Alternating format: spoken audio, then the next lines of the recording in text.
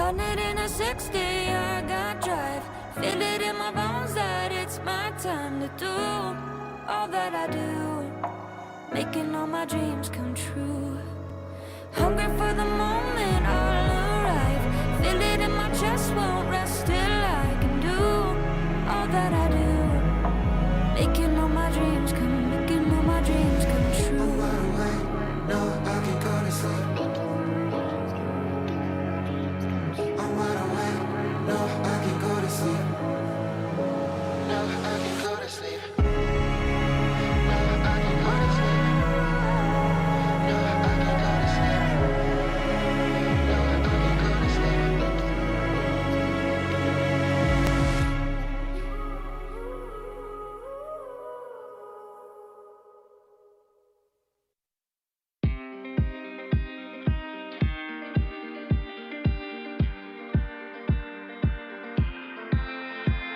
7 hours driving on the highway. Far away, far away, far away. Every moment I was spending on regrets was such a waste, such a waste, such a waste. Looking on the city lights, flashing bright in my eyes. Look up to the sky and I got this relief inside. Then there's no need to hide. I'm going all the way up. Ah, I'm going all the way up. Ah, I'm letting go in my heart. Ah, of everything that holds me down. No, no. And it's feeling like gathering above. I can feel the love.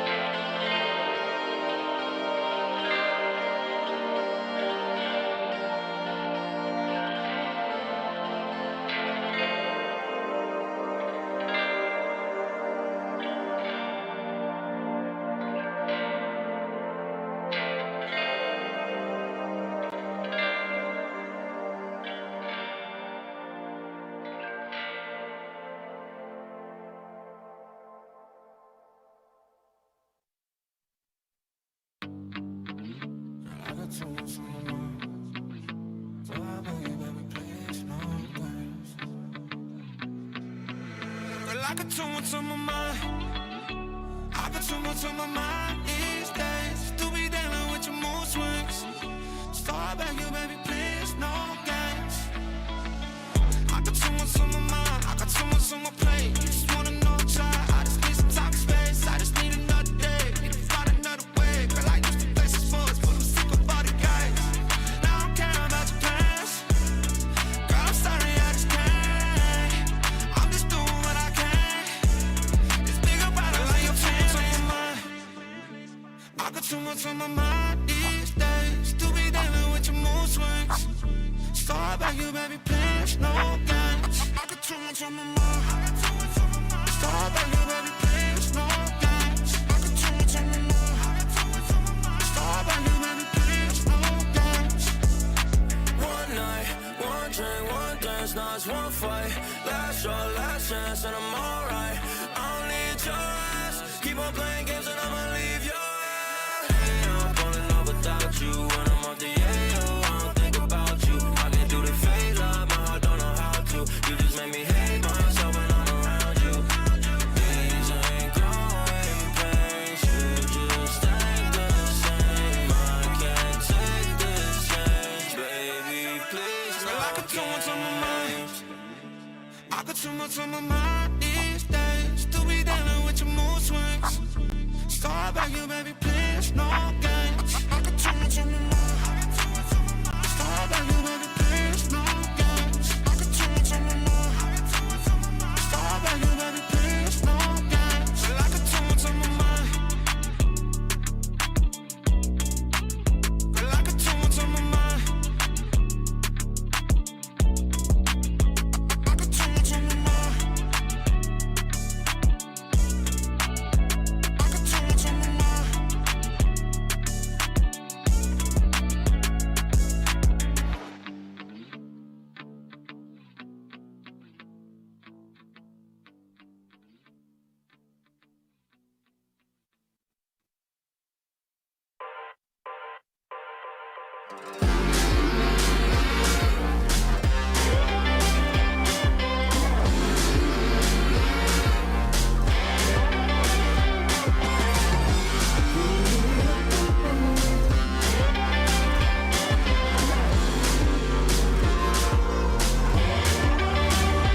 There you go again, looking so handsome. Oh, you have your way, and it's making me weaken. You and your stardust, walking like that.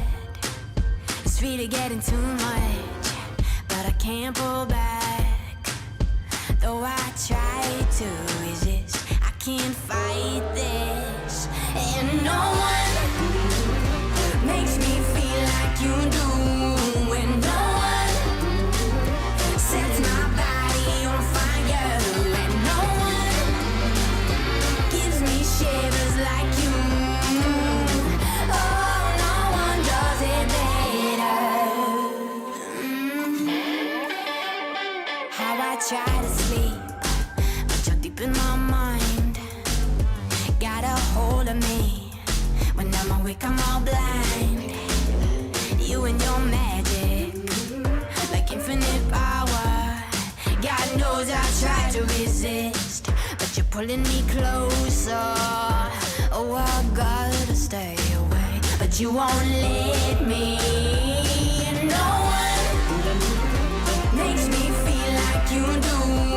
And no one sets my body on fire. And no one gives me shivers like you. Oh, no one does it better.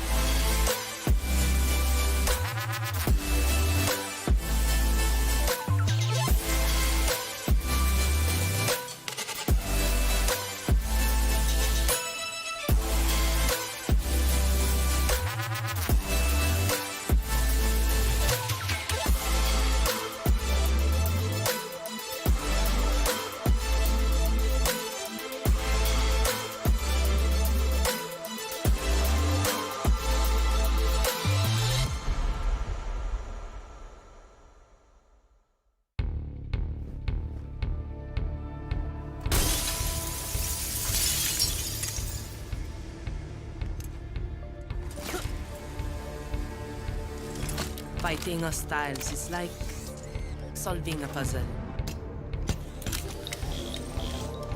All the pieces are a total mess. Then you solve it as if you always knew the answer.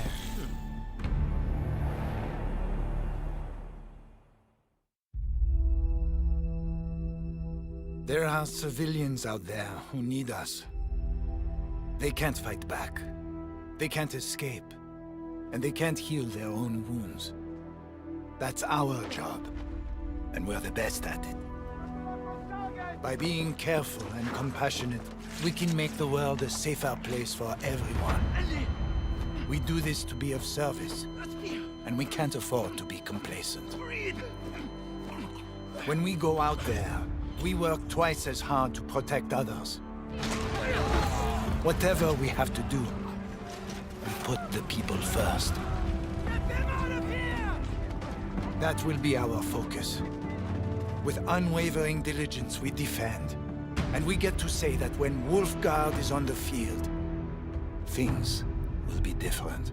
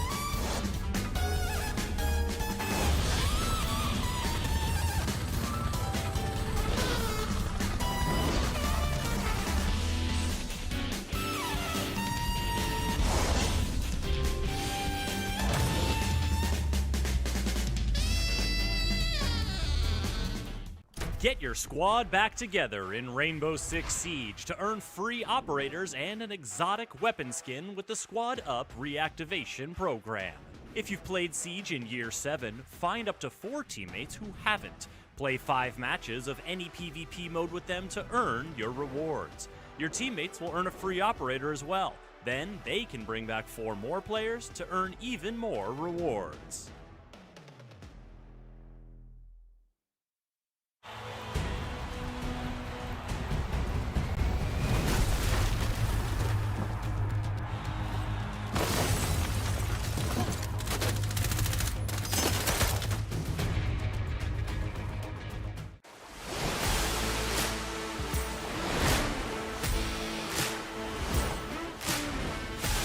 We should say. So it'll be interesting to see how it plays out. Mark, great shots from him and no trade. He's still alive somehow in the pantry. The nitro as well for a second. ED. He was nowhere near it, but it doesn't matter. Sappers. There's angles that need to be covered. Sneaks his way on through. That's a big kill. Looking for more. What can he do? He's going to find the spray down and triple. He's on for the ace. He's on for the ace. And Bar with the reinforcement, they're threatening. I believe that is Hajime just ducking around with the MX4. Can he find? Well, okay, so. Oh no, come on, guys. You know he's there. What are you doing? Has here 30 seconds remain, and they don't have a lot to work with, especially with Hajime finding his third for a triple kill. Can he make it 4? Swinging on from Split. No, it's going to be Hajime. Just be the clutch factor they need. The smoke's going to cover him just now. Spots a player running through, knows that there's one close by, swings it. He finds the kill. It might be the clutch up. Sapper and Soufflé. Sapper! Another banging shot onto ED, walking up white. Yi will find one. Shadow will get one. A triple for him. He needs the quad. Yi. It's all that stands between him and a win. He doesn't. Direwolves, what's going on? He's insane. Much That's like a headshot.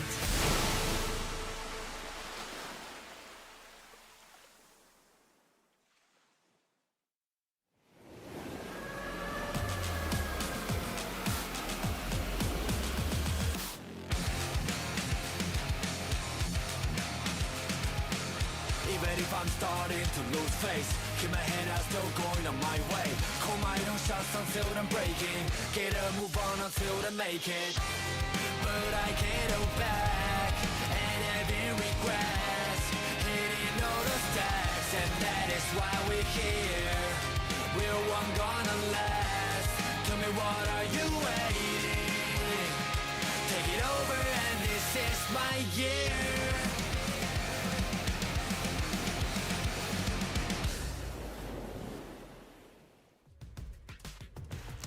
And welcome, everybody, to the Operation League 2022 Summer Split, presented by Kingston Fury, a gaming brand supported by Kingston. My name is Lan, and this is Cthulhu. We are here for our third play day in the Operation League. Cthulhu, how are you feeling about the game so far in the last week, and then the games today? Look, honestly, last week's games were quite action-packed. Despite the scorelines, showing a rather strong kind of scorelines. More so kind of play day 2 being 7-1s and 7-2s, and then an occasional sprinkle of the overtime that was the GG versus Elevate. There's been quite a few big storylines starting to build up throughout this whole rather expansive season, might I add. Yeah, and that's absolutely true. And you know what? Obsession leading that scoreline over the last weekend 2-0 is, to be honest, it's been a story in the making for the last few seasons, few years perhaps. Some of these players have been around since the beginning of time, namely Producer Boom. Yeah, absolutely. Look, the beautiful thing about Obsession is that they're a roster that has seen quite a fair bit of action. It's a roster that has been kind of also kind of put together kind of amidst the remnants of quite a few teams, namely, like you mentioned, Producer Boom hailing from, I believe that was, the old Q Confirm / Xavier roster. We have players like Jay Lucky, who came from Sharper Esports as well. So there's quite a number of players, number of teams that have even popped up, even with Deadpool, the player who has been part of Elevate Academy as well. So Obsession, whilst on initial kind of showcase, they're a team that theoretically one wouldn't expect to come out performing and swinging full on. They are a roster that should be very much accounted for, and we can't take their wins for granted, I think is the best way to say it, because they still put a lot of work in despite everything that goes on. And that region is just, like you said, they've come from so many teams and they've come together. They're very tight-knit in that community as well. But of course, we've got a whole bunch of games coming through tonight. And if anything, I'm pretty excited. This is my first broadcast here in 2022 for Operation League, and I've been doing this with you for quite a while now. So, I'm kind of nervous, Cthulhu. Now, look, all the nervousness aside, I think we're in for quite a good set of games to come in tonight. I mean, looking at our schedule, we're starting things off with the Northern Forces versus the versus Obsession, then Gaming Gladiators versus Fury, Direwolves versus Astrape, and then wrapping it all up with Elevate versus Champion. Now, when me and Proto we were talking last weekend about the upcoming matches, we talked that, look, the Direwolves and the Elevate game, on paper, look, they should be the ones, farming the points, quote unquote, albeit, look, all the tools in the hands of Astrape and Champion to, pull the upset, but ultimately it is Direwolves and Elevate's games to lose, whereas the two starting ones, those could be rather close ones. I mean, Northern Forces, yes, they took a rather convincing L against Direwolves, despite the fact that it was a 7-5. And Obsession being Obsession, they are kind of on a roll at the moment. And then you have GG versus Fury. Fury, look, it very much depends if they are playing with a full core. And Napier did bring a lot, and I mean a lot of energy into that roster when he got introduced. But obviously with the fact that he hasn't played back and played at number 1, Obsession already managed to bully Fury. So Gaming Gladiators now going into this matchup, they have a really good chance because they already managed to beat Elevate. And by the way, mind you, this was a reverse sweep. It was a comeback from a 4-2 scoreline.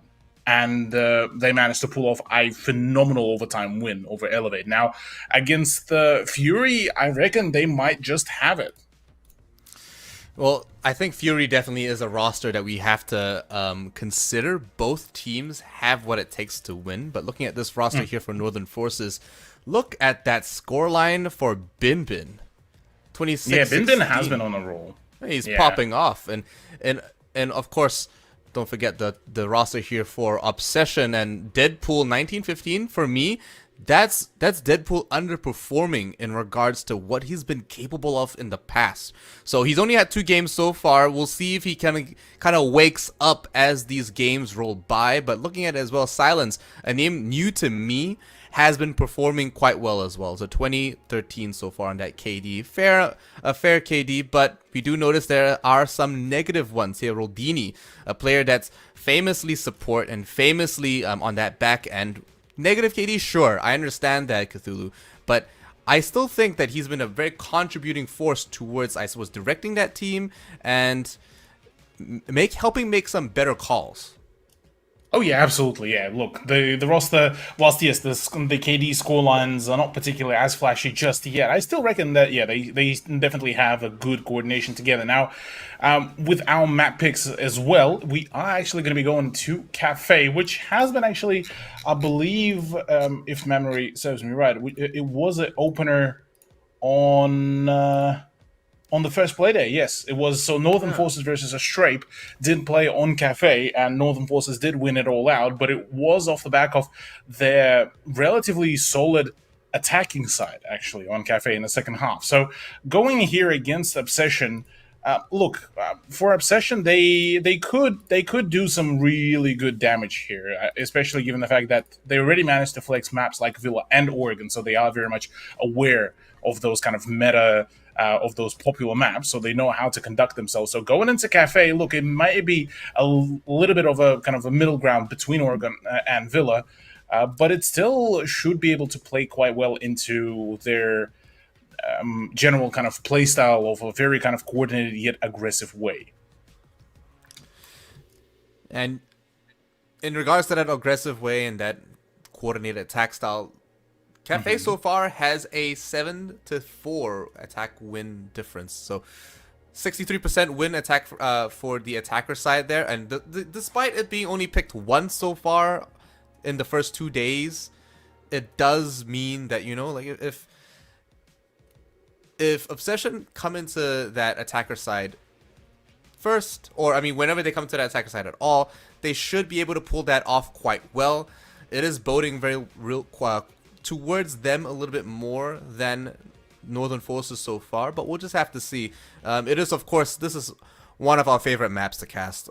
We know it inside out. The audience knows it inside out. Cafe Dostoevsky is just it used to be one of those maps where, you know, like the great teams come in and they die, but so far over the last few seasons or even other titles, it has been a even playing field for all. But you and I have the same pick this time around. We both think Obsession's going to take this one out. Northern Forces, Infian, and Proto only have that on that pick. I'm not sure if they're going for the underdog here, but definitely in the minority.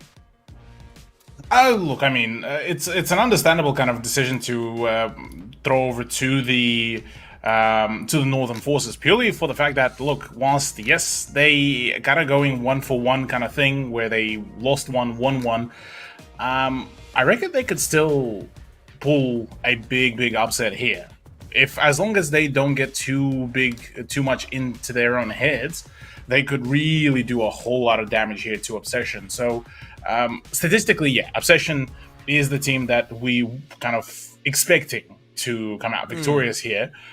But Northern Forces could still very much pull a big play for themselves.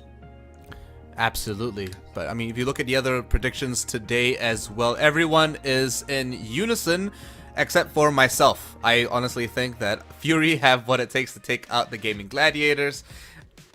But that's not just me actually thinking they can, but it's also me with my loyalty to Joe, and you know, like my history with Fury as well. So I just want them to win. I'm just biased here. There's nothing. I don't think there's anything wrong with that. But you know what? I wouldn't be surprised if they did lose, because if everyone's saying Gaming Gladiators, then ooh, maybe I'm in the wrong here. Who knows? Yeah, look, I mean, I'm very much still keen and looking forward to even any sort of kind of. I mean, you can't even really call upset, because out of all the matches for tonight, I reckon the Gaming Gladiators versus Fury will be the one to be kind of very evenly, you know, stacked against each other. Speaking of all the stacks and all the stacked chances, you too, dear viewer, you can catch yourself a nice 600 R6 credits pack. By the way, the uniforms just recently dropped, so grab yourself some packs as well. And all you need to do is follow our channel, Rainbow Six SEA, and type in the chat #FightForGlory to be in for a win. Don't miss out on some free R6 credits. All you have to do is type in a hashtag, and you know what? Doesn't hurt. But of course, I hope to see more than just the hashtags in the chat. Definitely hit up those predictions. We want to know who you think will win this first game. That also helps us understand what your predictions are, not just our own. And so far, it looks like there's still a little bit of time left on that match prediction. So get your votes in as soon as possible. But hey, there are a lot of things you can use that R6 credits for. Am I right? Absolutely. Yeah, there's a plethora of ways to go about it. Look, I mean, the esports packs have dropped, albeit I think 600 is just slightly under the price tag for it, but there's still plenty of really good sets that you could go for and just up your general just fashion game. So yeah, go crazy, go for it. And we see here now Northern Forces prepping. Oh man, yeah. I love this guy's posters. Song D, man of culture himself. Definitely a Mami Wanda fan. That's for sure. I look a little bit of a Wonder appreciator, but look, yeah, it's a roster again that, like I've touched up on it just a little bit earlier before.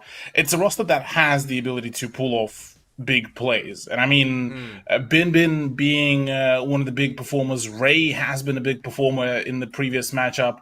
Juan as well, occasionally pulling up. Song D, by the way, the man, the myth, the legend, in the first few rounds, was able to pull off an ace on Alibi. Ooh. Out of all the things, so he could definitely be a very, very scary player to really play against. So I'm quite curious to see how will he be able to perform here, what he will be able to, you know, bring out for his team. Because look, there's quite a plentiful amount of possibilities here for Northern Forces to cause an upset, dethrone, well, rather not dethrone, but completely throw a spanner in the works of Obsession here and with their flawless run, given that they're only 1 point ahead of Gaming Gladiators. And possibly tonight we might see Obsession completely dethroned. We'll have to see if their Obsession is the end of them. But all players except Juan now just waiting patiently for their match to start. I'm looking forward to seeing how Song D performs. Of course, I was unable to see his performance myself on the broadcast, but I'll take your word for it. You never really know what these guys are actually capable of, and it's always going to be, I suppose, a bit of a jack-in-the-box surprise for us as we go into some of these games. We'll have like some kind of preconception, and then out of nowhere, boom. Nothing we expected is what it is anymore in Cthulhu. We're going into the first match on Cafe. We already talked about our predictions for this. There's nothing much else to say other than have the game start. But what are your I suppose guesses for some of these picks and bans coming through? We've seen a couple of new operators actually enter the league itself. What do you think?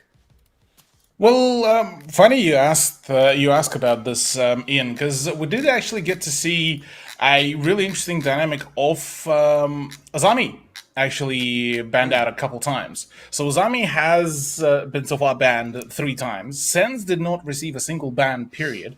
And on the attacking side, it's been kind of just Finka and Thatcher being the only 2 being bullied. Plus, given the fact as well, keep in mind, Mira is currently still in the competitive quarantine. So with her out of the equation and her being a relatively frequent ban, this opens up a whole lot of different ban options. And we even seen a Rooney ban to come through the last weekend as well. So there's plenty of ways, albeit again, for the majority ban is still on Valkyrie, given that she has an 87.5% banner rate. So all the possibilities that tonight we could be seeing yet again the continuation of kind of Thatcher Finka ban Valkyrie and then just something to throw a spanner in the works of either one of the teams. Because I mean, you look at Finka at the moment in her current state, in the current state of just the general game, LNG meta is at all-time high. You bring out Finka plus the LMG plus Zoff, that's it. You already got your soft breaches plus the fragging duo pretty much done and dusted. Yeah, you got your suppressive fire covered as well with a magazine that large. It's hard not to hit a couple of bullets, and we all know that you only need a single bullet to secure any of these takedowns. So any of these kills coming through it. Look at these guys on Obsession. You know, they're so much more animated. They look like they're ready to go. All this energy for this match, as opposed to us watching Northern Forces, where they all kind of just chilled. All these guys here are just pumped and ready to go. We're in the ban phase now, and I want to see if this energy they have is going to be able to translate over into that game. Look, there is certainly possibility of that, and look, having a good kind of in good spirits, the whole roster to have is certainly a good prospect to kick things off. Thatcher, Ying, okay.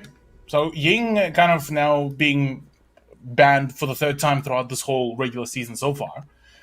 Relatively understandable in Cafe. It's an operator that does allow a lot of that momentum swinging. So relatively par for the course, but certainly it feels like it's one of those kind of idea/fashions that only just recently started.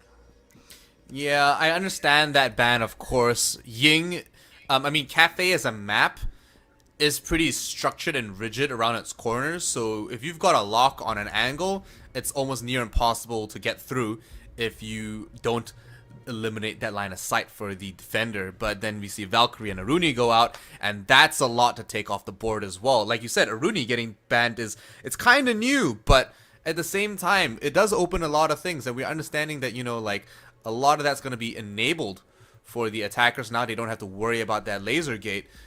Surya Gate doesn't have to be an obstacle anymore, and they're going to take less damage if they go through these some of these doorways, and they don't have to waste or burn so many of their gadgets or their utility.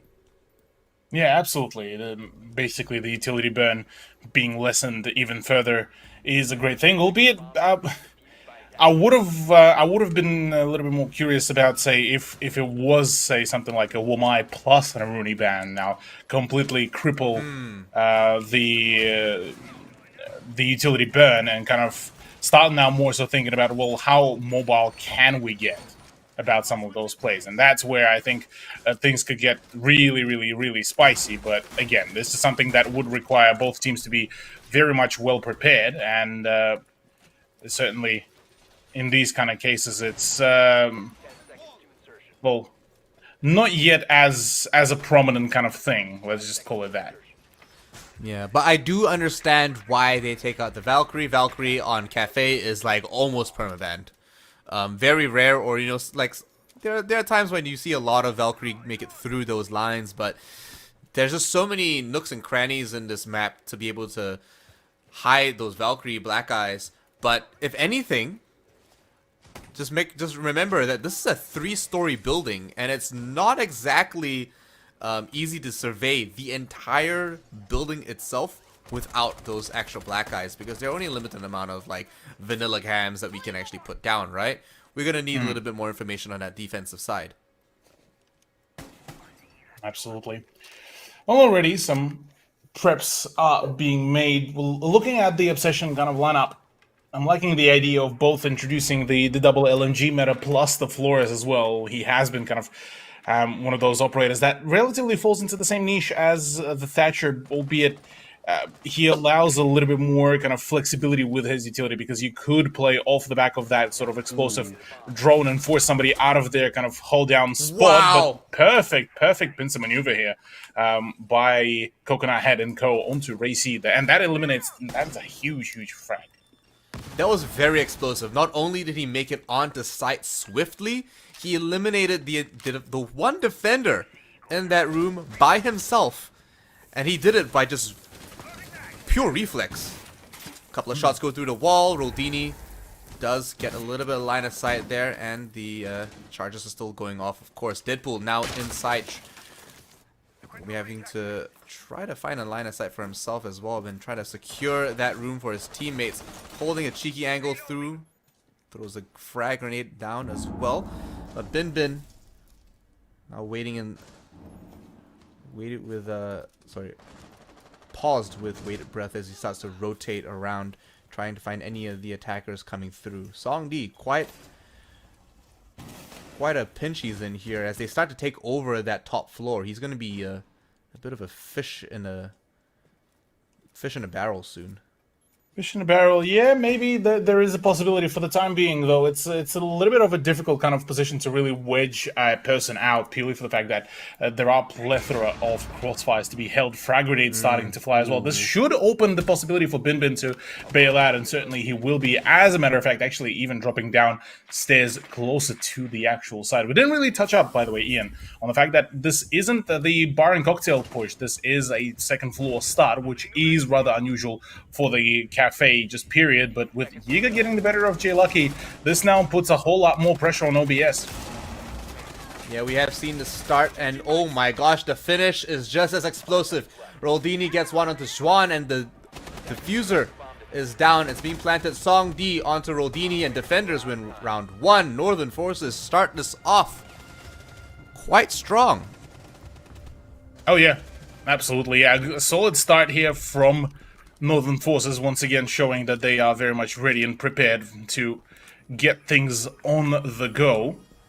And I mean that's one way to really pull it off, because look, getting that early advantage on the defense is certainly going to be basically a must-have strategy for them, given that Obsession are is a roster that has been a rather strong one to really play against, so getting any sort of initial advantage is going to be a great boon. Yeah, and it started so well for Obsession, pushing onto site with that rappel through the piano window, but Northern Forces gathered themselves, they came back, and they made that defense work for them. And of course, you're right, we didn't touch on the fact that it was actually a second floor defense over by the library and fireplace, but like, we saw a lot of that defense go up top. And it is standard for them to defend in that manner, but it's also, like you said, it's unorthodox for them to defend so soon on that second floor. I mean, it did kind of dislodge the general idea of what Obsession wanted to do, because for the top floor attack, their lineup was good. For the second floor, look, maybe a little bit more of that extra fragging power would have been good. Maybe even shield operator, but I say that already full send. Deadpool actually already establishing early dominance on the cocktail lounge. Yep, the guy just went up 3 stories, and that's Amaru's strength right there. And in the building before anyone else will be trying to secure that top floor. Deadpool, if anyone can do it, it's him. He's gonna push through now, and it's another one of his teammates coming through. Coconut, late take on that vanilla cam, but hey, all that information's free at any rate. J Lucky now bringing in the Twitch, an operator that I love to see, F2 and all. But now we've got the drones coming out, and a little bit of deconstructing is at hand. 2 minutes left on that clock. Cthulhu, do you think they're going to be able to make it? I think they've got a lot of time, but still not a lot of action going down as we start to... Oh, I take that back. Some of that flooring's coming out, and Yeah. Basically, yeah, the idea here is that, yeah, they still have plentiful amount of time, plenty amount of play really in them, so there's still plenty of ways and variations to really go about. So, but the moment we start getting to that kind of 40-second point, this is where the push will have to start. Joan, unfortunately, losing his Echo Drone will be making things a little bit more difficult for himself and the team. But as it stands, look, I think there's still plenty of opportunities for them to frag out, and already knowing about the code hanger position frag grenade out, unfortunately not lined up, will be making things a whole lot more difficult in the future for Obsession. Yep, unfortunately did not get that right through the floor railings, but if he did, it would have been a free kill. In saying that, Yiga downstairs, holding the bar, waiting for the rest of his teammates. Roldini taking a little bit of shock damage as he gets to work on the rest of his flooring, and he's still trying to find one, but Song D taking one out. Yiga finally gets taken out, and a couple more gets kind of go down with him, along with Song D, the man himself. Silence finally in the building with 28 seconds left. I don't know what he was doing, but it does look like it's going to be another defender round, considering how far away from the site they are.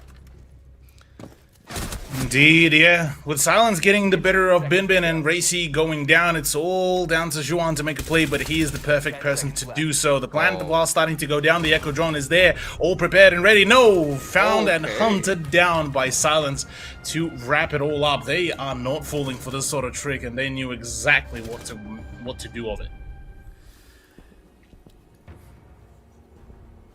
What a round.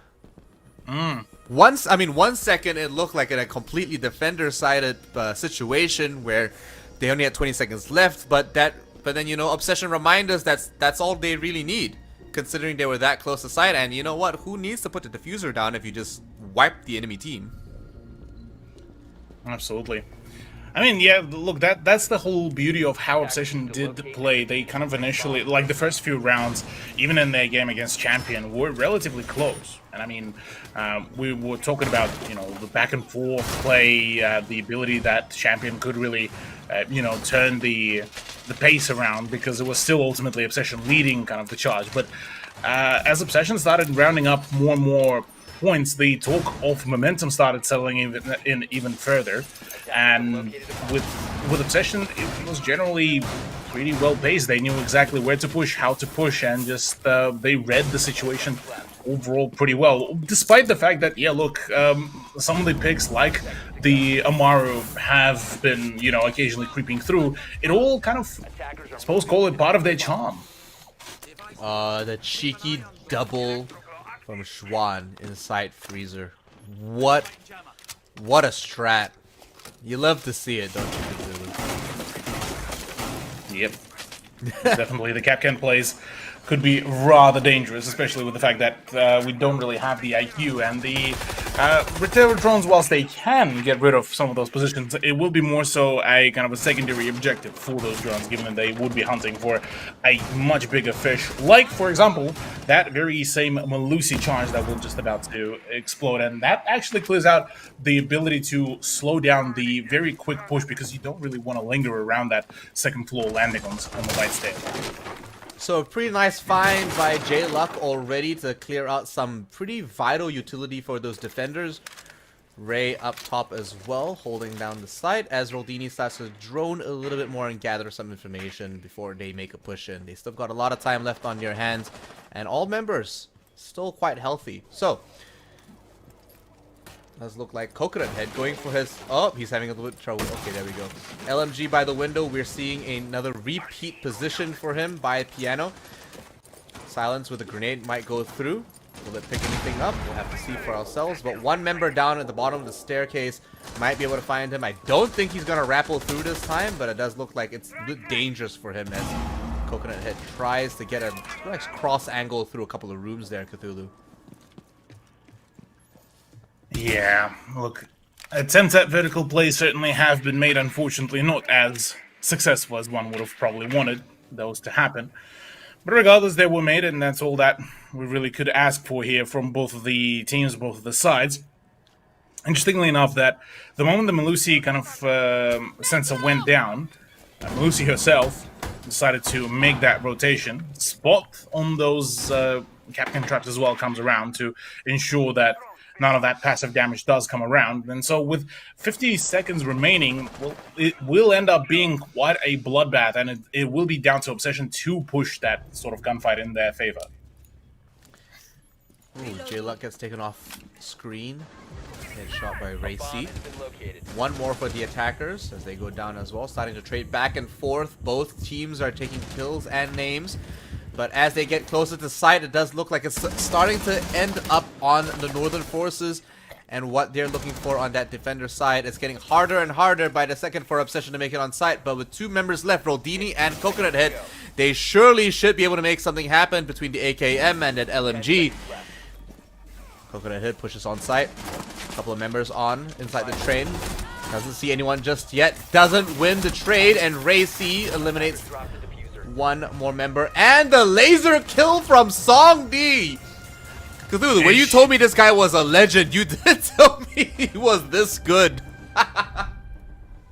Yeah, look, the man is rather proficient in his art of getting frags, basically, with everything. The John Wick of Northern Forces to a certain degree.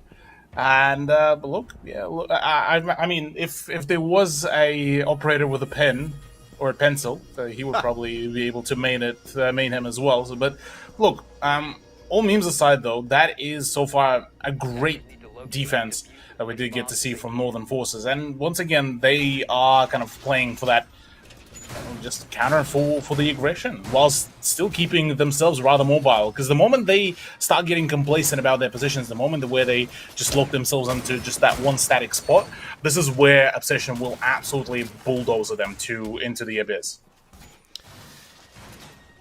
You're not wrong, but this was the position that we talked about prior to this game, where Obsession had all the cards in their hands, and this is where they need to turn it around. You're talking about bulldozing them, but they've got to actually get these wins down. Northern Forces are just able to lock in these sites pretty well, and Obsession's just struggling to get on there. And like I said before, I feel like it comes down mainly to how this map is designed, and if they're not able to get around these corners or get through some of these entry points, it's exceedingly difficult for them. Yeah, look, it has been kind of a continuous kind of talking point that getting past a whole bunch of those choke points that Cafe kind of almost naturally creates is a problem for Obsession, at least in terms of their attack. And it has been kind of, I mean, look back at quickly at their even last matchup. Despite the fact that, yes, they did have the majority points on the attack, their defense was still pretty strong. So, going into this one, I reckon, as long as they can make it at least even scoreline, say 3-3, we're on speaking terms here. But the fact that Zhuan just got the better of Roldini, and that is your only hard breacher, will make things a whole lot more problematic for Obsession to get to that sort of 3-3 point. Because, well, bare minimum 4-2, yeah, you could make it work. It's just, it is going to be rather problematic, and with the fact that Coconut Head could not secure that frag either, chances are dwindling.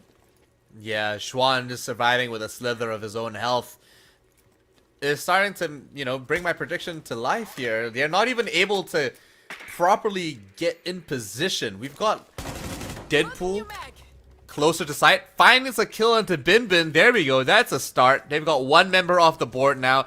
The diffuser's still outside. They have 1:20 left on the clock. However, J-Luck is gonna have to make something work.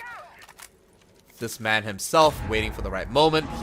He's waiting for the okay from his teammates upstairs, but Silence and Deadpool have to give him that go-ahead. This is taking them a little bit too long to get into position. Diffuser's still outside. I just can't believe it. Yeah, look, not the best kind of turnout here for OBS, having to recover the diffuser. Yeah, Silence starts getting a little bit frustrated with the general setup, and the vertical game not particularly working out the way how he would have wanted it. certainly will be making it Ah, a lot more frustrating. 30 seconds on the board and still yet to find any sort of proper advancement. The Ana replicator doesn't really help either here. So yeah, this is basically going to be kind of a go next kind of round where surely he saw they'll it. basically call it off. Okay, does frag it out, so there's still possibilities. Yep, Deadpool picks one up. Ray C and J Luck pick up their own right there, and 2 on 2 the tables have somehow evened, but with only 3 seconds left in the clock, it is a defender round. A triple going down to Ray C. Northern Forces pick this and are starting to run away with it. Look at that. Nice kill coming in from that defender there with the SMG, but Cafe Dostoevsky is starting to look one-sided as Northern Forces take this 3-1. Ooh. Boy. Quite a spicy one. Quite a spicy one on our hands. Northern Forces finally getting the opportunity to shine here, really, and very much so. They have been shining rather brightly as well. So honestly, this so far, I'm genuinely impressed. On the side of the Northern Forces, maybe I have been sleeping kind of on them, but despite the fact that, despite the unfortunate results last weekend. Yeah, I mean, hey, you know what? It is what it is, and maybe we were wrong. Maybe Infian and Proto knew the secret sauce all along. Because clearly, they're seeing something we're not. We're starting to obviously get a glimpse of it now, but geez, were we wrong? It was calculated, Absolutely. but man, I am bad at math. Well, regardless of us attempting to do calculations, I mean, it's a well-known fact that casters can't really do the maths really well, apart from if it's just single digits, and even then it's a struggle fest. For Obsession, though, on their end, it has been a bit of a kind of a struggle just trying to find that early momentum. They are a very momentum-based team, and them finding that sort of early frag very much helps in their kind of in their frag play and their general kind of strat execution, because when they do get stalled out, when they can't find that initial pickup, it does slow their approach, meaning that, well, they'll have to spend extra time on just trying to hunt for somebody. They have to dedicate like a certain group of people to even hunt for such play, and that completely detracts away from their general play. Plus the fact that Silence just also, I believe, crashed does not make things a whole lot easier, and that is a huge with Terratron. The position of Maestro no longer safe, and the both ADSs have been taken out.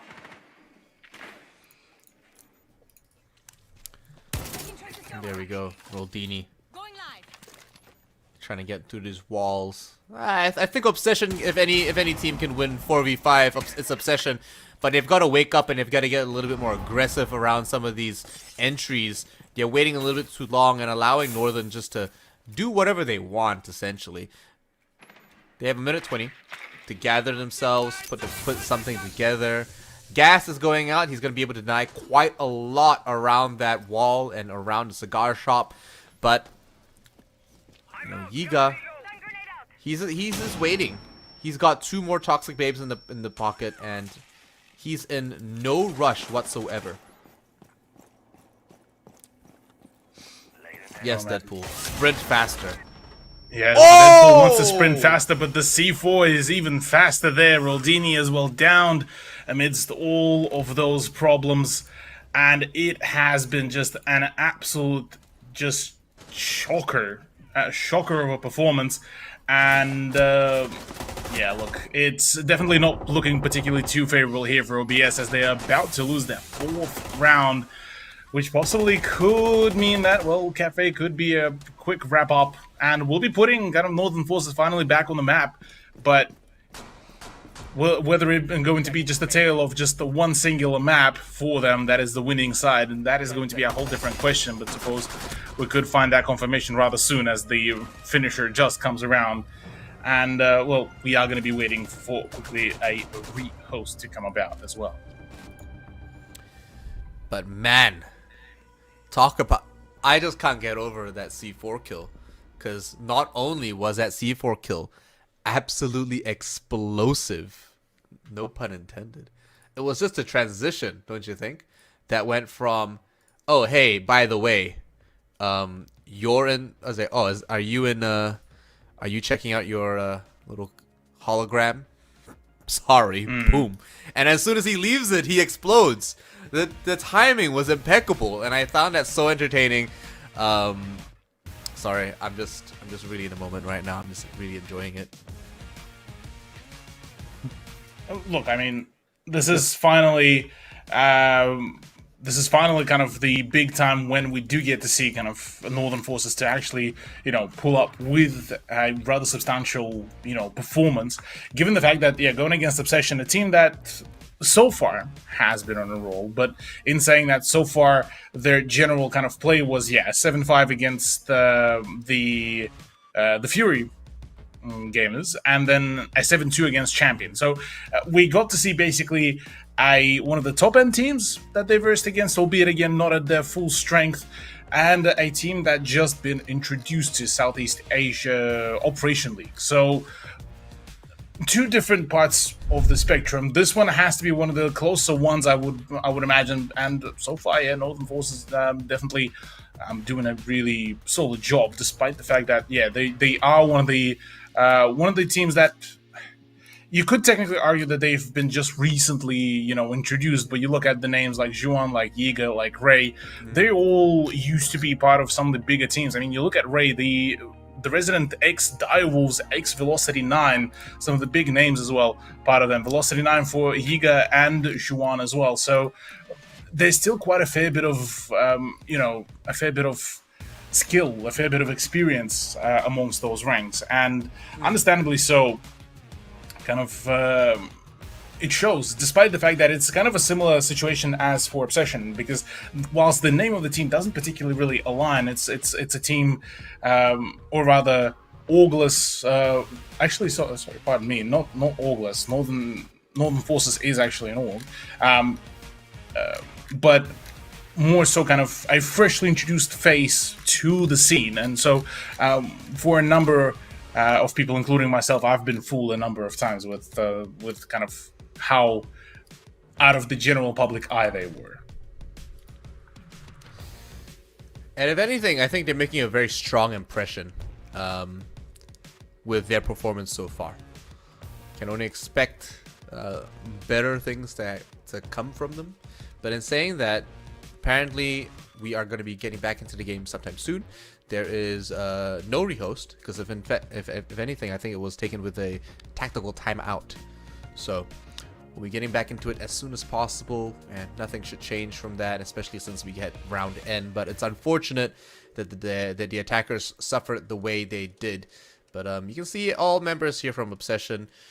Nice, and I think they don't have that energy that we saw in the start, but they're all laser focused now, waiting for this round to resume, and so they can get back in to the absolute gaming. But look at J Luck. Look at J Lucky. The guy's hunched over. He's like got his arms wrapped right around his monitor, probably. he's in gamer mode, man. This guy is like about to absolutely send it. Probably cracked like 3 Red Bulls just before this game. Absolutely, yeah. Look, the gamer is ready to roll, and understandably so. Gotta be at your peak energy as well. So certainly, good time to do it. Whilst we were waiting for the rehost to wrap up and everything.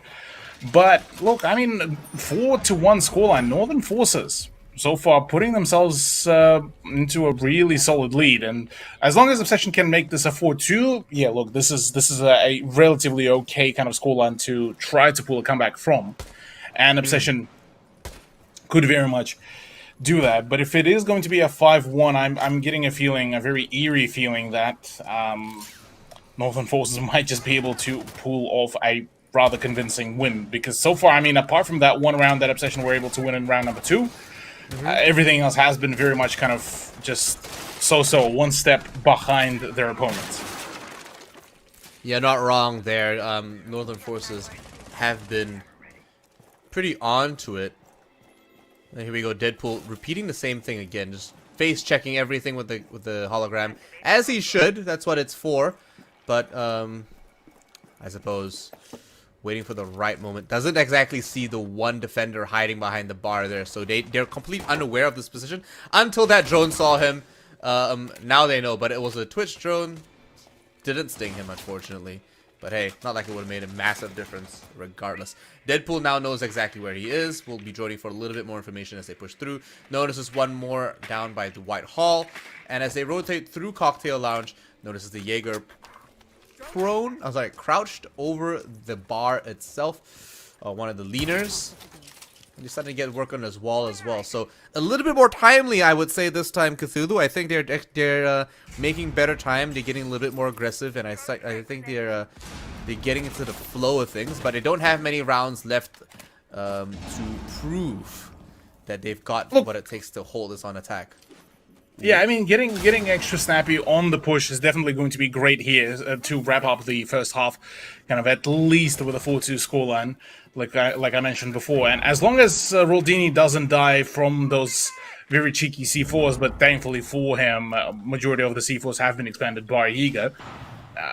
Look, there's going to be a bountiful amount of opportunities for the push. Now, with 50 seconds remaining, though, it's not particularly, you know, the ideal time to try to make it, but with Silence ready to make an entry into the library, this could be the good time to make that push, make that play. Yeah, hey, we only saw them take that first round with 20 seconds left on the clock, but Silence being taken out like this with a nice retrade from J-Luck right onto Ray C. Does bode a little bit more for us here in the caster's desk, but Coconut Head and Co are heading down this hall here. Reading room corridor, now a hot site. More members are from the defense are falling one after another. They're not exactly sure where the defenders are. One more behind this bomb, and it doesn't look like he's going to be able to take him down. Using it as the defense, Song D finally picking him up. Doesn't pick him up. There we go. Oh, one more. Song D in the corner. Bibin is down, not out just yet. The pings come out, but the defenders win. They manage to survive just in time for the timer. And rolling over one more time. Like you said, not enough on that clock to make it happen. Unfortunately, that first round with 20 seconds left on the clock where they won that attack wasn't a repeat occurrence. Yeah, look, time management has been very unfortunate, let's just call it that, for OBS, and you can see even on their faces very concerned look as to what are they going to do. Albeit, again, on the defense, they do get to play a little bit more of a pace down, kind of play a bit of a pace down turnout, so there's certainly plenty of opportunities to gain back the lead, but a 4-point differential is going to sting very much so. So, hey, look, for Obsession, not the best kind of position where they're only one round away from giving a match point to Northern Forces, and from there on, God knows what's going to happen, because the best thing that they could really look up to is an overtime, and so that would only guarantee I believe, just the 2-pointer for themselves, if not just the 1-pointer, and yeah, that's far from being in the kind of the ideal setup.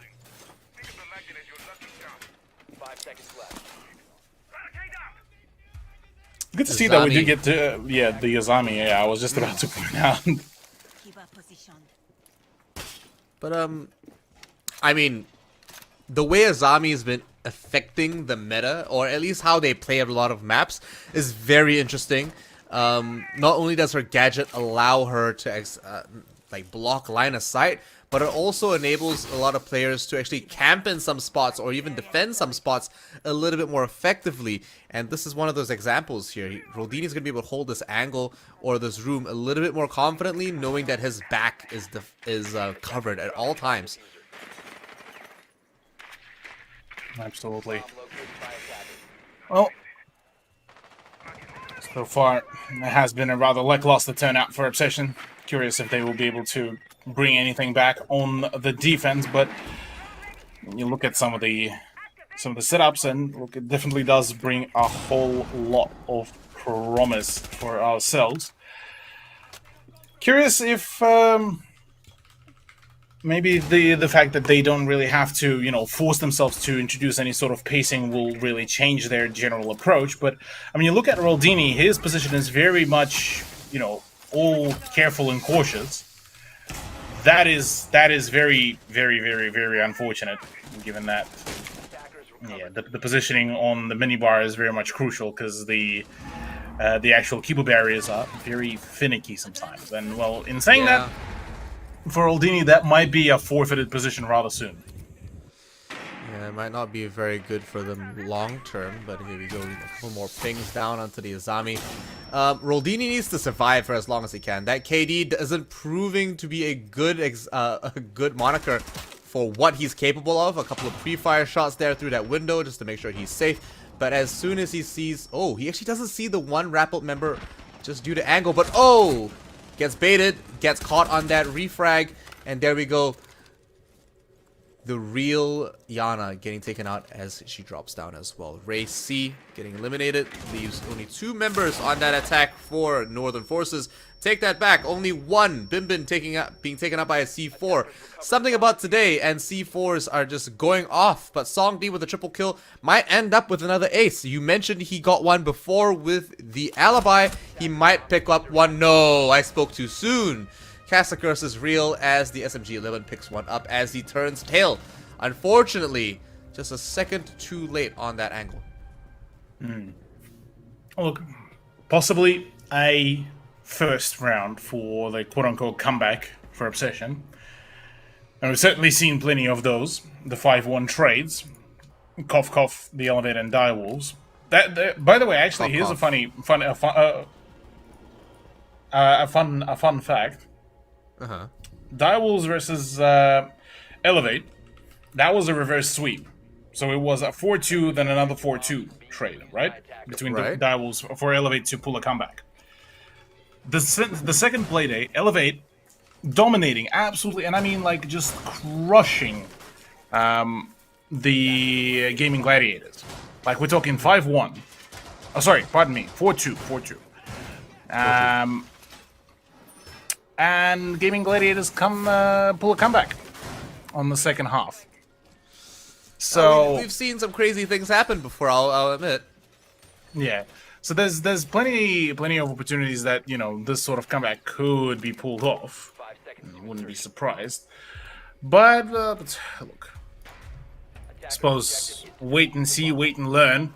Because, I mean, how many times can you bring some of those, cheeky lineups of, say, introducing Warden, introducing Azami before it kind of turns into a pattern? And by then, your opponents start, seeing that said pattern and, play against it. But it seems like at least the response from North here is, well, 2 LMG users were not enough. Let's bring a third one. Fuses in the play, and for vertical gameplay, especially against Kitchen Hold, he's going to be perfect.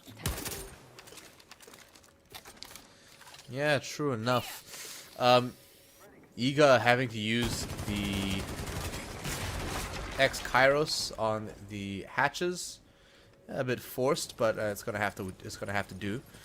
You'd imagine that Xuan might be the one to use his gadgets for that, but oh well, not a big deal. It's got a lot to spare in the X Kairos pallet box. Xuan now just going to do a little bit of droning for the rest of his team. Going to notice that the cocktail lounge is clear and ready for a bit of a party here as the attackers try to move in. Roldini doing a little bit of droning himself on that defense. One of the few defenders that actually have their own drones. Roldini, of course, getting noticed by some of the other drones there, now has to keep his yokai safe before any attackers actually take it off the board. Massive defense utility there for Obsession here, but a couple of gunshots go down. Ray C puts in a couple of charges, cluster bombs going out. Doesn't pick up anything, no utility being removed, but does secure that space for them. Xuan and the rest of the team with a couple of claymores at their backs will feel a little bit more confident to be able to push on site. But look how cozy Coconut Head looks. He's got like 2 ADSs, a shield, and a nice little corner by the fireplace. Yeah, look, getting everything, set up for the perfect comfort certainly does make things a whole lot nicer. Coconut Head, plus, I mean, the Warden Glass as well will make things a whole lot easier to defend frag grenade. Oh, that was spicy. That was dangerous. Prone Thinker is by that double window, and full information about his presence. He's basically locked in to that VIP section. So one more frag grenade could be dangerous, but a swing instead is coming around. Coconut Head's got some great reactions. Bibbin picks up Jay Lucky. And now that Warden holding down that area for the longest time, I have to say, I'm glad to see Warden starting to get a little bit more gameplay. One more going down. Jay Lucky finally getting taken out there. Coconut Head finally gets eliminated, but look how much time he bought for the rest of his team. They poured so much utility and dronage at him. They only have 10 seconds to get on that site. Double kill for that attacker team. They need to pick up 2 more kills. 4 seconds, 3 seconds. Deadpool's the last one left. 1 second left on the clock. A triple kill. And attackers actually take that one away. I cannot believe they had 2 seconds to clutch that, Cthulhu, and they made it happen. Hey, wish. Yeah, look. Pulling off a heater of a performance, which will be now, well, putting a rather big differential at into the play and onto the match. Really, a 6-2 scoreline in favor of Northern Forces. Okay, I gotta say, genuinely impressed so far by them, but also on the side of Obsession, things been definitely a little bit, questionable on their performance, and maybe kind of going into some of the further matches, especially, actually, let me quickly have a peek. Especially with Obsession actually playing against a Strape tomorrow. Look, against a Strape, I still probably would back Obsession, but any other higher caliber teams, look, definitely will have to clean up their act. There's no room for error, We're here in the league, and everything really matters. There's all best of ones, and you only get one shot at these at getting these points in, so everyone's gonna do their best, that's for sure. But let's look at how this is unrolling now. Ray C and the rest of the team are not only pushing for the sorry, I'm losing my words. They're not only pushing for some good defense here, they're pretty much one round away, right? Match point. You're waiting for the right moment. You're gonna get ahead here, and they're trying to lock this one in. But with Obsession coming up, I just don't see it in them to be able to take this one away. Northern Forces have really surprised me, and my previous change in my predictions, I regret completely. I had so much faith in Obsession, just because I knew the players, and I completely underestimated these. I want Forces, but I should probably make a pun around Northern Forces here. Yeah, look, definitely there was quite a fair bit of a question mark as to where Northern Forces could be really placed around, and well, after this kind of performance, it certainly does put them out there on the top end of the leaderboard.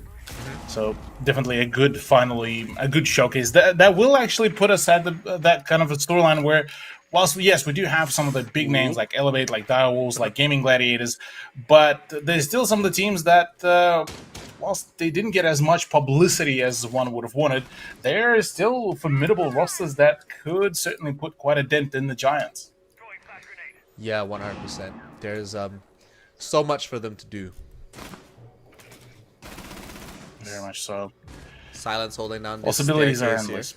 Oh, 100%. You never know what's going to happen. We might see a complete reverse sweep from this point on, taking us into complete overtime. But yeah, we'll have to see how that goes. It's starting to be okay so far. Silence finally finding a kill on Song D. Schwan, Jay Lucky. Members are going down both sides. 3-3 right now. 1 minute and 11 seconds left on that clock. One member left in that fridge. A couple of flashbangs go out. Coconut Head is blind. But 2 members, 1 member left on Northern Forces. Obsession is looking to survive one more round here on our first game on day 3 of Operation League. Ray C holding this one down, trying to push forward, and he's got no other options. He has to push forward, pick up that diffuser, but he has to walk through the barbed wire for that. He's going to get caught on the flank, and Roldini finds that for himself. They survive one more round and push this on. Wow. Just by a thread. 3 more rounds, Cthulhu. Do you think they can do 3 more rounds? Look, there certainly is still a possibility. I wouldn't completely, take it away from them. But it's still going to be quite a tall order. Yeah, the Mozzie skin, plenty of those do come around, and yeah, look. Azami, Warden, Mute, Mozzie, and Jaeger. So Obsession certainly are now doubling down on basically denying as much information game as possible, and for valid reasons. I mean, Northern Forces, it was due to their rather almost perfectly clean drone work that did allow them to gather just about enough information to actually make some of those plays and make some of those swings and be able to overpower and outgun quite a number of the positions. Namely, I mean, the Warden hold in the VIP was rather quickly dealt with. So going into this one, yeah, look, it's a good kind of acknowledgement by Obsession that they want to rid all of that sort of info game, force Northern Forces to play for that kind of face check value, and this is where Obsession could very much play into their own gameplay. Yeah, they need to be able to play to their own tune, and in a lot of senses, make sure that on this defense, it's their defense. If you know what I mean, like they can't afford to let Northern Forces walk right over all their traps, all their gadgetry, and just pick it apart too easily, because that's what this game is. I've said it years and years over and over again, but it's all about that defense, creating a puzzle, and the attackers being able to deconstruct it or actually find weaknesses in the elaborate plans and I suppose the designs of those defenders. Obsession here have to just be able to put something together that forces Northern Forces to just play uncomfortably into their hands. A couple of flashbangs and frag grenades go out down by the red stairs. Goldini missing a lot of the shots to get some of these drones. Picks up the other one finally. Gets in another kunai and does not get it off properly, unfortunately. We will see that one go down. Does it go back up? No, it doesn't. No, that works still perfectly because it blocks out the crouch walk position, so he can at least crouch behind the cover. That is so true. This is that also is true. good. Ooh, But that frag grenade won't be though. Yeah, not at all. How to counter Azami? Frag her. But basically, yeah, I mean, you burnt a lot of utility. That's both frag grenades off the board for Schwan. So no more from him. One more frag grenade left on Bin Bin. A couple of shots go out there. Only one more lethal utility left. But of course, supplemented. Oh, that ticked. As I say that, every time. Bin Bin, headshot taken off the board immediately through the slits of the wall here. Coconut Head trying to defend for as long as he possibly can. Rotates now down White Hall, swapping over into Cocktail Lunch. Noticing that there's a little bit more utility being put there, so him with his glasses might be a better choice for that defense. But most attackers are hanging by the cigar shop. Cthulhu, they need to be able to make something happen here in order to pinch in the next 34, 33, 32 seconds of this round. But Silence pushing in. Mute has one C4. Moves out of there just as the flashbang goes out. Will he be able to put one down? Oh, Coconut Head.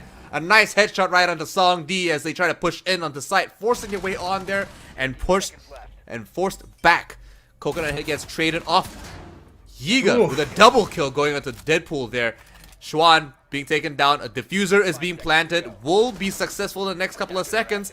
But it does look like Silence is the only one left. Picks one up. Reloads the SMG-11. Now looking for the last member. Ray C hiding around the corner of that wall. Doesn't have to do too much because now he's the defender.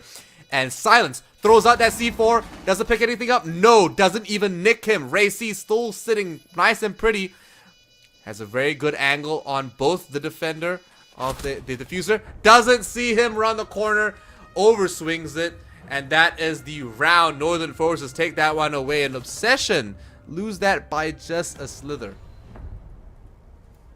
Yeah, look, it was definitely quite a roller coaster of emotions, I gotta say, on the side of both teams. And yeah, look, Obsession kind of dropped the ball there, not gonna lie, on a number of plays. But it doesn't come without saying, you know, North they performed a phenomenal job, and Yiga on those final few entry frags, those were just absolutely clean. So yeah, look, I gotta say, to some degree, it was the map that did kind of Obsession LFO dirty, and to a certain degree, it was the fact that Northern Forces were just far more prepared than them.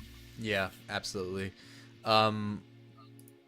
It's like they knew their next steps without knowing their next steps. You know, they were just there right at a time, or maybe we just cursed Obsession to all oblivion. But hey, looking at these rounds here, a very strong defense coming in from Northern Forces really made it hard for Obsession to actually get in any of those rounds. And even then, their defense wasn't exactly that strong either, as we see an equal trade back and forth between both teams. Yep. Well, basically, yeah, the results definitely do tell quite a story here for the majority of it all. It has been off the back of those, fragging rounds, basically. And we started off with a time win. Obsession certainly being unable to really find the right pacing for them in the right times and the right ways. Basically kind of ended up shooting themselves in the foot, and only 3 rounds is all that they could really find and manage themselves. And yeah, look, 5-1 scoreline is generally speaking quite difficult one to really pull back from. 4-2 would have been definitely still workable, but the mental strain the sheer amount of stress from that scoreline could have been causing as well would have probably been rather monumental. Yeah, absolutely. Considering that last round on that defense for Northern Forces was won by just a slither as well. They got out of there with that time win. With the, I believe the Maestro in the corner of train, just mining, just barely surviving. But hey, don't forget to use the hashtag #FightForGlory in the chat. I know you guys have been spamming it all game long, but don't forget to put it in there if you haven't already for a chance to win 600 R6 credits for PC only. This, of course, is running across both the Taiwanese and the English broadcast, so make sure you check that one out as well if you speak Mandarin. But hey, thank you for being here for that first game, and we are going to go into the next one real soon. Cthulhu, what will you do with 600 R6 credits? Honestly, just start stocking up on some of those bundles with the skin attachments as well. You know, those definitely are quite good. And given that the recent R6 share skins, they have some really nice color palettes to them, they need some, attachment skins to match to them as well. So there's quite a number of those sets still present in the shop, and certainly the 600 R6 credits would definitely boost things rather nicely. But honestly, yeah, I do quite a fair few things with the R6 credits, and buy quite a fair few of the either the skins or the bundles. And plus, I mean, there's still some of the older sets that are still available for just to purchase just the gun. So there you go. I mean, customization in Rainbow Six has come such a long way, and I'm glad it is, because now we get to, like you say, customize your own attachments, and that was never possible before. But what a game. And of course, shout out to our sponsor one more time, Kingston Fury. We'll be going to a short break, I believe. Isn't that right, Cthulhu? Just before we come back for our next match between, I believe it is Gaming Gladiators and Fury. So we'll see if the Gaming Gladiators or the boys from Fury will take that out. But we'll be back soon. Don't go anywhere. Stay in Twitch chat. I can catch my breath from chasing you. So tell me when you will know what it is you want. 'Cause I don't wanna wait forever, no. Make up your mind, stop wasting my time. You know we only have one life, one life.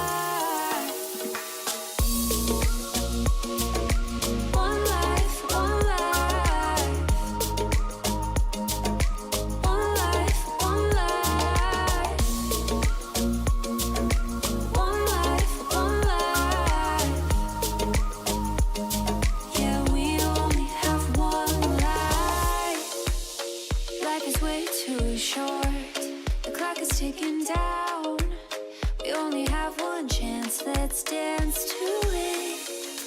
Won't you make make up your mind. Stop wasting my time.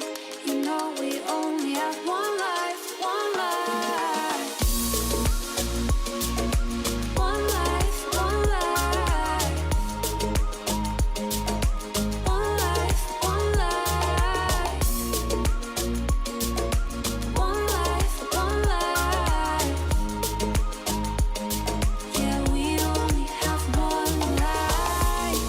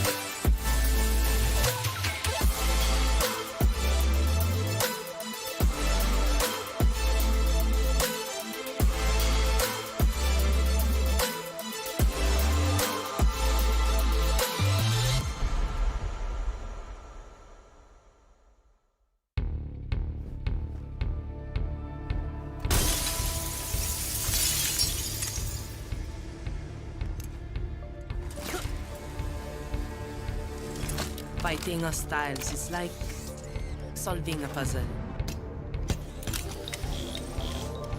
All the pieces are a total mess.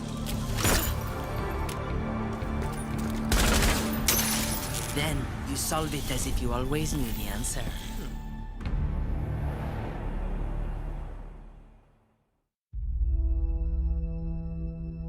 There are civilians out there who need us. They can't fight back. They can't escape. And they can't heal their own wounds. That's our job. And we're the best at it. By being careful and compassionate, we can make the world a safer place for everyone. We do this to be of service, and we can't afford to be complacent. When we go out there, we work twice as hard to protect others. Whatever we have to do, we put the people first. Get them out of here! That will be our focus. With unwavering diligence, we defend. And we get to say that when Wolfguard is on the field, things will be different.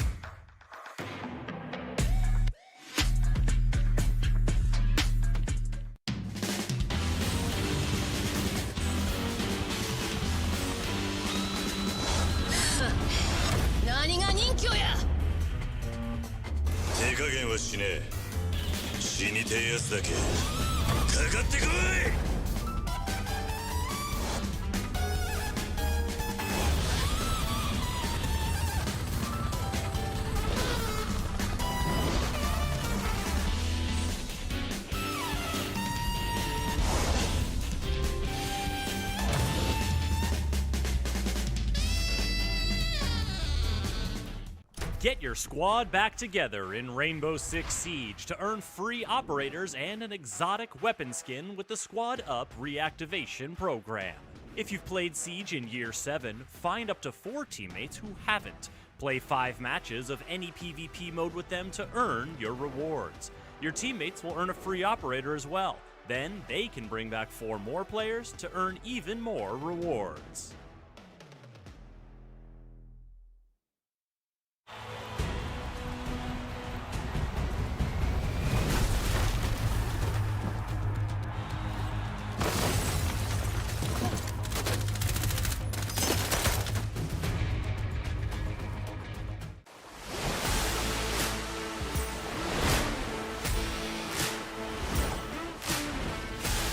We should say.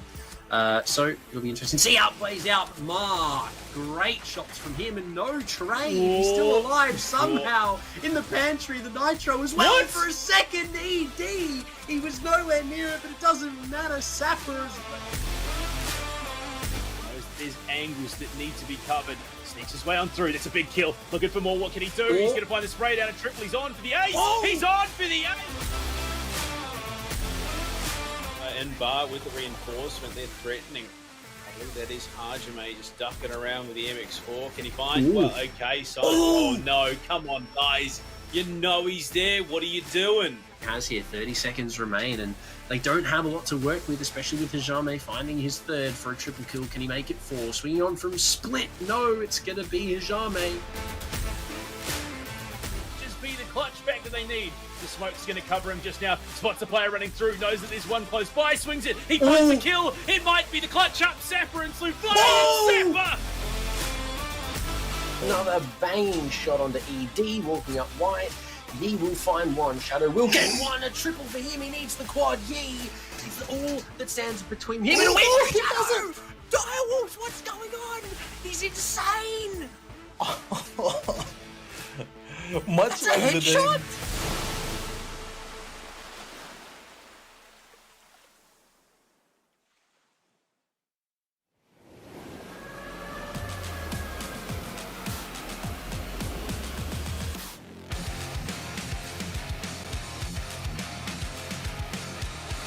I'm starting to lose face. Keep my head out, still going on my way. Call my own shots until I'm breaking. Get a move on until I make it. But I can't hold back. And having regrets. Hitting all the stacks. And that is why we're here. We're one gonna last. Tell me what are you waiting? Take it over and this is my year.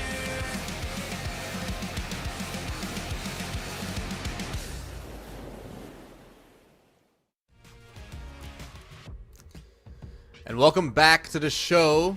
After we had an explosive game between Northern Forces and Obsession. Obsession taking their first loss on their third day here at Operation League Cthulhu. That was not a result that we expected to see. Yeah, look, definitely quite a surprising turnout out of that matchup, given that Obsession was kind of a bit of a on a roll until today. But again, it's technically could still be considered as the start of the season, given that we have a total of 14 playdays. So having a bit of a hiccup on playday 3 wouldn't really hurt a whole lot just yet. But yes, Northern Forces have managed to overtake Obsession in a rather solid scoreline, being a 7-3, which does make things a whole lot more volatile, and basically also puts Northern Forces and Obsession at now a tiebreaker for the first place. Yeah, it definitely is an upset to see so far, but there are still more games to come, and we are going to be seeing all these scorelines change again as we go through. Next up, of course, we have a pretty interesting matchup, and I can see in the chat that already a lot of you are putting down your bets, and it's very one-sided. There is no faith in Fury here. I am very disappointed in the crowd. But, hey, maybe I'm just wrong. Maybe I'm just wrong. Look, yeah. There's definitely going to be quite an interesting clash, I'll have to say, especially with GG versus Fury as well at the horizon. It's a matchup that I'm quite looking forward to, because we already had quite a solid performance from Northern Forces. Fury, I mean, we've seen how dominant they are against the Strafe. Back in playday number 2, the moment they had the full 5-man core roster, with Napier kind of being that big energy, it's a scary unit. And against the Gaming Gladiators, whilst yes, I did predict in favor of GG, and I believe you're the only one that actually predicted towards Fury, I'm still kind of 50-50 on the whole matchup, because Gaming Gladiators at their high performance, they're quite good. They're very flexible, they can perform quite well, and they're a roster that has been within the general kind of APAC for quite a while. I mean, you're talking about the names like Joe, like Hovenhurst, like Rix, like Tolji. So quite a number of names that are very much recognizable in kind of the general swing of things. Whereas on the side of Fury, it's the roster that, look, I mean, at the very beginning of the year, basically could not find a win in APAC South for the life of them at all. Going into this one, though, they seem like they just in their right element, and this is where things do get scary. But for Gaming Gladiators, yeah, look, the lineup speaks for itself, basically. Ape, if I'm correct, has been in the making for a couple of years. I had the opportunity to meet Ape before he entered the scene, and boy, this guy is a gunner. His scoreline says otherwise, but him on that front line as Buck, not surprised that's his position.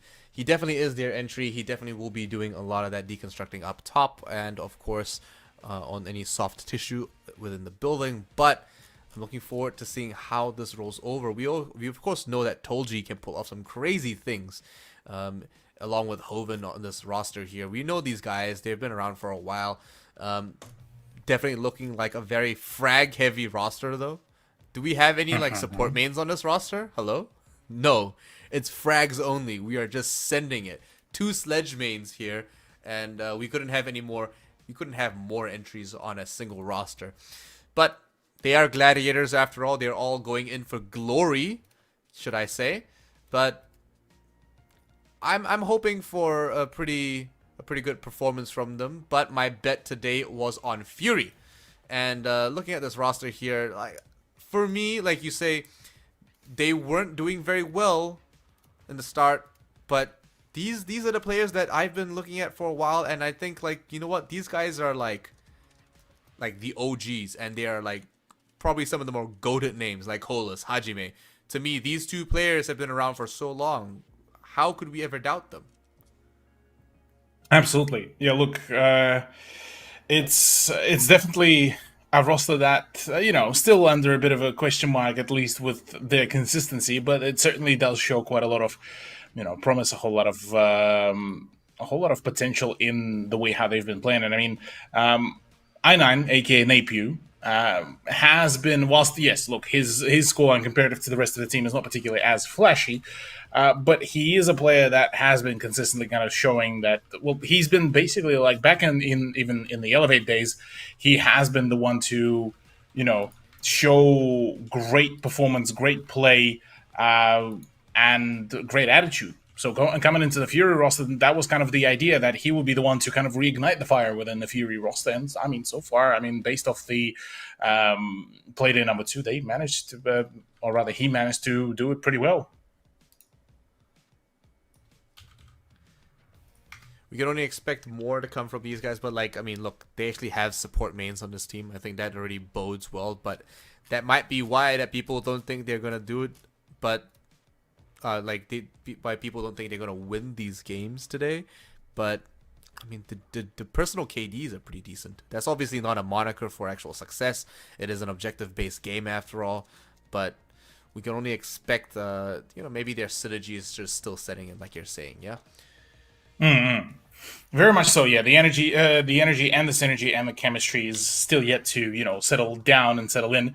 So very much curious to see how will really Fury perform, because this is kind of their, suppose, off-time practice, you could call this to a certain degree, outside of the APAC South competition, given the fact that kind of APAC South will be a little bit more important for them. That's also kind of a note that has to be generally made for teams like Direwolves, like Elevate, like Fury, and Gaming Gladiators, where they can't really afford to, play full strength, full swing, full strats, because of the sheer amount of competition that APAC South also brings in. So this is more so for them kind of their testing ground / them showing that they can sometimes perform without really putting, or rather digging too deep into the strat book. But our map being Oregon, back to basics, basically nothing too spicy, just showing that, hey, we're going back to just the map that literally everyone and their mum knows, and we're just going to play our game here. This is probably one of the more rigid, boring maps that you could ever play in Siege. And like you said, everyone knows this map. It goes one way or the other. At the end, it comes down to reaction. It comes down to corner control and finding those free opening kills. How the defenders react to those free opening kills is the decider. But in the end, it's Oregon. And we all know it. Like the back of our hands. Talking about backs of people's hands, we can definitely see that all these guys are just chilling. And Hermosa, probably the shyest of all the members, is chilling behind his screen here. Oh, he's glaring at the camera. Definitely camera shy. Look, gotta get at least somehow. Gotta get somehow a little bit extra, comfortable with the camera, with the audience. But I mean, on the side of Fury, you do get to see, look, Napiu's room setup is basically just a non-stop rave. Just no matter what, you have to keep on rolling. You have to celebrate. And on the other hand, you have Hajime's absolutely trippiest floor setup that one could even have. So, understandably so. But we go straight away into the bands. Before we go into the bands, can we talk about how dripped out I9 is? He is how rather absolutely drippy. Iced out that guy is. This guy has style, but can that style translate over into gameplay though? That's the thing. He's got great taste, but what? All right, let's go. Starting with a Nook ban. I am down for it. Definitely expecting one of the members from Fury to be able to play these very sneaky, underhanded characters, operators that might catch them off by surprise. Yeah, well, Nook has been kind of one of those occasionally reoccurring operators that certainly has been bringing that element of chaos to a number of setups and having the ability to sneak around a bit more consistently comparative to the usual kind of just crouch walk, especially given the fact that recently crouch walk has been nerfed and it's now a whole lot louder than the usual. Certainly does provide a number of possibilities for the Nook players to really, perform their duties, but, well, not in this case, given that, well, the Danish operator is no longer with us. The final ban, though, on the side of Gaming Gladiators, and it is going to be Cade, understandably so, given that, well, with his Artilla Electro Claws, the utility could be hidden, well, in quite a variety of positions. So with him out of the way, it's all down to very kind of basic, very rudimentary kind of setups with just mutant bandits, which are rather easy to clear out. So we could possibly just see very much of a kind of a standardized set of picks, and well, Maverick being introduced in tandem with Hibana could actually do quite a whole lot of work. Yeah, you know what? I'm excited to see that. Thorn also getting picked up here and getting locked in. I wonder how that's gonna. Oh, okay. All right. Sorry, I totally misread something. Standard starts going on so far. Ape playing on that smoke. No, sorry, mute. Very interesting. I'm surprised he's not going around actually playing roam, because the way he's sort of his reputation of being a very aggressive player is, maybe they're putting him back on that back line as probably one of the more dependable firefighters, where he can actually take those gunfights and actually hold his ground, so to speak. Look, I don't know here for now. I do know, pardon me. Main thing, I just reckon, is just GG kind of just flexing the fact that all of their players could really play kind of that flex role, whether it's anchor, whether it's fragging, because all of them are very able, and same can be said for Fury as well. So, I mean, why not try to practice? Ape has done a solid job as well on that sort of kind of anchoring play, where they. Or him or his team, for that matter, didn't really have to extend too far on maps like Oregon. So, in the context of this very matchup or this very setup, this isn't too bad. Plus, given the fact that Hoven did kind of meet his untimely demise in the early stages, does mean that, well, Gaming Gladiators can't really dedicate a whole lot of, resources to that said roam game. Yeah, I mean, this is the roster that have fragger only favorite operators, right? So if they can do anything, it's this.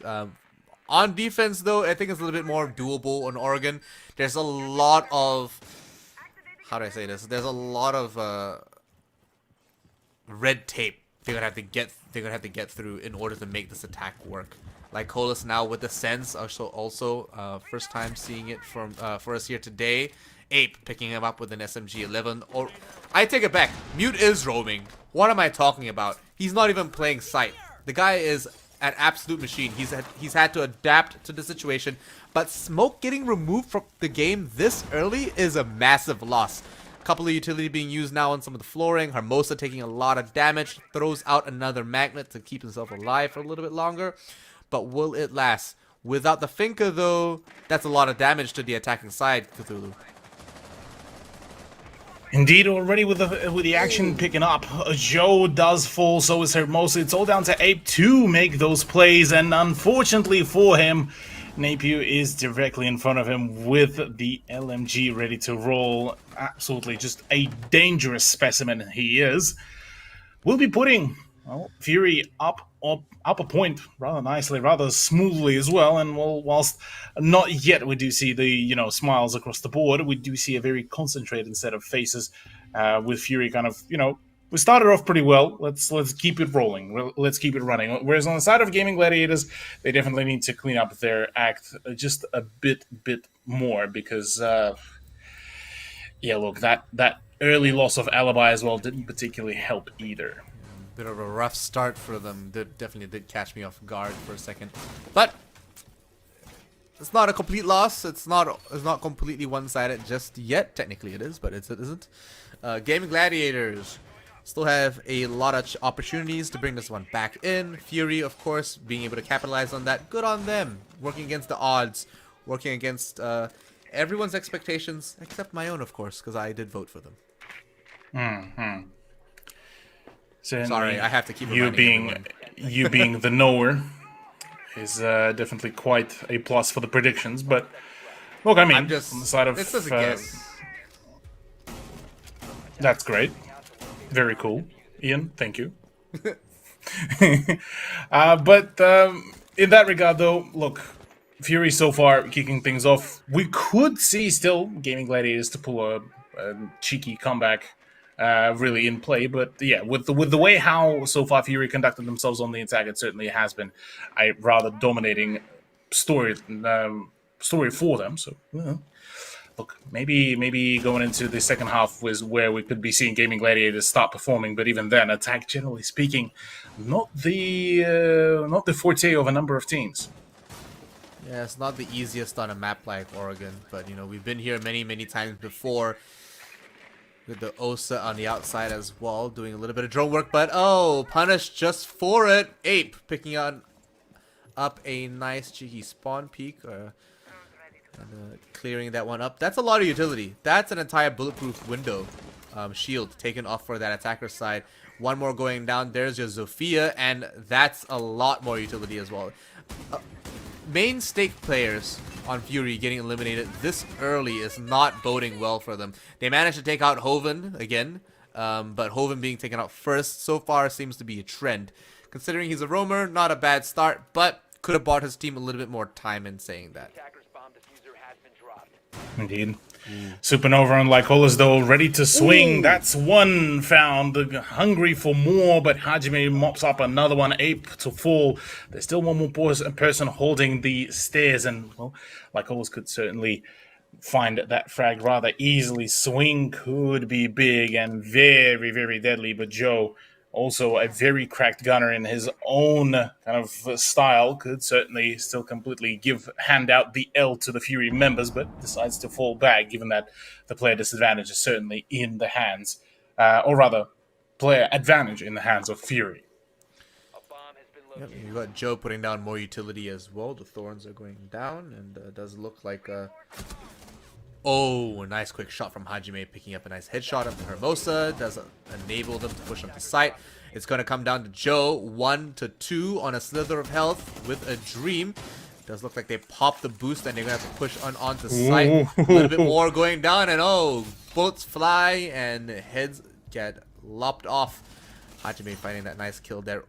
Nice pre-fire over by the shield, and round 3 rolling over now. Strong push by Fury, actually managing to pick up with quite a few kills in quick succession of each other as well. Quick succession indeed. Rather strong, sturdy performance, one could even say, even from Fury. Now it's just up to them to continue that sort of momentum, that sort of play, because, well, whilst, yes, their kind of timing has been perfect, the mechanical skill has been great, it's just, it more so feels like, well, at which point do Gaming Gladiators, you know, start finding some of the patterns? Because they have been known to have a relatively good kind of flexibility in their play, kind of understanding where could they make the swing. But it seems like against Fury, it's a little bit of a question mark, really, for them, at least for now. Given that kind of each one of them, you look at how they move around, it was more so kind of looking as if it's kind of a team of 5 solo players rather than an organized kind of roster, at least in the first couple rounds, which did play really well into the hands of Fury, and Fury certainly were able to pick them apart rather nicely in a one-by-one kind of fashion. But going into round 3, I think this is where kind of the first kind of opportunity for the big breakthrough should happen for Gaming Gladiators, and if they do manage to pick up a point, things would stop or rather, well, the damage can be still reversed. Yeah, it's not completely lost just yet. Of course, they are starting to pull away, and Fury are making some magic happen. so to speak. But BG Man now pushing quite confidently through onto meeting there. And holding this nice long angle while the rest of his team try to make it on to site I-9. Doing a little bit of parkour as well. Does lose Ape. So the roving mute does get punished now. And now that they've got Armory in control as well, Hermosa. Ooh, a double kill from Dark using the frag grenades. Very clean. Melusi off the board does make it a little bit easier as well. A lot of your soft defenders and soft anchors are getting eliminated one by one. Of course, the deep roamer Hoven looking to come back in soon. And ooh, a nice kill with the Storm. A headshot locked on and executed. Lycolis gets removed from the round. Good play. Getting rid of Hibana in the mid-round stages is definitely great so far. But GG are not out of this yet. Still at a player disadvantage, which means that they have to keep on consistently moving around and around.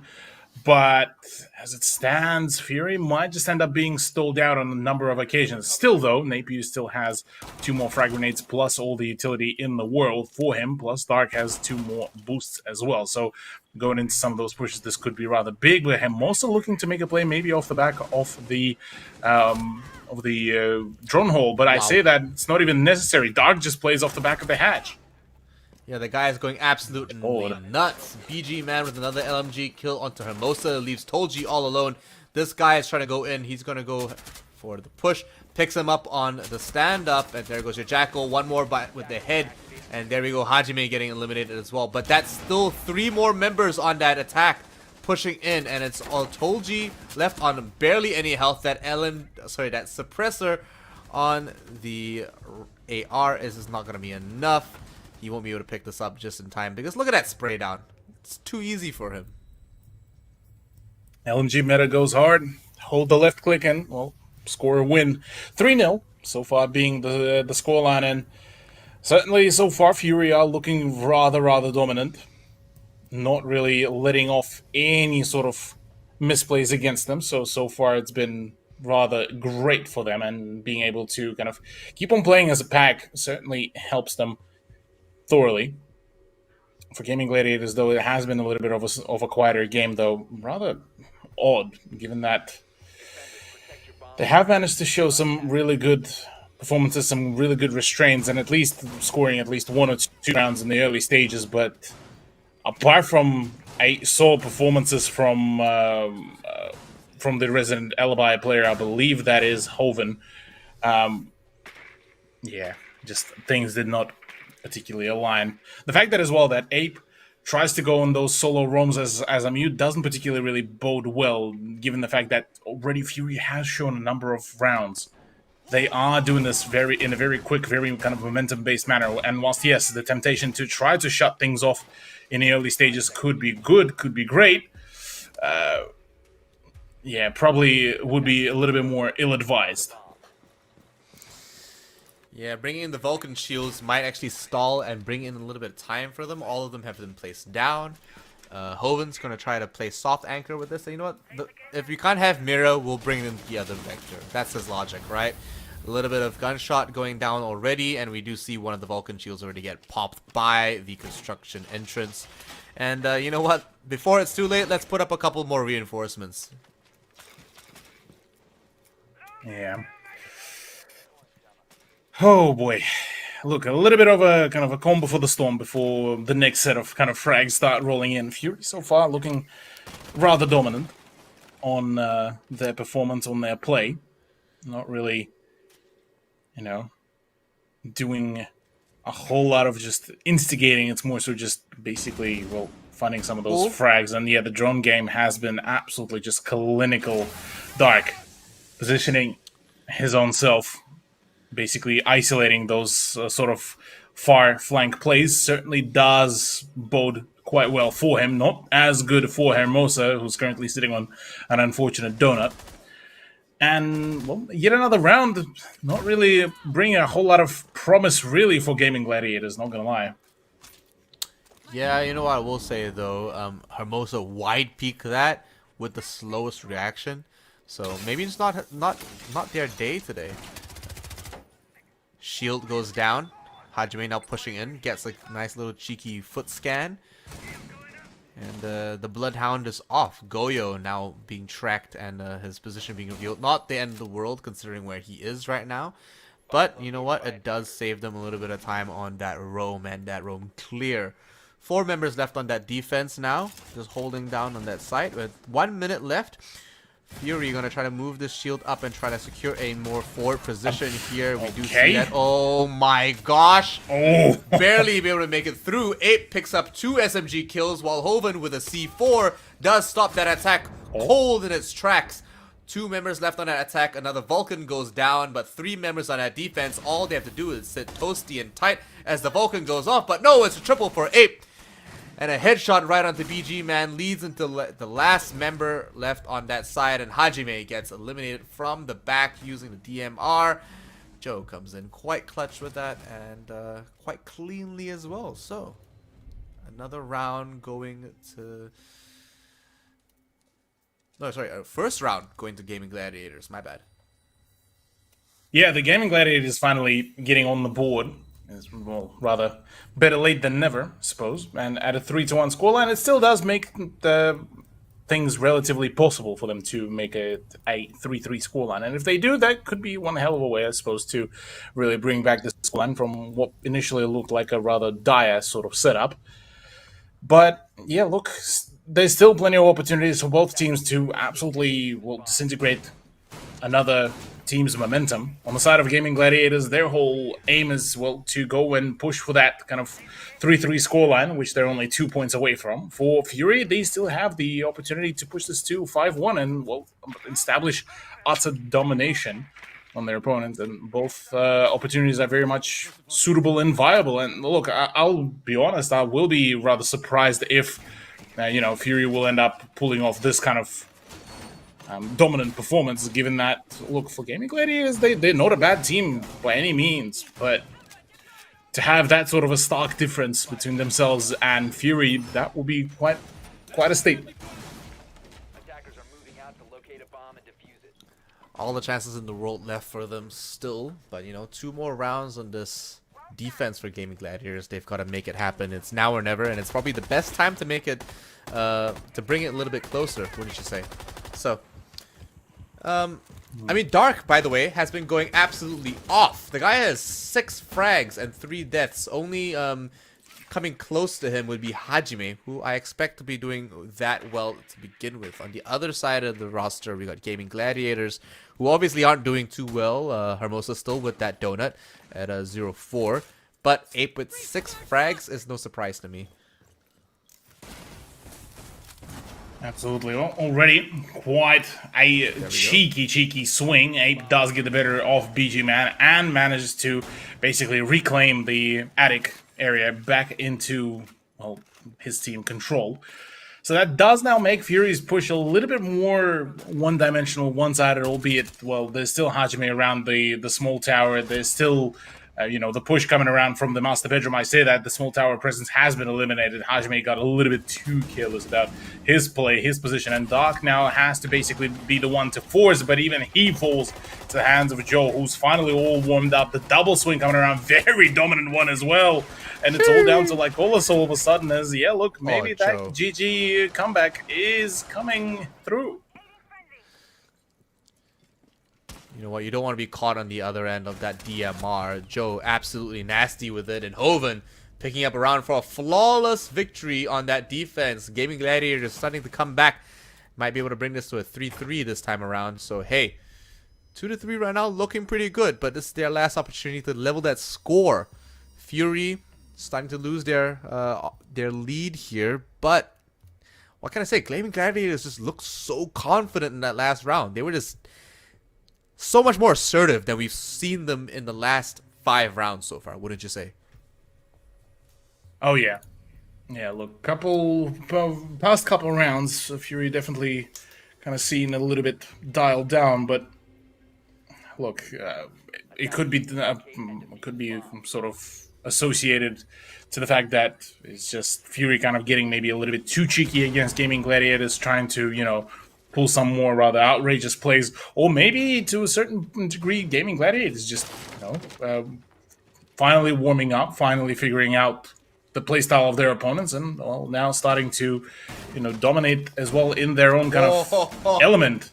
Ape, look, all calculated in his play. Contrary to us, he is able to calculate his swings and peaks. So definitely was very much well aware of the danger. But I'm curious more so about the sort of lineup of now introducing Ela to the defense of GG, because it's not an operator that nowadays we do see quite frequently, and so her introduction as kind of the trap operator could be good, albeit probably somebody like a Legion could be a bit of a better choice. But also on the side of an APU, a rare KMRS coming around to play. And look, I still to this day get the flashbacks from, I believe it was something across the lines of a year 2 when the DMRs still had the uncapped rate of fire, and you basically would have occasional gamers who would basically make the KMRS a minigun.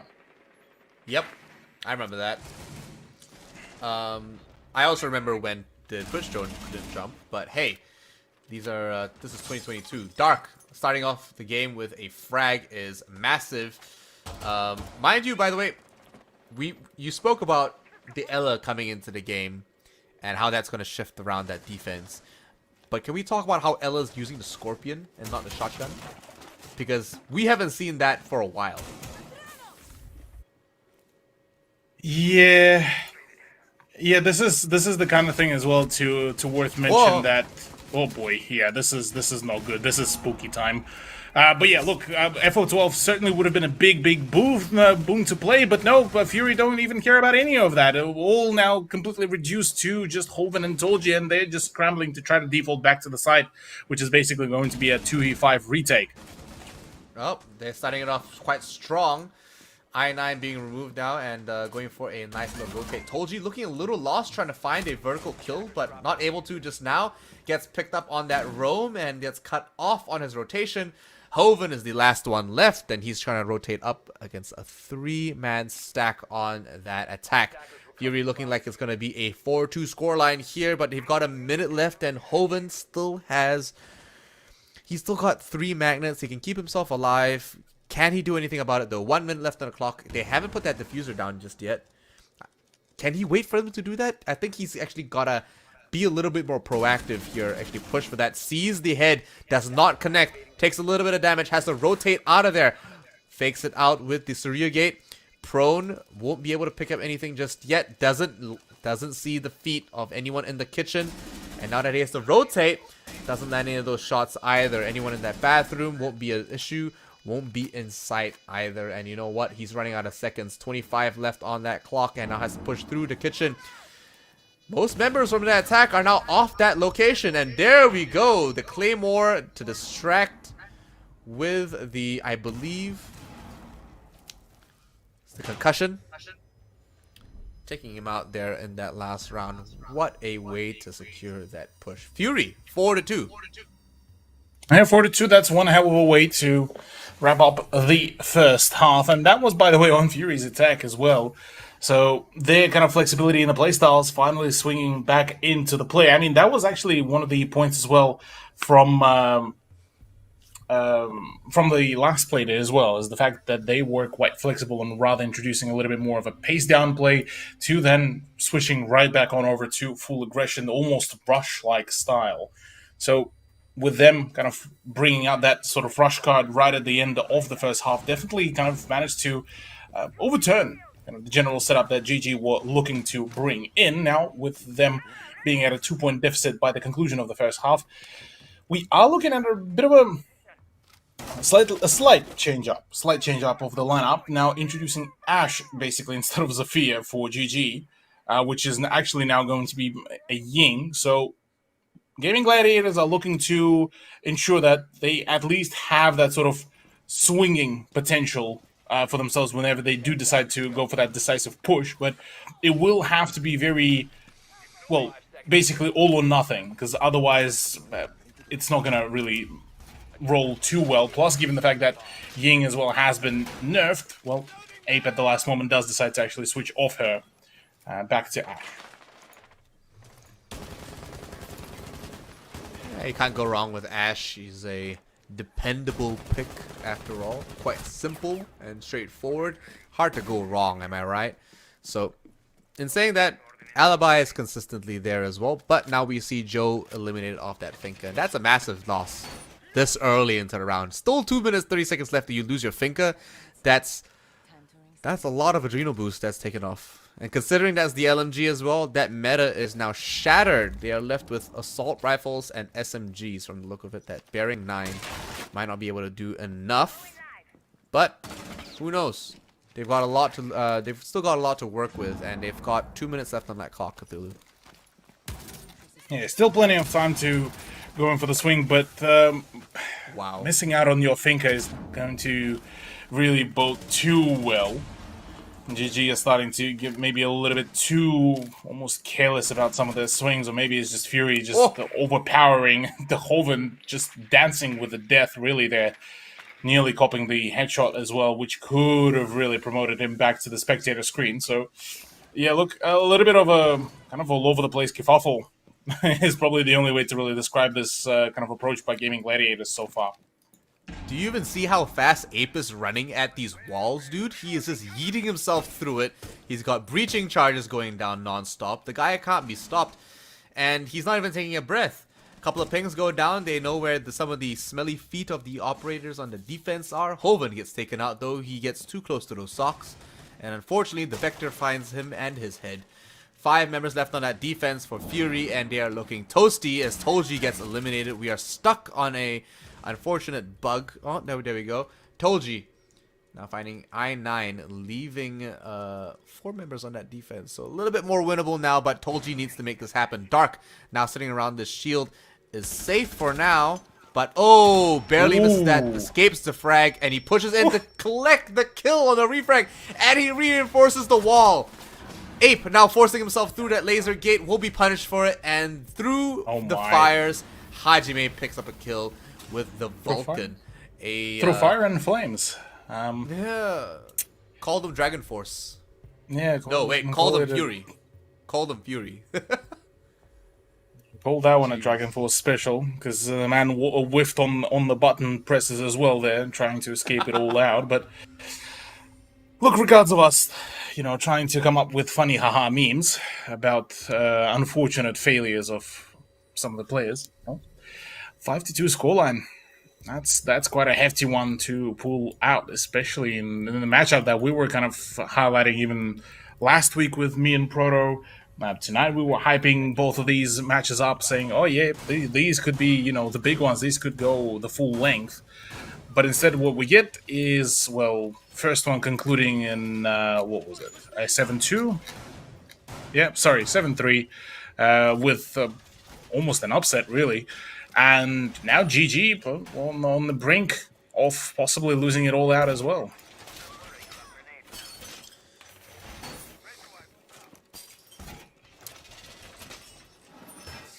All coming onto the wire now. 2 rounds away from victory. Fury are looking to upset an entire roster of casters in what they were expected to do. And you know what?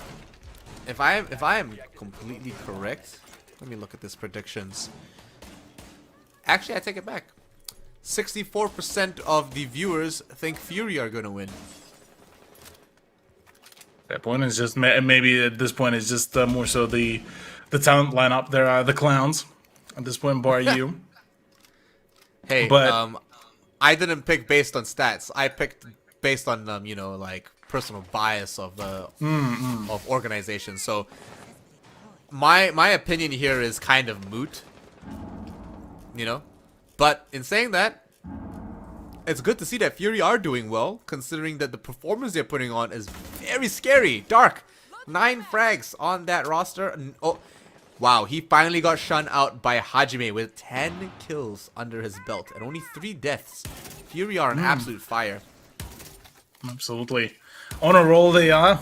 And, oh no. For all the good reasons. And for, yeah, Tolji trying his best to make a play. But yeah, gotta clear out the mute jammer first from down below. Maybe Hoven will help with the frag grenades from down there. But doesn't look like that is going to be the case. Instead, Ape full sending it now with Ying. Kandel is out. Joe is lit up. But there is presence down below, which could be rather problematic later down the line. There we go. Dark now moving and rotating over.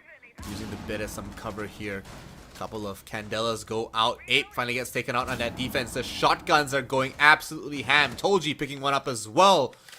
Headshot onto BG Man, leaving 3 on each side. 1 minute 22 seconds left. Some time to drone, some time to frag. A couple of them go out. It does look like maybe Amaru might have something to do about it. Joe now trying to push through as well, waiting for a nice cheeky angle. But we do see Amaru trying to get that nice position over here in the attic.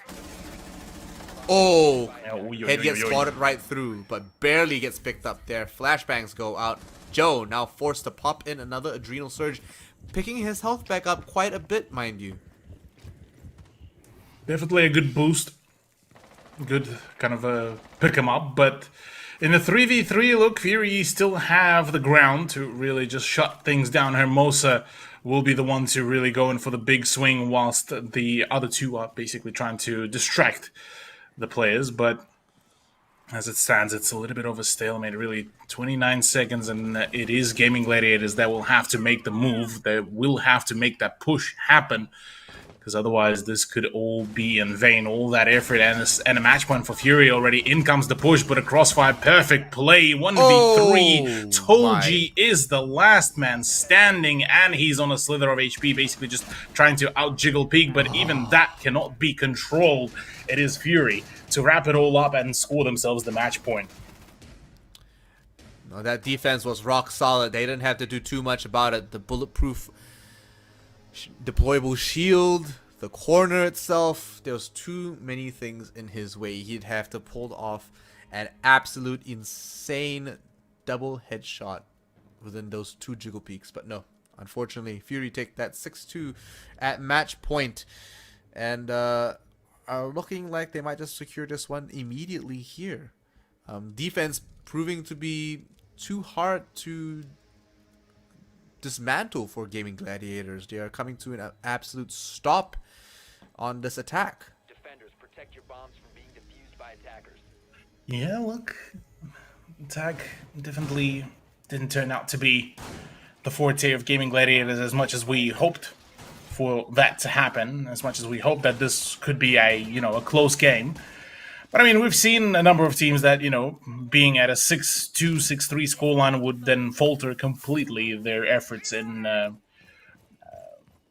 clearing out the final round in their favor. Well, there still could be the last end possibilities for Gaming Gladiators to really bring it all back. But again, it's still very much all kind of hanging on this final round for them to stay afloat. We've already seen one team that tried to stay afloat, but only they were able to stay afloat for an extra round, and certainly Obsession could not really show us a whole lot of that pizzazz from themselves like they did before. So same could be really said here for Gaming Gladiators, as Fury, look, they certainly are in fact built differently.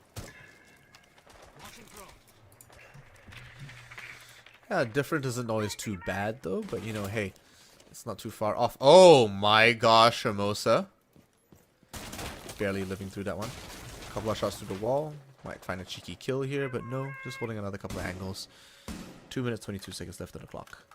Hoven still trying to figure something out for the rest of the team as well. All just droning away right now. But I mean, this is all pretty standard stuff. Trying to find an opening here, like Cola's putting a couple out there. He's got 3 Toxic Babes still left in his pocket, but it looks like he might have to pop some quite soon, as more members from Fury are starting to, I suppose, get surrounded by Gaming Gladiators. GG are now moving in and starting to create an enclosed space for themselves. Ooh, nice double from both Tolji and Ape. Tolji and Ape indeed, yeah, pulling off a really nice double. Like Polis, just whiffing on a number of the positions to play. And yeah, look, within a 3v5, it's not particularly the most exciting kind of prospect. Like Polis does bail out from that position, but still wants to contest it all out. Still has 3 more smoke grenades, so could play it out for the end game. I9 trying to keep himself as sturdy as one could possibly be, and the plant, meanwhile, will go down. BG Man now trying to find a frag, does get the better of the vertical presence, but with I9 down, Lycola's out, it's all down to BG Man. His position has been revealed and pre-aimed now at the hatch, but oh no, oh boy, BG Man once again strikes again. C4 out, finisher onto I9 is there, C4 still going to be present as just a distraction factor, as BG Man now loses his retinas, and so does his life as well. Gaming Gladiators take that one back. Still staying in the game this time around, in semblance of our last matchup between Obsession and Northern Forces. They are clinging on to dear life here. Still in match point 3-6. Unlikely we'll see them come all the way back, but that was a pretty decent performance coming from Gaming Gladiators. Hollis kind of fumbling it with that shotgun, and honestly, I think he gave that one away a little bit too early. Yeah, I mean, it's hard to really judge how quickly he could have, given that position away, given the sheer amount of pressure that was mounting from Sledge opening up the flooring above him. So it was either, you run out into the corridor and possibly find yourself at a crossfire, or you back down into the bottom floor and try to make a play from there. But I suppose neither really positions completely helped out there in that case. So look, going into this one, I'll be honest, I'm not too sure what to make of it, because Fury are technically still, the favorites going into this one, even according to the community. But that last round was very much kind of just so-so of a performance from them, and if GG start, ramping up the comeback from this one, the result will hurt. The result will definitely hurt here for Fury. That's not wrong, not at all. I was looking. Hopefully their pride doesn't get hasn't been too injured losing these last few rounds. They're definitely just at the precipice of taking this game away here today, which would give Fury a 2-0 scoreline. I was like 2-1 scoreline.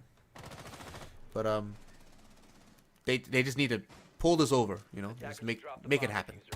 Not far now, guys. Not far now. Oh boy, yeah, not far now. But you say that Hajime does fall to the hands of Toji, getting a little bit impatient.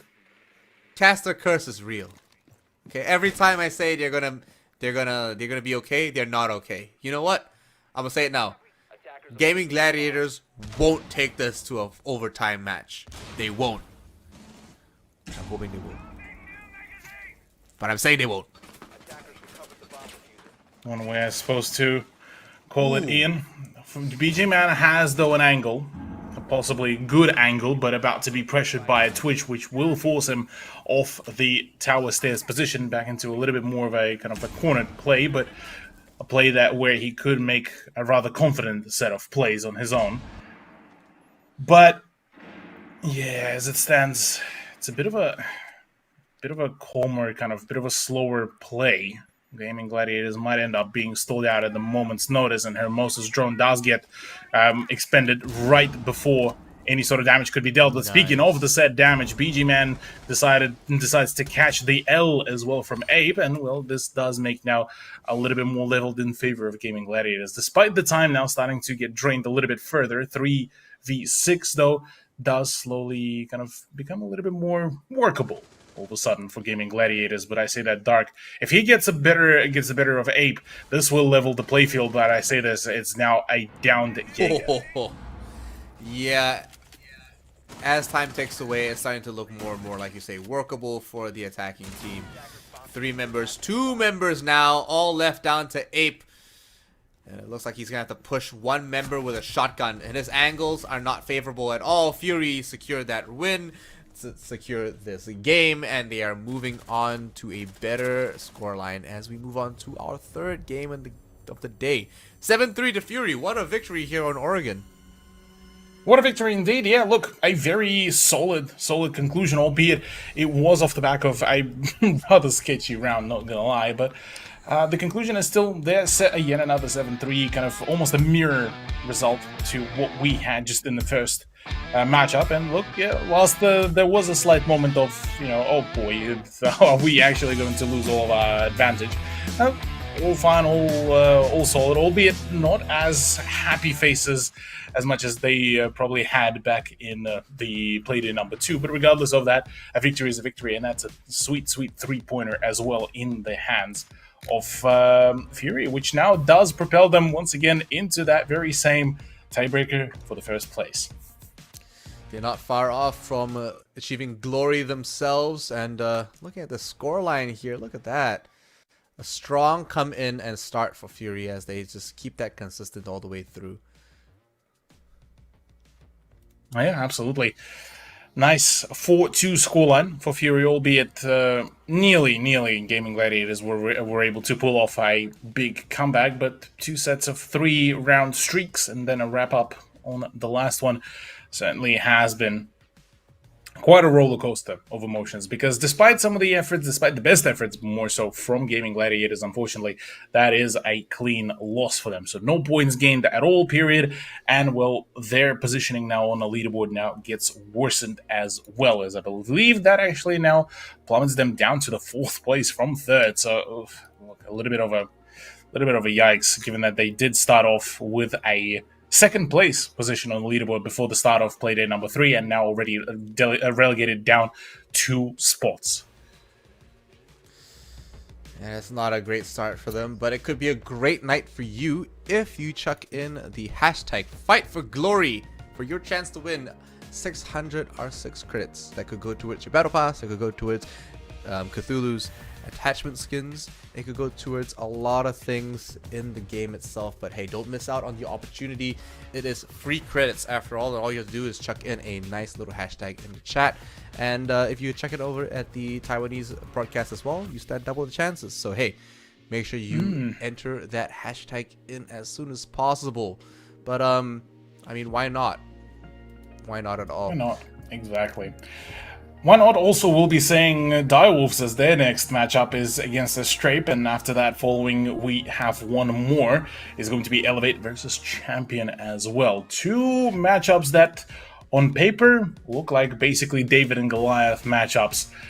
But in reality, look, we already said the same thing about the Obsession versus the Northern Forces, and look where that led us. So wouldn't discount it just yet, and there's certainly still plenty of possibilities for Strape and Champion to get back on board, given that they're the only 2 teams that are currently sitting on a 0-pointer for themselves. So plenty of chances to bring it back, but as long as they get the difficult ones out of the way, I think they might still be able to at least contest for the midline of the leaderboard. Yeah, it's not going to be far off the line. We're going to be seeing some pretty interesting matches. Like you said, David and Goliath for both these rosters. We'll be coming back after the break to see who's going to be the victor between Direwolves and Strape. Despite our biases, we might just be surprised after we come back. So don't go anywhere. We'll be right here in Twitch. Stay tuned, and we'll see you guys in a couple of minutes. Flashing bright in my eyes. Look up to the sky and I got this relief inside. Then there's no need to hide. I'm going all the way up. I'm going all the way up. I'm letting go in my heart of everything that holds me down. And it's feeling like I'm in the roof. I can feel the love. Oh yeah, it's all around me. Oh, I need to know how I can make it. Not afraid to fall and perish it behind me. Feeling like a stranger on a foreign land. Far away, far away, far away. I could get along, could be a different man.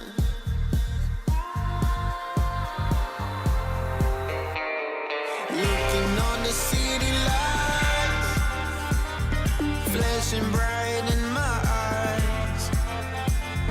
Look up to the sky and I got this relief inside. Then there's no need to hide. I'm going all the way up. Ah, I'm going all the way up. Ah, I'm letting go in my heart. Ah, of everything that holds me down. No, no. And it's feeling like I've been in the groove. I can feel the love. Oh yeah, it's all around me. Oh, I need to know how I can make up. Not afraid to fall. A parachute behind me. It's a clean slate. Got a reason. The horizon is closer than it was. I will be there if you need me. I believe that we can grow. It's a clean slate, got a reason. The horizon is closer than it was. I will be there if you need me. I believe that we can grow. And it's feeling like I've been in the groove. I can feel the love. Oh yeah, it's all around me. Oh, I need to know how I can make up. Not afraid to fall. A parachute behind me.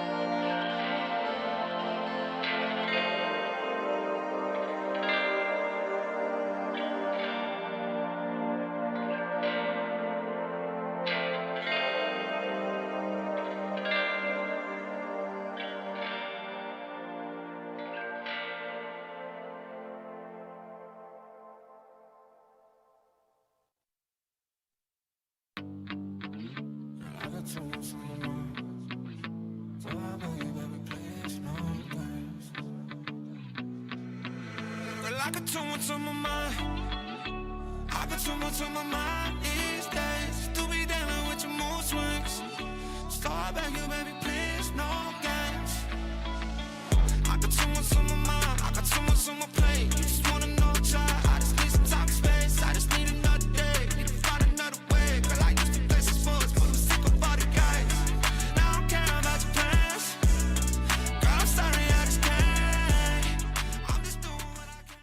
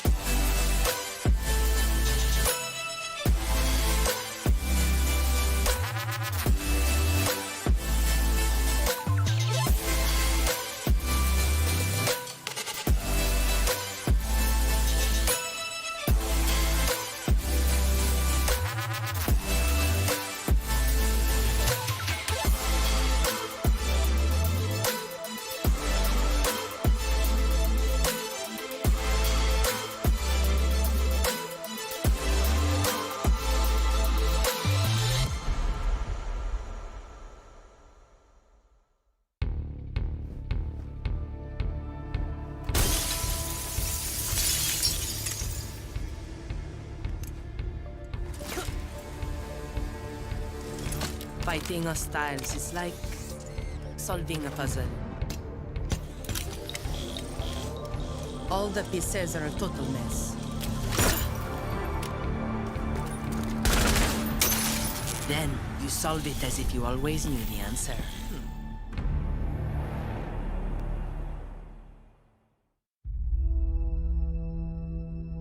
There are civilians out there who need us. They can't fight back. They can't escape. And they can't heal their own wounds. That's our job. And we're the best at it. By being careful and compassionate, we can make the world a safer place for everyone. We do this to be of service. And we can't afford to be complacent. When we go out there, we work twice as hard to protect others. Whatever we have to do, we put the people first. Get them out of here! That will be our focus. With unwavering diligence, we defend. And we get to say that when Wolfguard is on the field, things will be different.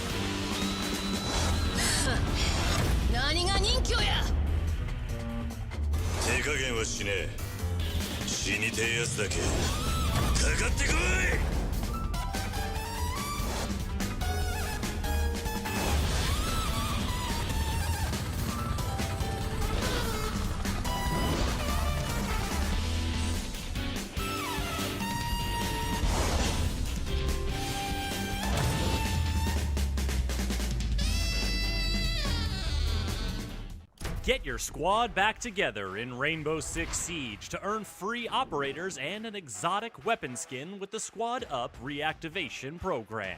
If you've played Siege in Year 7, find up to 4 teammates who haven't. Play 5 matches of any PvP mode with them to earn your rewards. Your teammates will earn a free operator as well. Then they can bring back 4 more players to earn even more rewards.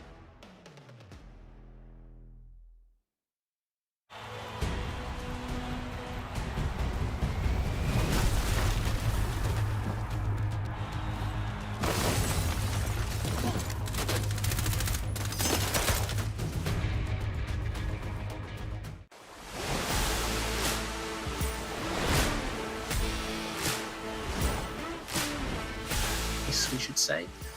So it'll be interesting. See how it plays out. Mark, great shots from him and no trade. He's still alive somehow in the pantry. The Nitro as well. And for a second, ED. He was nowhere near it, but it doesn't matter. Sappers. There's angles that need to be covered. Sneaks his way on through. That's a big kill. Looking for more. What can he do? He's going to find the spray down and triple. He's on for the ace. He's on for the ace. And Bar with the reinforcement, they're threatening. I believe that is Hajime just ducking around with the MX4. Can he find? Well, okay, so oh no, come on, guys. You know he's there. What are you doing? Has here 30 seconds remain, and they don't have a lot to work with, especially with Hajime finding his third for a triple kill. Can he make it 4? Swinging on from Split. No, it's going to be Hajime. Just be the clutch back that they need. The smoke's going to cover him just now. Spots a player running through, knows that there's one close by, swings it. He finds the kill. It might be the clutch up. Sapper and Slew flying. Sapper! Another banging shot onto ED, walking up wide. Yi will find one. Shadow will get one. A triple for him. He needs the quad. Yi. It's all that stands between him and a win. He doesn't. Direwolves, what's going on? He's insane. Much That's a headshot.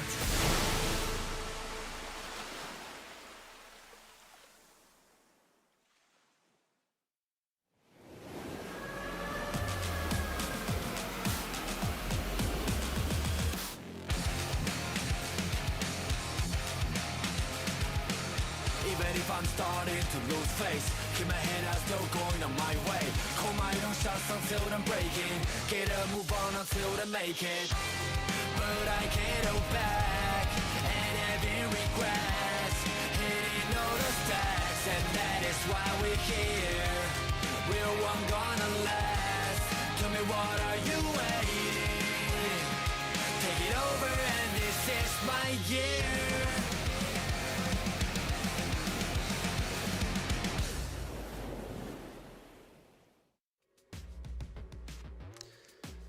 Back after an upset of a game, Fury take that and completely flip it on its head for all talent bar myself. But you know, apparently the crowd saw that one coming. So congratulations to Fury, but Cthulhu, we're going on into our third game of the night, and it is going to be between Direwolves and Astrape. Like you said, it is a very lopsided prediction here, at least based on the black and white proof that we have so far.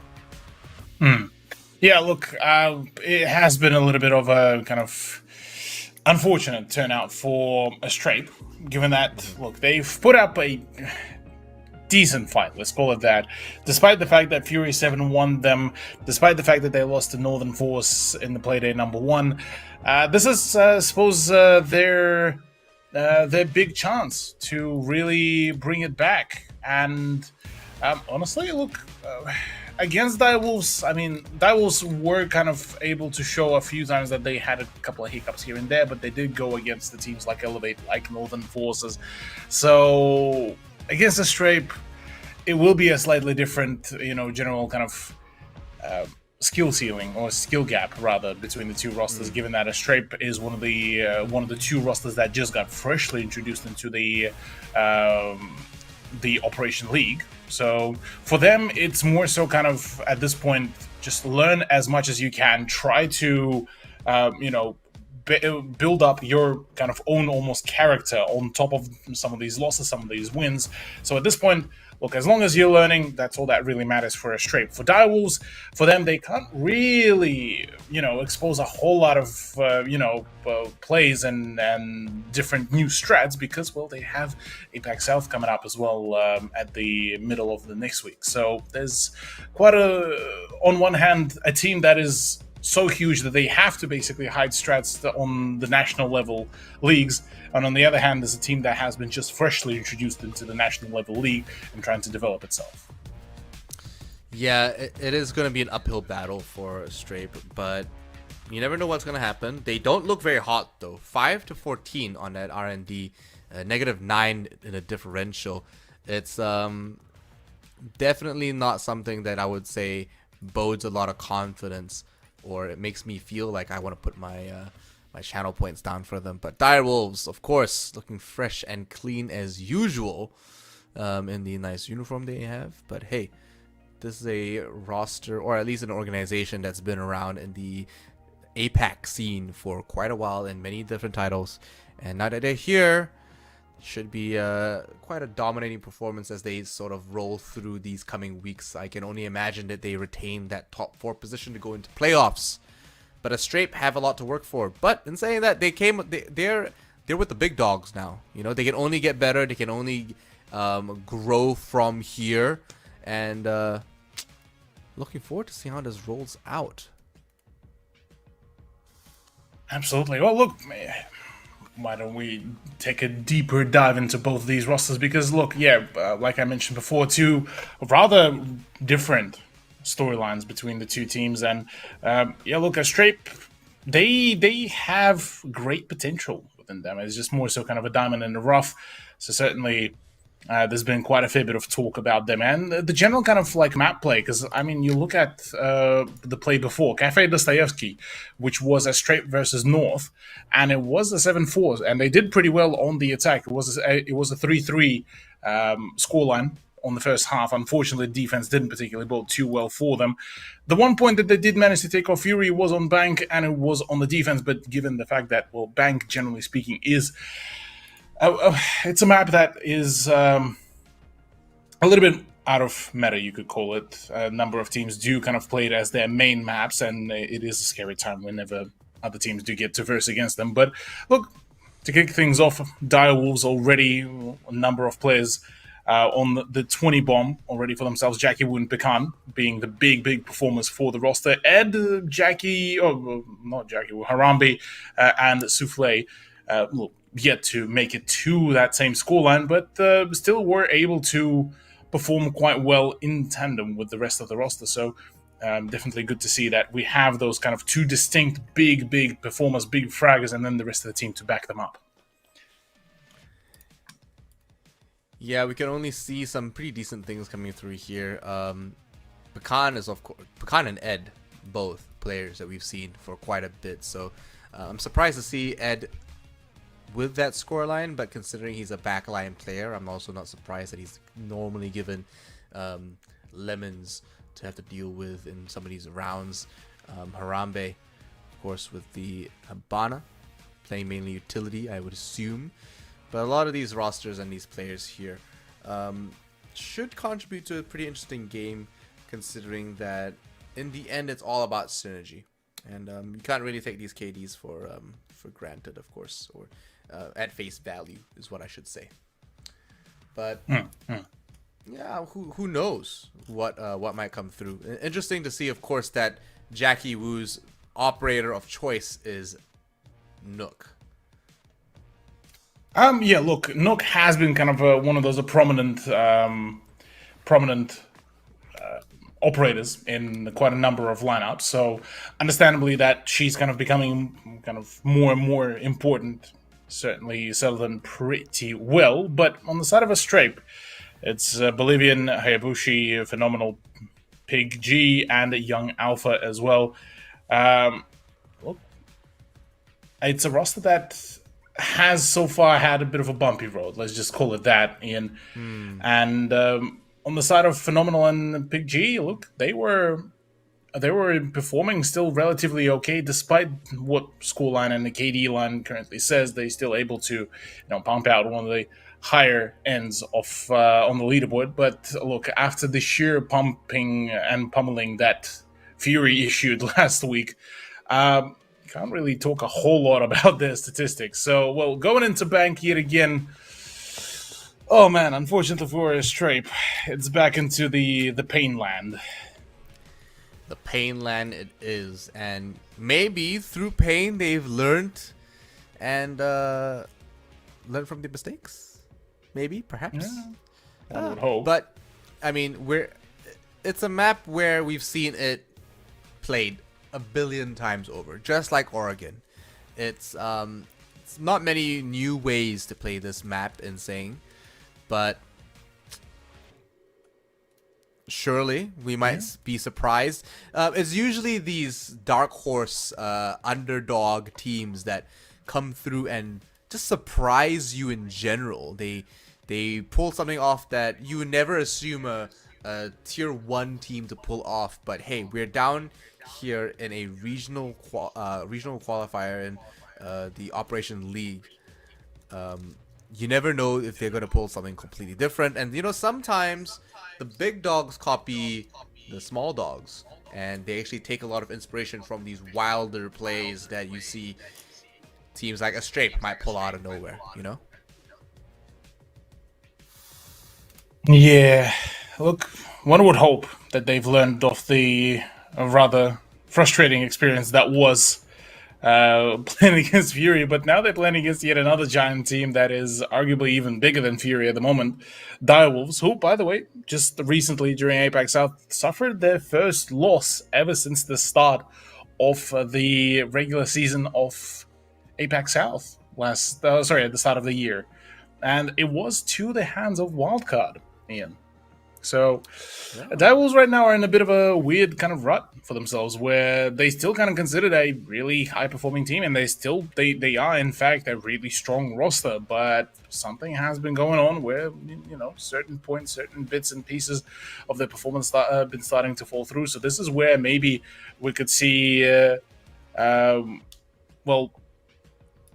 could see the cracks start forming, and maybe a Strape be able to squeeze themselves through those cracks. I mean, it is Wildcard after all. It's a team, an organization that's quite reputable. So not exactly the same as as we were talking about with a Strafe, but in saying that, you're right. You know, maybe there is something internally good that's going on that a Strafe, if they did their homework, if they studied a little bit, they might be able to pick apart these kind of things. And these are the opportunities that a lot of these players need to capitalize on. And man, that is a nice ceiling. Young Alpha has some pretty crazy internal design. Yeah, I'm gonna get into the mood for some more intricate plays, intricate designs for the defense, and understandably so. Well, for Direwolves, they are looking a little bit more concentrated. They're trying to, you know, get the talk, get the morale going. Ed being usually kind of the big, I suppose, the big unit, or rather the big performer for the team at the moment, looking a little bit almost concerned. So we'll have to wait and see what will happen. We do have the news, though, that the game is slightly going to be delayed due to the Strafe player having a bit of a connection issue. So we will get into the game shortly after we solve all the problems. But yeah, look, at the moment, both teams are trying to look a little bit more, you know, focused. Gotta focus up on the game despite, you know, the caliber of the teams you're versing. But that's kind of the big talking point for a number of teams that just recently been, you know, promoted to some of the higher end leagues where, you know, they so grown accustomed to playing within their own tier, within their own kind of leagues previously, that going into some of the higher end might be feeling a little bit daunting. And this is where kind of the test of the character starts forming as well. So wouldn't put it past that this is where, you know, a Strafe do get, you know, tested as well. And this is where they could really, you know, bring out their big plays. But apart from that, like on the side of Direwolves, I'm though curious how will their bank really perform, because I don't think we have a whole lot of general kind of knowledge about some of the more recent matches. Their wildcard game has been a rather interesting one, to say the very least. Actually, let me have a quick look. That was also on bank. So still fresh wounds, I guess you could call them, for Direwolves coming back to bank, but it was off the back of a 7-5 scoreline, so who knows? Maybe at this point the Direwolves also learned their mistakes. Surely not to repeat the same mistakes again and again. They are a fairly seasoned roster of players, but man, this point differential in the chat is absolutely crazy. And of course, if you guys haven't already figured out, we will be handing out these R6 codes throughout the day through the chat, so make sure you're putting in that hashtag Fight for Glory, and keep your eye out for the mods. We'll be picking the players, and make sure you do not block DMs on Twitch, or you will not get that through. But of course, make sure you're getting it from the right account. So play safe, guys. Very true. In saying that, I can only hope that we see a little bit of a fight from a Strafe. I want to see them catch them off guard. You know, like really pull in something completely off meta and something wild and make it work and just take us by surprise. Of course, things that I can only wish for, the things I can only hope to see in the coming game here tonight. But as we roll through the Midnight Oil, we're just waiting on some of these players to get through and sort out an intermediary internet connection. Cthulhu. It's been a pretty interesting first two games, though, I will have to say. Compared to last week, how are you feeling about the matchup so far? Are some of these teams underperforming or overperforming to your expectations, or compared to how they were last week? Look, I reckon certainly the scoreline could be a little bit more, you know, a little bit more in favor of teams like Direwolves or Elevate, so it definitely is quite an interesting kind of turnout, seeing that they are currently, you know, closer to the mid/bottom of the leaderboard, which is rather, you know, unfortunate. But given the results recently, well, with Fury now propelling themselves and off the back of the round differential actually making this, making the first place theirs, it's slowly starting to form. It was definitely quite a unusual sight seeing Obsession being in the first place after the first week, but certainly it does still allow us to form kind of some really good rivalries, some really good storylines for a number of teams, and it definitely now shows that now once we have kind of formed the whole of the Southeast Asian region together into one singular Operation League, it's good to see that now we have a good mixture of a number of teams that could now start contesting against some of the bigger names. So no, it's so far it's adjusting rather nicely and keeping the general kind of leaderboard very how should we say this, very contested, volatile. Oh, there we go. Okay, nice choice of words there. But we'll come back to you guys after a short break while we sort this one out. We're gonna give I'll give our voice boxes a little bit of a rest, but we'll be back as soon as the internet connections are sorted out on the player side. We'll see you guys after the break. Don't forget, #FightForGlory. Keep your eye on the chat. We'll be back soon. Obstacles cloud the vision, we still moving. I anticipate hell freezing before I see my team losing. You know that's power when you're unified. It's hard to spell unity without you and I. We ready for it now. 160, I got drive. Feel it in my bones that it's my time to do all that I do, making all my dreams come true. Hungry for the moment I'll arrive. Feel it in my chest, won't rest till I can do all that I do, making all my dreams come, making all my dreams come Yeah, true. home team reppin', we gon' put it on maps. It's hard to relax when cities on backs and they rootin' for me. Writing that division to attack for the glory. Ensure you like Aflac, it's all facts in the story. The wardrobe is all black, even suited up. I promise I don't slack. Y'all better make room for us. Every dog has his day, I can sense mine. Like shine after rain, I've been wide awake for the whole time. Never sleeping on these dreams, I can't leave them in past tense. My mind has been fashioned, resilient the passion, yeah. Lights, camera, action, you know we coming forward. Family depending on me just like a bungee cord. 160, I got drive. Feel it in my bones that it's my time to do all that I do, making all my dreams come true. Hungry for the moment I'll arrive. Feel it in my chest, won't rest till I can do all that I do, making all my dreams come, making all my dreams come true. No, I can go to sleep. I'm wide awake. No, I can go to sleep. No, I can go to sleep. No, I can go to sleep. No, I can go to sleep. No, I can go to sleep.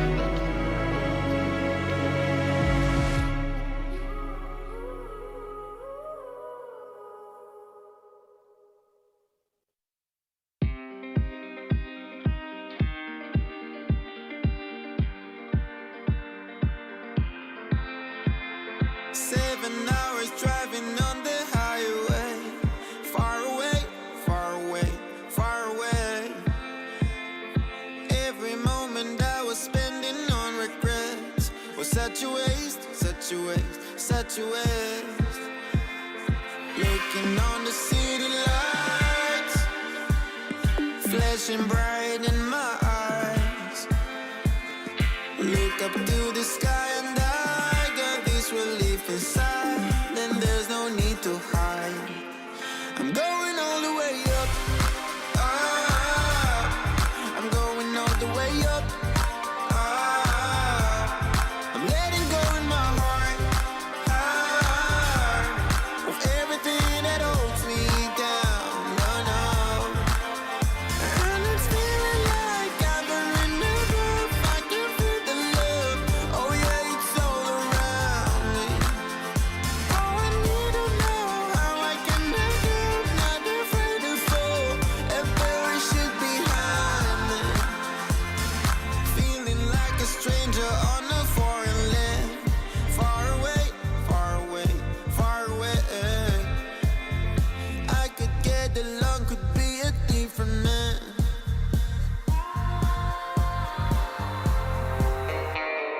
Looking on the city lights, flashing bright in my eyes. Look up to the sky and I got this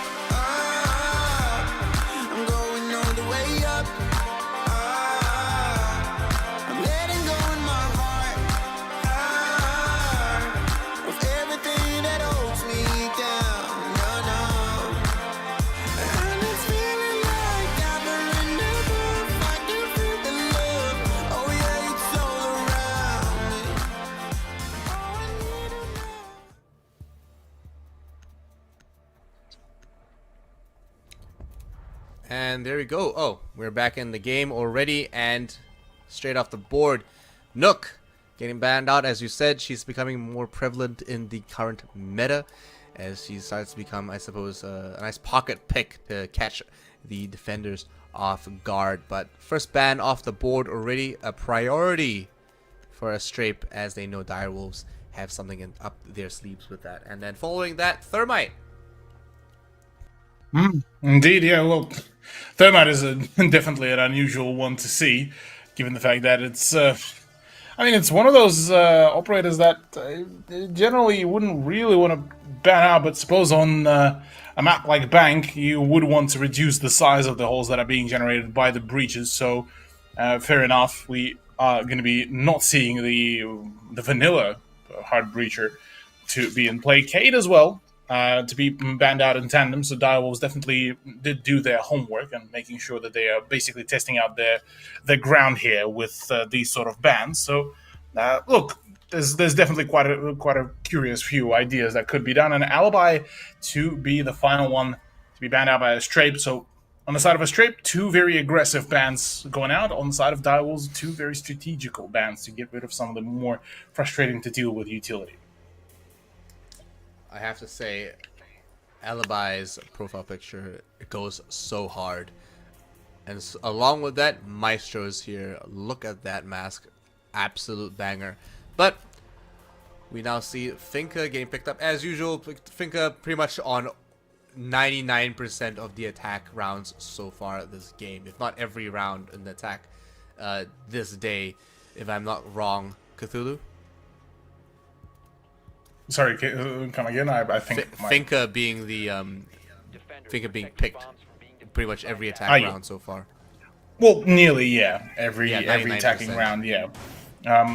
She definitely is a very prominent pick in a number of lineups. So, understandably, so she will be back into the swing of things. And I mean, until the LMG meta gets curbed, I think her position or her relevance in the meta will generally stay the same, because I mean, you have a really strong loadout. You have a phenomenal LMG that basically is a laser beam of death that has also magnification optics. You have the frag grenade, you have the ability to go for a global boost that no longer also messes with your recoil, and a plethora of buffs as well to go through, for example, the barbed wire to be able to ignore majority of, I believe it still spreads onto the Melusi gadget as well, but regardless of that, it's still a number of advantages that the Finka boost does give you. So, yeah, it's almost a no-brainer at this point. Drones activated. Oh, you know what? There's also a no drone. So, bounce off the wall, straight back into his pocket. It's going to take a little bit longer to get those drones in, but we see Souffle already doing a couple of runs down by Stock. And then Pecan already taking control over the executive lounge as he pushes on into the reception. So, just means that they're just doing their rounds and he's getting all that roam clear all sorted out, making sure there's just no surprises on the back end pushing in.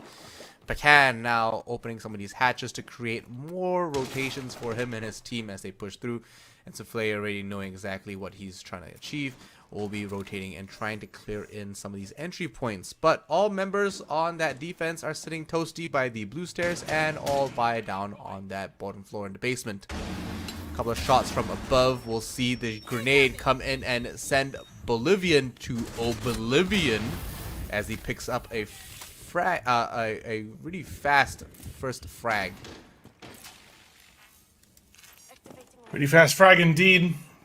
Well, rather, him and Ed do end up falling pretty quickly to each other, so not particularly the result that one would have hoped to bear witness. And with Thatcher out of the equation, things might get a little bit more frustrating to deal with. But with Pikana and Harambe still being alive, there's still plenty of ways to really clear out the positions. Plus, I mean, the Hibana charges will be basically all cleared out scot-free, plus also the ability to have a quick peeking hole as well for Jackie Wu should ensure basically all the issues solved. But I say that Hayabushi lands a really solid headshot.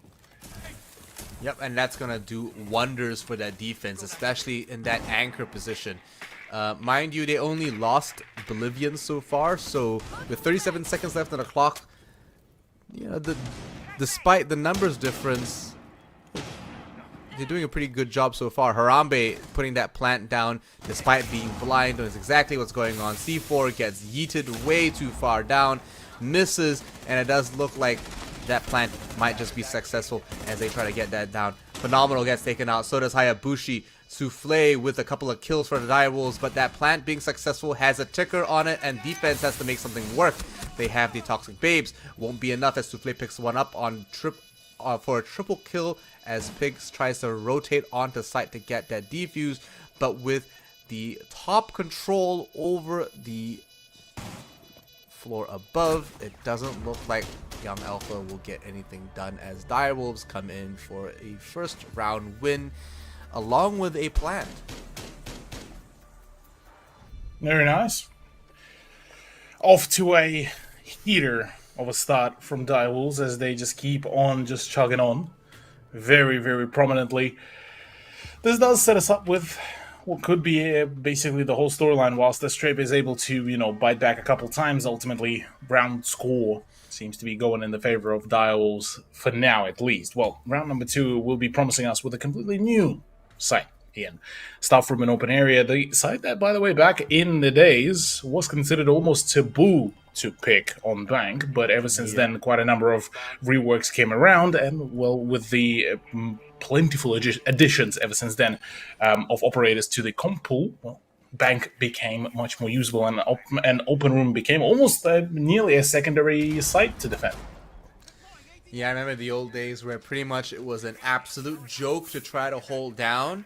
Almost undefendable, too many things to worry about, and it was pretty much a meme of a site. But, like you said, a couple of changes here and there has made it quite workable, especially these rotations in between the archives. That makes all the difference, really. Along with the added verticality of some of these hatches, it does make some interesting gameplay as we can rotate an entire floor. But essentially, in order to play that site, we have to play all 3 levels, Cthulhu. Absolutely. Well, all 3 levels are being, or at least top floor is being introduced with Phenomenal trying to make a play with the Azami and the Kiba barriers, which could be a decent shout, but again, if Direwolves will decide to go in 2s or in 3s to push the place, it will be rather problematic to really deal with, but I suppose we'll have to wait and see if that is actually going to be true, or whether it will be a bit of a bag fumble even.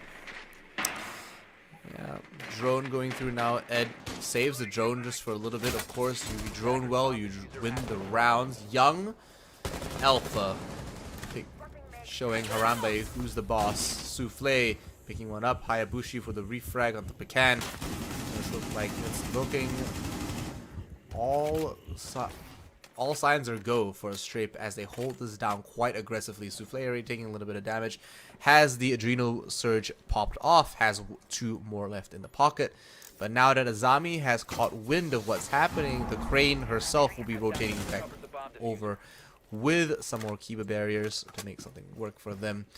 But you know what? She's all out for now, and maybe, just maybe, Direwolves have something left up their sleeves. They have 1 minute and 30 seconds left to Cthulhu. There are a plethora of options left available to them. Absolutely. Plentiful amount of opportunities to be brought in. So wouldn't put it past that. We could still see a really big switch on by Direwolves, despite the fact that Pecan and Harambe did die in a rather untimely manner. But with Ed, Jackie Wu, and Souffle, they still have plenty amount of the possibilities for the plays to happen. And Jackie Wu just takes a lot of damage. That is a cheeky position as well for the Maestro to hold on to. So this is a great damage bleed, which will be forcing Direwolves to be a little bit more cautious.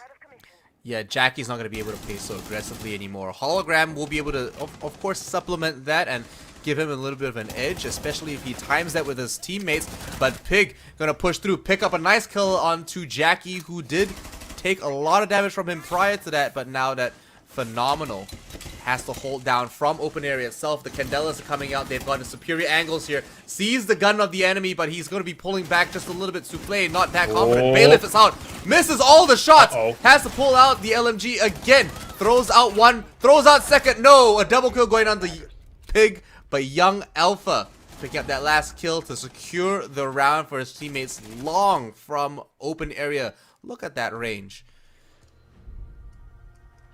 Absolutely solid. Solid, sturdy in the play is the only way to really describe this sort of performance. As Strape do manage to put a dent in the performance of Direwolves and certainly halt their progression to the absolute maximum. But albeit it's only a 1-1 scoreline, we can't really let ourselves to get too far in our predictions and in our calling. But I gotta say, this so far has been a really good hold by a Strip on the open area. Now returning downstairs, the side that didn't particularly go too well for them. They are looking to try to at least find some sort of a revenge against Direwolves. They need to make something work for them. But this is still a good position for a Strape. You know, we thought they would completely flop, but there's still some sign of life. They're still kicking a little bit. Absolutely. Yeah. But if anything, it's all about the opportunities that they're getting here as well. In just being able to compete with players so much more experienced than them, but also with being able to show everybody here in the broadcast on both the Mandarin and English broadcast here to see who is, well, to show what they have and show exactly what the Southeast Asian region is, I suppose, showcasing in some sense. But here we now have 2 minutes 30 seconds left on the clock, 2 minutes 36 really. But as they rotate through, Souffle now kind of aware of some of the positions that the defenders were holding through open area, and ooh, I don't think he got the taser off. Has the second drone out. Not sure if he's gonna be able to pull that out, but perhaps maybe pull the rotate. I'm not sure what he's trying to go with here. Oh, missed it unfortunately, but will we get a jump off? I suppose they're still trying to do a little bit more recon. Not to... Oh, I take it back. They're taking angles. Jackie Wu getting eliminated immediately. And again, Finka off the board before 2 minutes.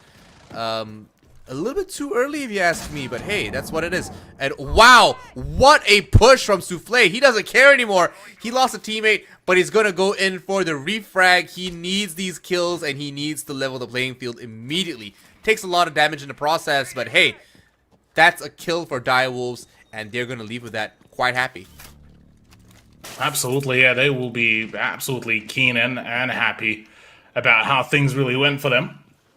Albeit Souffle now missing quite a large chunk of his health pool, will be forced to be a little bit more cautious about how he plays. But in terms of the utility, I mean, this is all fine and dandy.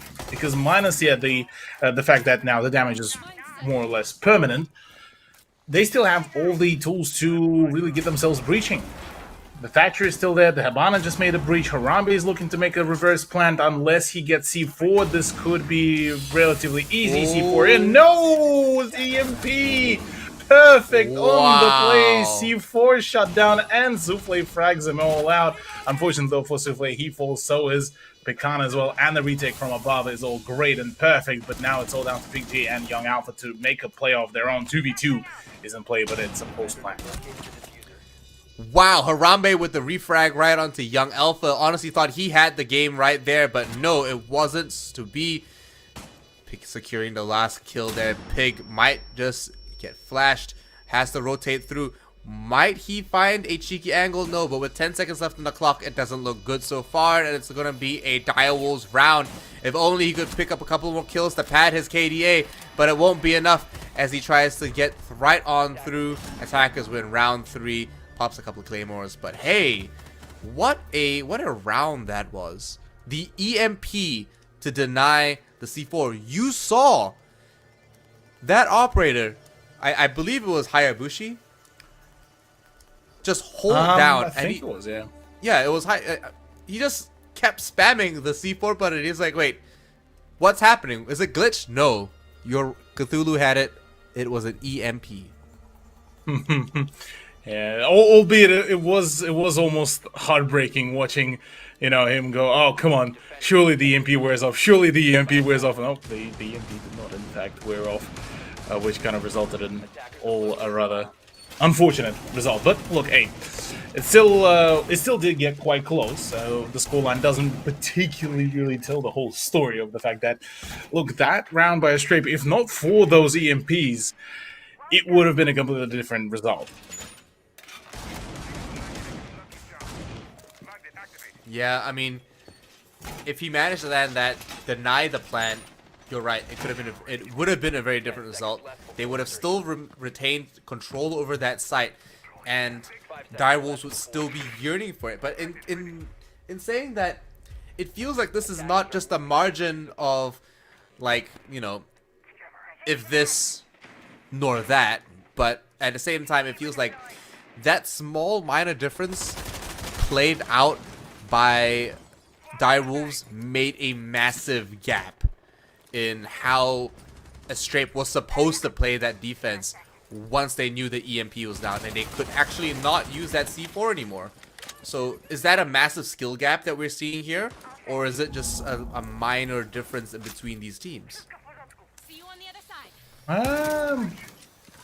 I'll reserve that sort of call for a brief moment longer, because at the beginning of the season, it has been looking like it's quite a thorough gap in between the two rosters. Now it's starting to dwindle a little bit with the fact that Castle has gone down rather early before any sort of damage could have been dealt. Does feel like a little bit of a difference maker with the fact that that early kind of damage being allowed even for Direwolves to be scored does sort of tell the story of that a little bit of a maybe miscalculated sort of positioning / play that doesn't really allow a whole lot of ground to really make work. Yeah, it is coming down to a lot of these free kills and opening frags that create some more space in between these attacks and these defenses, and enables a lot more creativity, or at least like it just opens up many more cracks in that defense for the attackers to really push through. Souffle obviously still has that hologram that we can still use, but McCann now pushing up the office hallway might find a couple more opponents in his way. The Kiba Fangs are out, and the walls, the obstructions are there to create some interesting angles. But Phenomenal now getting flanked by Harambe, coming around the corner. Doesn't get to see past that Kiba Fang. But he might just he might just peek this right up there, point blank. A couple of angles right through it. Wow, finds that kill onto Phenomenal. Finds that one first, but I'm surprised no one on that defense is actually seeing him despite oh boy, all their prior positioning. And Hayabushi did not have a fun time there. Having basically the whole ground just taken out from under his legs does not feel well, and Souffle just compounding more and more issues for a Strape. Not really making it look pretty good. Jackie was the one to finish it all off. It's a flawless round here. Just like that, Direwolves back into the swing of things as per usual, as I think he was actually starting to get tagged up by his own teammates as well. Yeah, not a great kickoff for a Strape. A lot of these rounds, a lot of these games, we do see friendly fire come through, and this is one of those games. Don't forget that friendly fire is live, and you can take out your own teammates by accident. Not that it is at any time intentional. It is clearly just an accident. But in saying that, trying to play at this level, you have to be so aware of what these things are, and even if it wasn't friendly fire, in the case of how Castle died, I'm not completely aware of it. I think I missed it, but if it wasn't friendly fire and he just got shot by a stray bullet, by the time the round just starts, you have to be aware that, stray bullets probably come through that window, because that's where the operators spawn for attackers. And so, wow, okay, we know where they're camping. Uh-oh. Stinky. seconds remaining. Look, I mean, It worked last time. I'm liking the idea. It did work last time, yeah, true. So, but the difference being is that if a Stray are bringing out the same strat, Direwolves now will know exactly what kind of setup a Stray are bringing in. So at this point now, with the introduction of the floors as well, his drones will be absolutely valuable. And with them being able to circumvent now a whole lot more of that utility to enter the site, this will be actually quite huge. But that's a bit unfortunate. Because now they have to face basically the idea of, oh yeah, we need to... Actually, never mind. Yeah, I was about to say that we need to somehow clear out the mute jammer, but instead I actually believe that it was one of the defenders that just decided to explode the mute jammer. A nice little cover here made for Bolivian by his teammates. And that's teamwork right there, folks. Helping one another achieve your goals better, faster, and more efficiently. Hayabushi holding up top by himself, however. No teamwork for him, but in saying that, taking the burden of his teammates by pushing forward as aggressively as he is exactly what he has to do. Pecan getting to work on some of the barbed wire to make it easier for them to push through. Looks like they're going to try to force their way onto the site without having to, you know, have too many obstructions like barbed wire in their way. But mind you, with Ed being taken off the board this quick, that's a lot of Candelas. And Jackie Wu being picked off as well. Not a lot of damage on Hayabushi, actually. You know, like, he's still got roughly half of his health left. That's quite a lot considering that they have 4 members on that defense. As Stripe really know how to work this open area. Oh yeah, absolutely. They certainly made it kind of almost their home ground, and certainly it seems like the prep has came in rather big. So good to see that. Good to see that the play is certainly working just the right job and the right work. But oh, that is a lot of possible damage and the grenade to boot.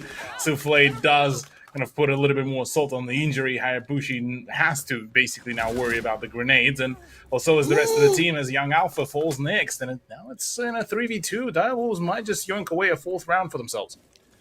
What an amazing round so far for Souffle. Triple kill going down.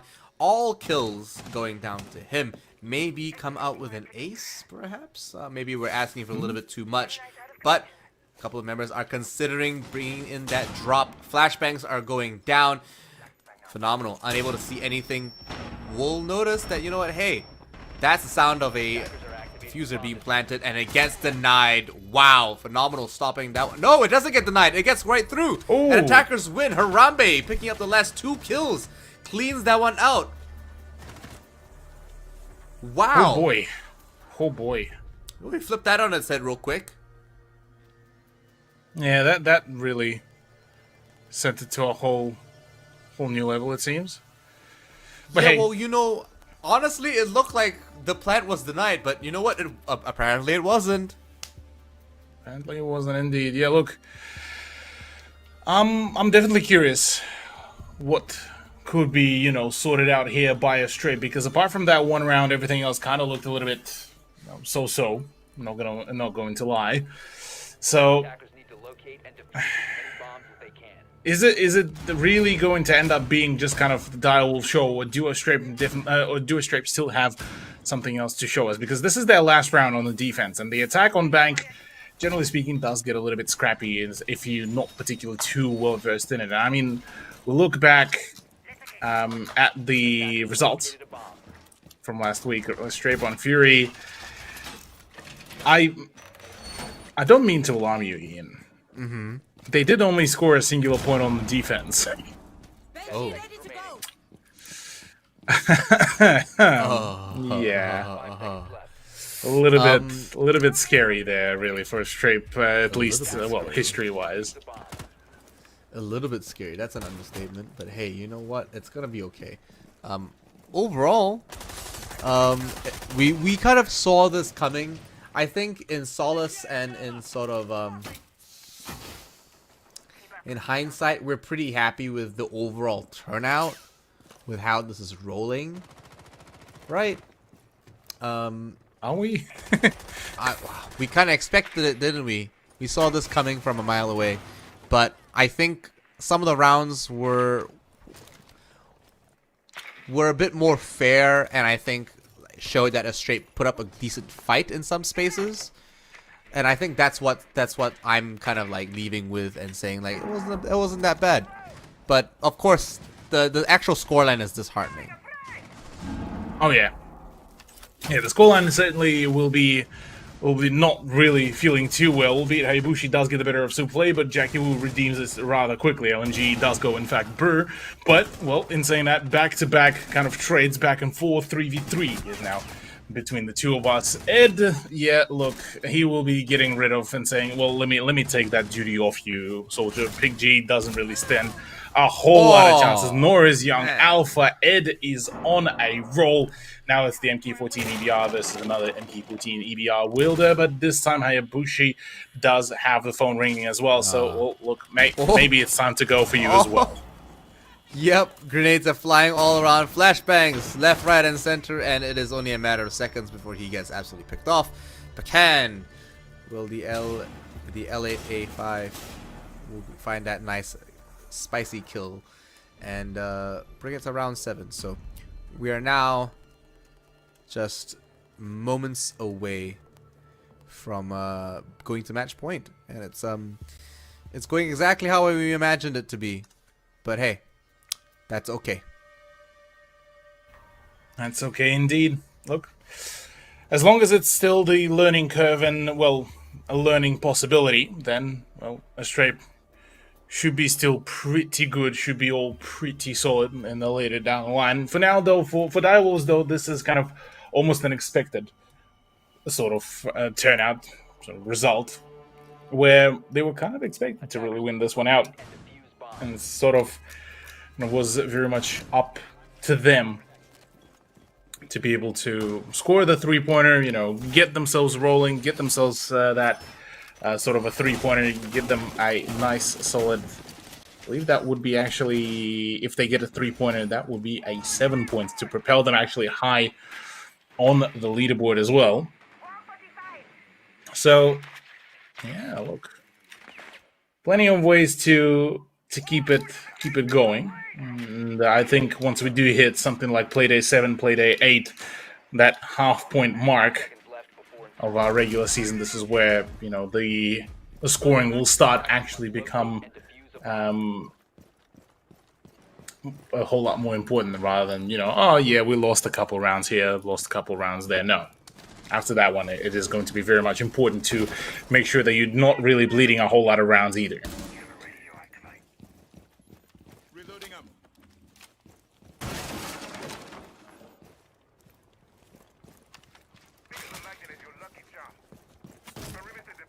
Meanwhile, well, Astrape looking to make an entry into the building, and well, interestingly enough, it's a much more kind of conventional way for Bolivian to make that said entry without using the usual Gara hook. But meanwhile, the rest of the team is starting to make some work around the windows, and well, keeping the windows actually open for the opportunities for Astrape is going to be actually key to ensure that at least some form of a crossfire is being made. But Souffle, ooh, look, that was a little bit maybe too cheeky, wasn't it, Ian?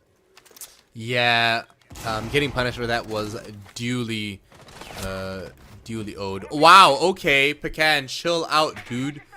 Echo absolutely popping off here, taking this forward defense position to another level. But hey, I love to see the aggressive Echoes because I'm really over seeing defensive, like, kind of like hide in a corner, like play on his Game Boy, kind of like, you know, operator picks. But hey, a couple of shots there. Bolivian also made aware that he is not alone. Jackie Wu now rotating with the MP5 and might just get caught out, but no, actually all members staying still, bruh. From the Lion, EE1D won't be caught out this time, but that LMG will have to be reloaded for the first time in 1,000 years.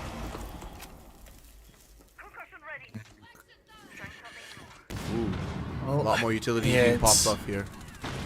Yeah, a whole lot more utility. Pecan, though, has something to say about that, and we'll be dishing out yet another piece of damage. Ed on the flank did not see him at all. Crossfire, perfect. Direwolves are sturdy with it. And they are all good, all clean, and continue scoring their points rather almost carelessly. By the way, sporting a very rare nowadays Norarengo skin as well for the MP5. So good to see that the gamers over at Direwolves camp do pay the respect to the OG days of the Pro League for Siege within APAC. But alas, we'll not delve too deep into what Norarengo became later down the line. Yeah, it is all history and tribute to, I suppose, the OG scene. But hey, like you said, we're not going to go dive too deep into that. And saying that, I just want to make a note that Ed absolutely popped off there. I think, you know what? I thought he didn't see him, but I'm pretty sure what he did see was that Zofia wasn't paying attention to that angle, and that in fact the other operator was a bigger threat in that position until his teammate called out, "Hey, he's at the top of the stairs." And then, you know, like, he gave him an assist there. I honestly thought that he would have sprayed and killed the Echo just because he pulled the spray over. If you can see in the replay over here, it does look like, you know, he did probably nick the Echo, but not enough to actually land those shots. I'm surprised he didn't go down.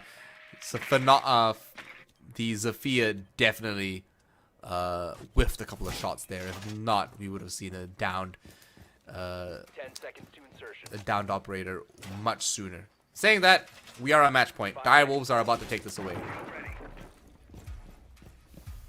Yeah, Direwolves basically could wrap it all up within just a round's notice.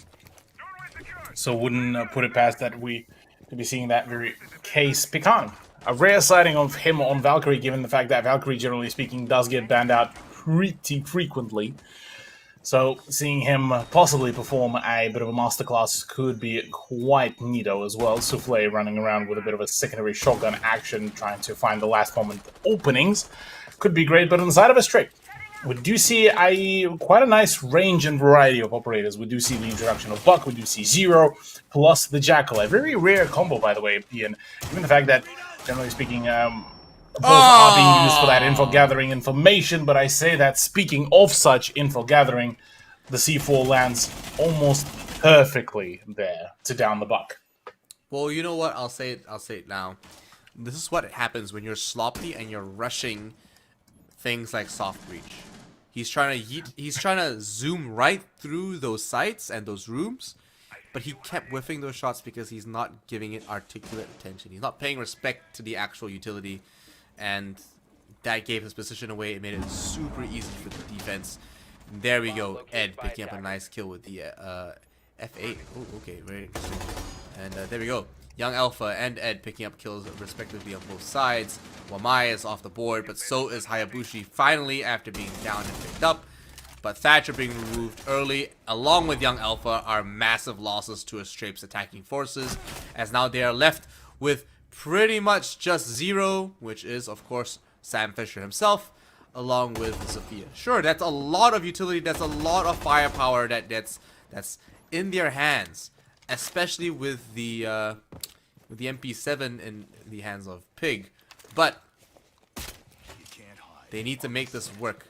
1 minute left on the clock. They have all the utility in the world and all the tools available to them. But with 50 seconds left on the clock, Wolfguard needs to make something work right now. Indeed, indeed. Yeah, look, Wolfguard will have to get to work. Phenomenal and Big G against the two players of Pecan and Souffle of Direwolves, trying to clear out as much positions as possible, and with the diffuser down upstairs, well, forced to spend some time just to try to get it down, which will be rather problematic late in the later stages, given only 20 seconds to go, so they have to basically full send it directly onto the side. The information is there already, damage is plentiful onto Phenomenal, and they're looking to wrap it all up. Pecan, crossfire there, able to land a solid shot. Meanwhile, flank from behind is there. Big G does not have enough time. It has to full send. You have to sprint. No, 3, 2, 1. And that is a wrap-up here, ladies and gentlemen. Direwolves do finish it all off in a very timely manner. 7-1. Ian, a solid performance from Direwolves. Very confident. Managed to lock that in. Not a doubt in our minds so far. And that is quite evident with how they played. But hey, Astrape tried. They definitely did. They put up a decent fight in some of those rounds, and they definitely had the right understanding of how they should have played those defenses, but they just got outclassed every single time. And like you said, as soon as we saw Pecan on that Valkyrie, the information was just overwhelming. The C4 kill, a lot of the attack coming in from a strafe where they were just clumsy, callous. We saw them fumble a lot of those, a lot of the utility they had, and just checking a little bit too many things. Like, sure, they were checking they're checking off their T's and dotting their I's, but in some sense, I felt like they were just running around like a headless chicken. Yeah, look, I mean, it's hard to really, give all of the critique to a Strafe, given the fact that they just versed Direwolf, so we will end up cutting them some slack. So, but regardless of that, yeah, look, quite a spanking by Direwolves regardless of that, and really, yeah, well played by them, keeping it nice and solid. And yeah, definitely the bank performance against the Wildcard as well has seemed to have reinforced the general kind of pace, the general play that DW brought in at the end of it all. And well, by the conclusion of it, well done, well played. The 7-1 is the storyline, and well, that leaves us with only one more matchup, being the Elevate versus Champion. Yeah, and again, another repeat kind of scene that we're going to see, as you mentioned before, where Elevate are a very storied team. They have a lot of history here, and then Champion are also, again, new kids in the block. What can they do? What are they made of? And are they going to be able to bring in any kind of upset? We can only hope that they take in what happened here on the previous match and really build on it as they go into their game against, yet again, a mountain of a team, no pun intended.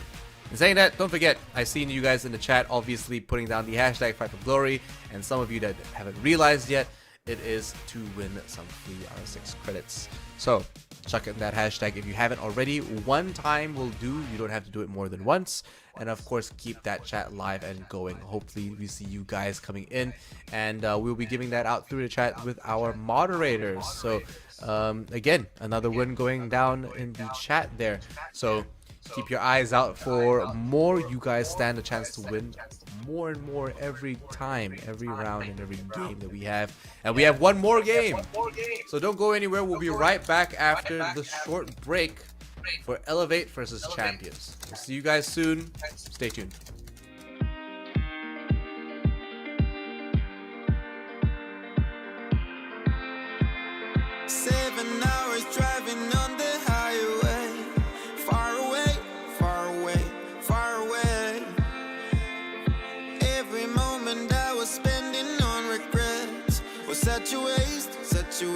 Such a waste.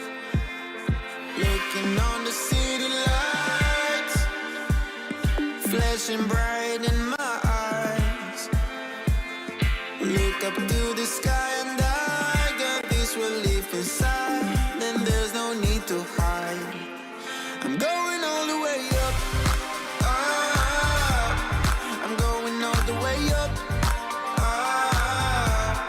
I'm letting go in my heart of everything that holds me down.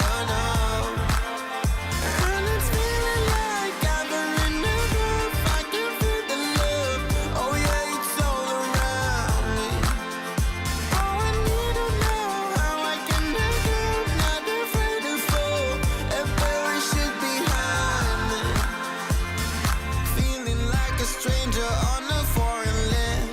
Far away, far away, far away.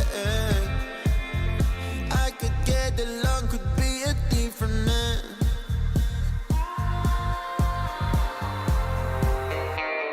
Looking on the city lights, flashing bright in my eyes. Look up to the sky and I got this relief inside. Then there's no need to hide. I'm going all the way up. I'm going all the way up. I'm letting go in my heart of everything that holds me down.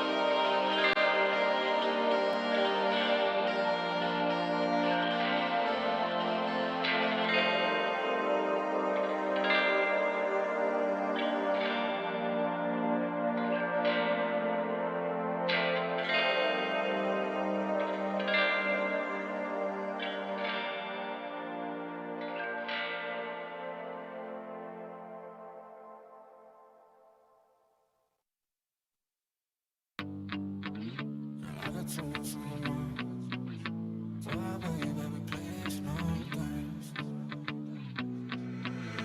I got too much on my mind. I got too much on my mind these days. To be dealing with your mood swings. Start back, you baby, please, no games. I got too much on my mind. I got too much on my plate. You just wanna know, try. I just need some talk space. I just need another day. Need to find another way. Girl, I used to play some sports, but I'm sick of all the guys. Now I don't care about your plans. Girl, I'm sorry, I just can't. I'm just doing what I can.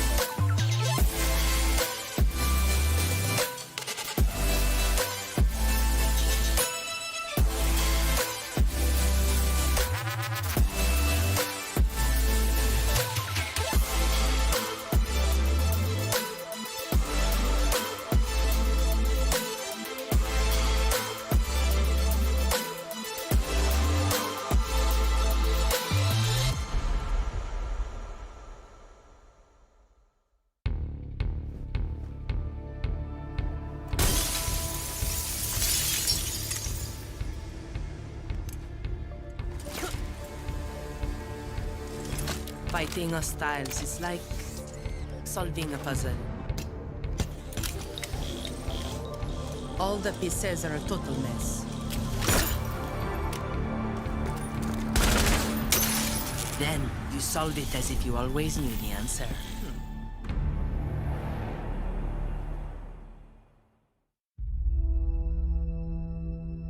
There are civilians out there who need us. They can't fight back. They can't escape. And they can't heal their own wounds. That's our job. And we're the best at it. By being careful and compassionate, we can make the world a safer place for everyone. We do this to be of service. And we can't afford to be complacent. When we go out there, we work twice as hard to protect others. Whatever we have to do, we put the people first. Get them out of here! That will be our focus. With unwavering diligence, we defend. And we get to say that when Wolfguard is on the field, things will be different.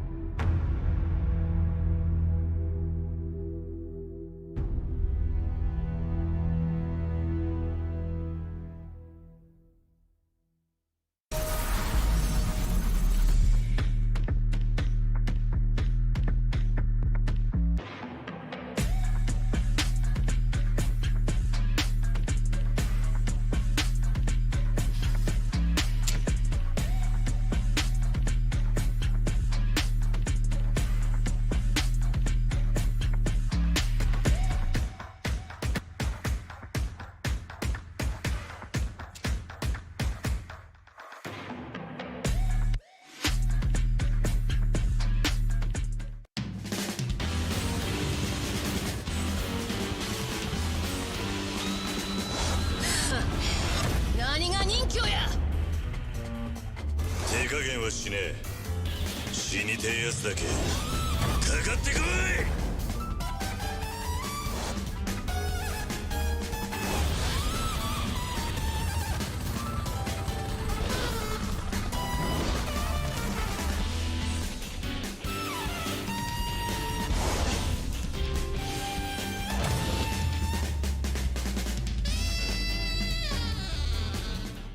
Get your squad back together in Rainbow Six Siege to earn free operators and an exotic weapon skin with the Squad Up reactivation program.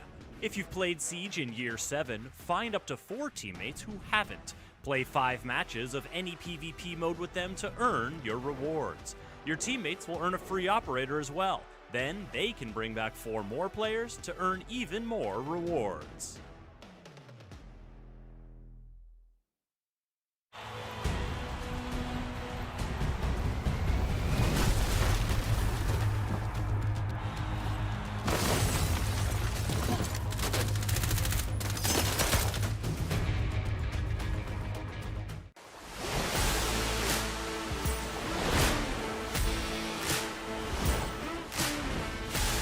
We should say. So it'll be interesting. See how it plays out. Mark, great shots from him and no trade. He's still alive somehow in the pantry. The Nitro as well. For a second, ED. He was nowhere near it, but it doesn't matter. Sapphires. There's angles that need to be covered. Sneaks his way on through. That's a big kill. Looking for more. What can he do? He's going to find the spray down and triple. He's on for the ace. He's on for the ace. And Bar with the reinforcement, they're threatening. I think that is Hajime just ducking around with the MX4. Can he find? Well, okay, so oh no, come on, guys. You know he's there. What are you doing? Has here 30 seconds remain, and they don't have a lot to work with, especially with Hajime finding his third for a triple kill. Can he make it 4? Swinging on from Split. No, it's going to be Hajime. Just be the clutch back that they need. The smoke's going to cover him just now. Spots the player running through, knows that there's one close by, swings it. He finds the kill. It might be the clutch up. Sapper and Slew flying. Sapper! Another banging shot onto ED, walking up wide. Yi will find one. Shadow will get one. A triple for him. He needs the quad. Yi.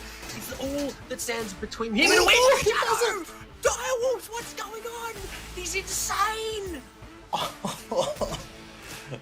Much That's a headshot.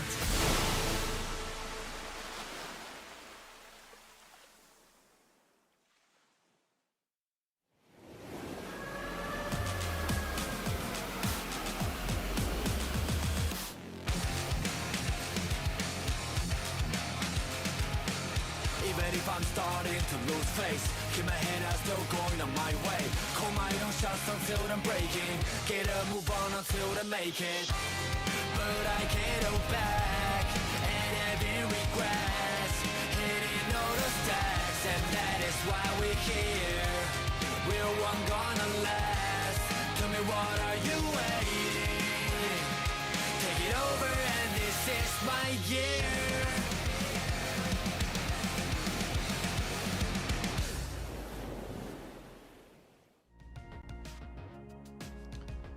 Welcome back. We are here for our last game, and again, another one-sided prediction from all sides here as champions go up against Elevate. And so it's going to be a steep climb, and Cthulhu. I don't know how to feel about this one, as we've again, you know, new kids on the block going up against some a very storied team and a very long-standing organization within the Rainbow Six scene. Yeah, look, that's definitely the case here for Elevate, a roster that, already just recently, you know, made appearance on the recent major as well, albeit not as, stellar performance as the one would have hoped, but regardless of that, we won't talk about what happened.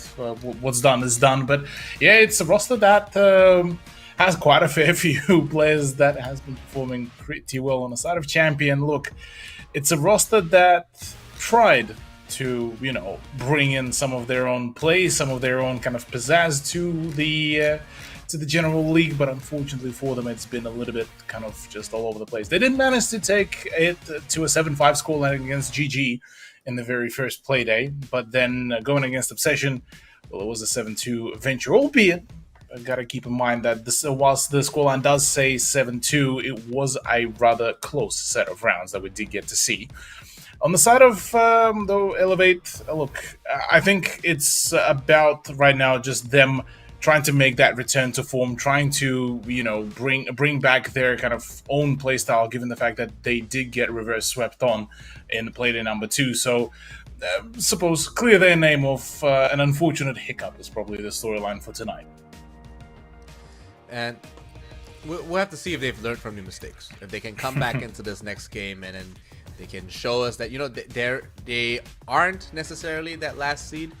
Astrape, clear losses so far. Can champions take one up from that and sort of like draw a nice line in the sand between them and last place?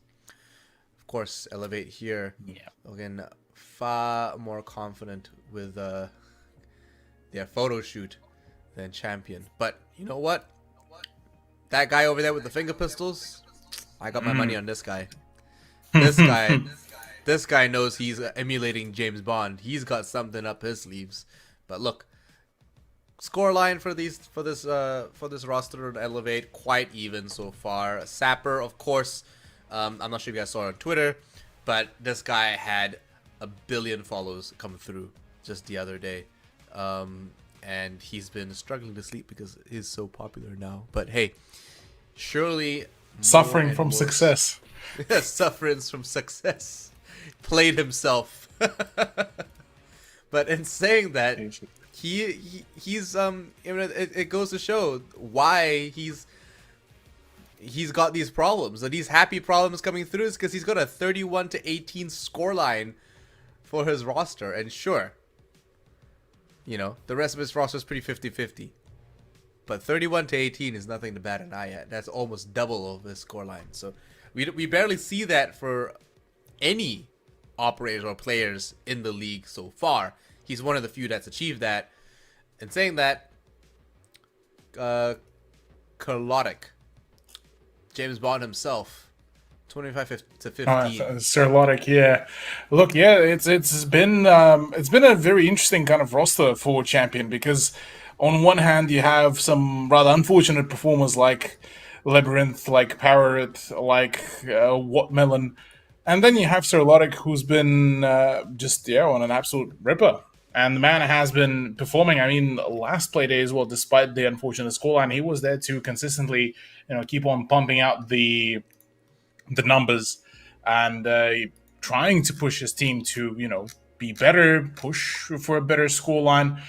So it's a bit of it's an interesting roster that bears quite, again, in a similar sort of vein, how Astrape is diamond in the rough, so a little bit more polished, a little bit more general kind of effort, and this could be quite a solid roster. Or even then, we've seen even, say, within OCE, a number of rosters that initially would form up, try to do their best in the league, but then all get picked apart into some of the more bigger teams. So going into this one, well, going back to Banks, it's the dominant teams taking their rather less experienced opponents to what feels like the map where, well, if you practice it good. If you don't practice it, this is where you flop hard. And well, already for poor lads over at Astrape, things did not particularly turn out quite well.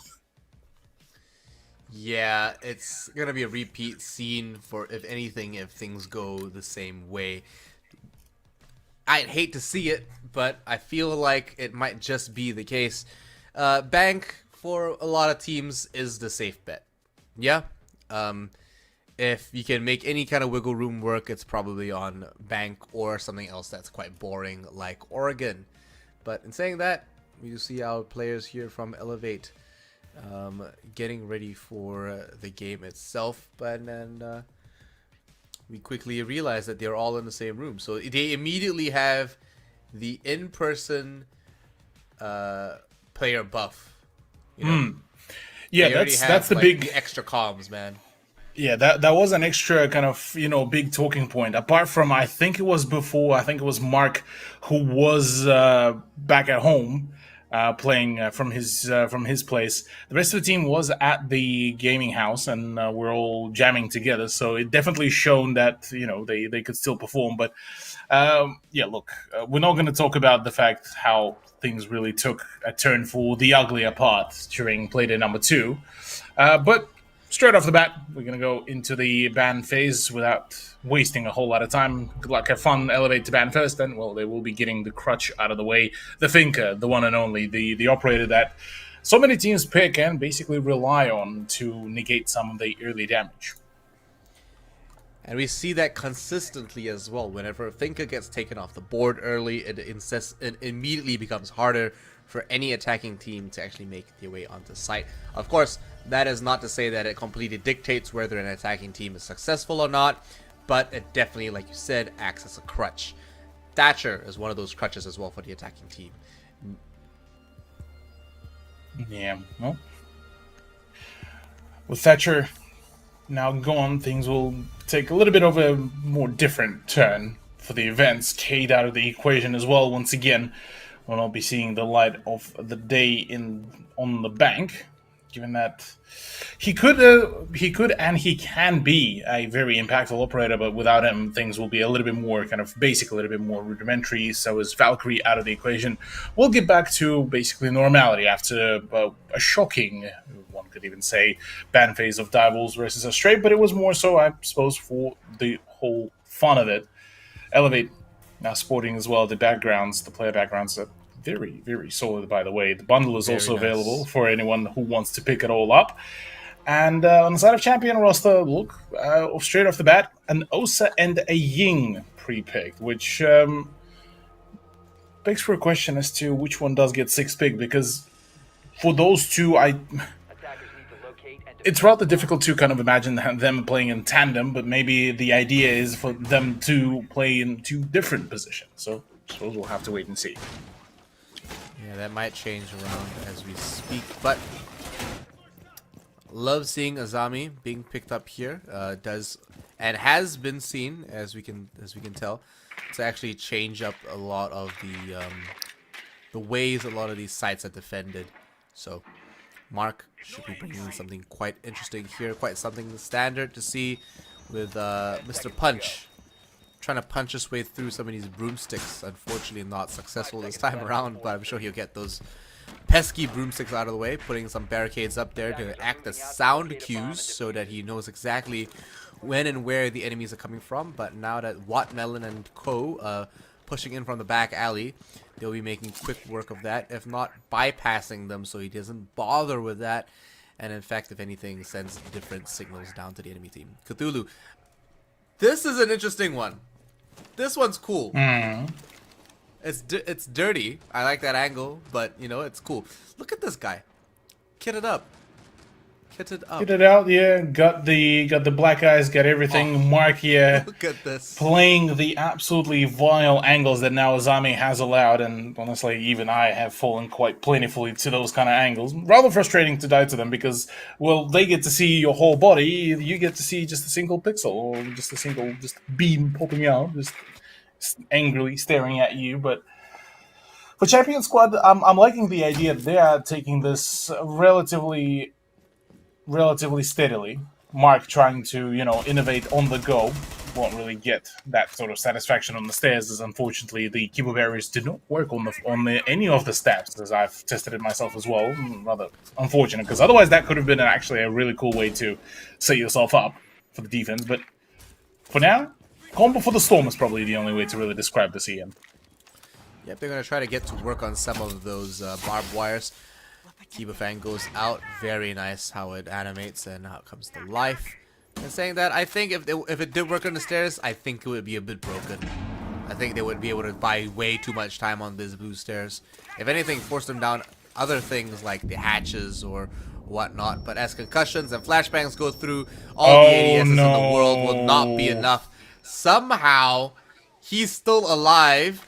because the Toxic Babe went out just before they pushed in. So he bought himself a lot of time there. He still has 2 more. He might want to toss another out just to buy himself a little bit more time. Mark takes a little bit of damage, but takes down Farlord.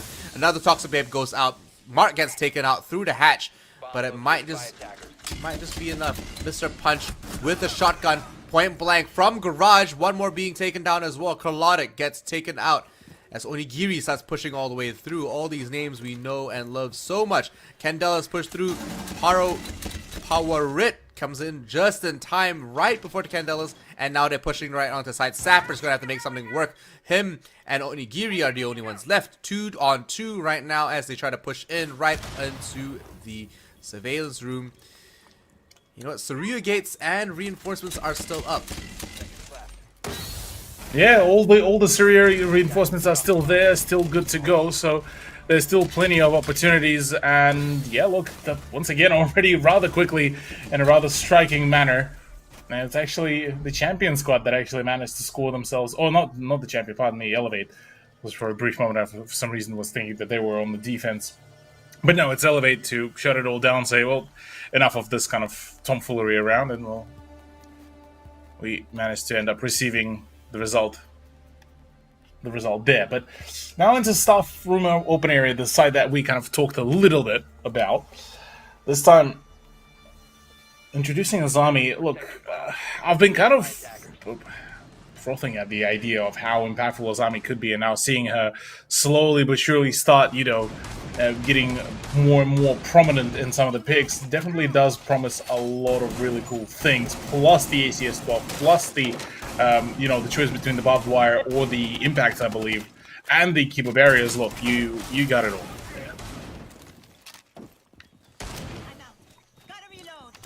It's working wonders for that defense, and it's no surprise they're gonna keep that as a consistent operator on that roster. A couple of bulletproof barricades going down. Castle now rotating to be a soft roamer. Has one in his pocket just in case. Actually, no, puts that down right by the hall there. So a nice position I like to see. Actually, being used forces a lot of the attackers to use the halls and the staircases behind it in order to get through. If not, burn a little bit of utility, but not hard for Farlord to actually take down. So not a big deal. Osa coming in as well. Should be able to provide a little bit more utility, but DCH already being pushed off from that site as it's being made aware. You know what? You're not welcome here. Wattmelon now pushing in with the shield as well as a little mini makeshift Monty, and you know, not taking any damage. Oh, you know, catching his feet, has to angle down just a little bit more. Rotates off with that shield, barely making it out alive. Pulling that shield back up for the rest of the team to back him up as they push down, and that's that attack right now as Mark starts to rotate up to respond to this. Quite a possibility of that. Well, Mark looking for an opportunity on the stairs could certainly catch a number of players off guard. Interestingly enough, though, some of the champion players are still looking to even make an entry. Powerit having a little bit of a struggle of finding confidence to actually make that push happen. And while Farlord and the rest of the crew are looking to try to make a play around the eastern hallway, but to no avail. Very cautious about how they're wanting to approach this, because they know very well the moment they make a mistake, Elevate will punish them rather severely. So very, very slow approach, which could buy back at them as well, mind you. You know, the time difference, or rather not the time difference, time management could prove to be a little bit problematic. Pretty crazy how time flies by. 1 minute left on the clock. Powerit. There we go. Sorry. Yeah. For some reason, I struggled to say that. But Powerit. There we go. We'll be rotating through, but it's Sapper to pick up a kill onto Labyrinth. Man, I am struggling today as they pick up a couple more kills as they rotate through. Farlord sees the head, collects it. Mr. Punch goes down. A second one. Sapper. Onigiri onto Caloric. But it's like a nice little trade back and forth. And saying that they are down 2 members. And Mark picks one more up. Watermelon goes down, and that's your Osa. Power Rit down as well. No more holograms for you. And it's all down to a very injured Farlord. Will he be able to pick up Power Rit? They have only got 10 seconds left. He doesn't have enough time to pick that up. And oh! Barely misses the headshot. Oh. Barely misses the headshot. And the shotgun from that range, it is still deadly. That ACOG does work, man. Bit of a tomfoolery there being conducted by Champion on that sort of push. Doesn't really bode too well for the Champion squad, and so well, in reality, it all kind of turns it into a rather prominent loss. Now, going into round 3, once again, we're now seeing the top floor make an appearance once again.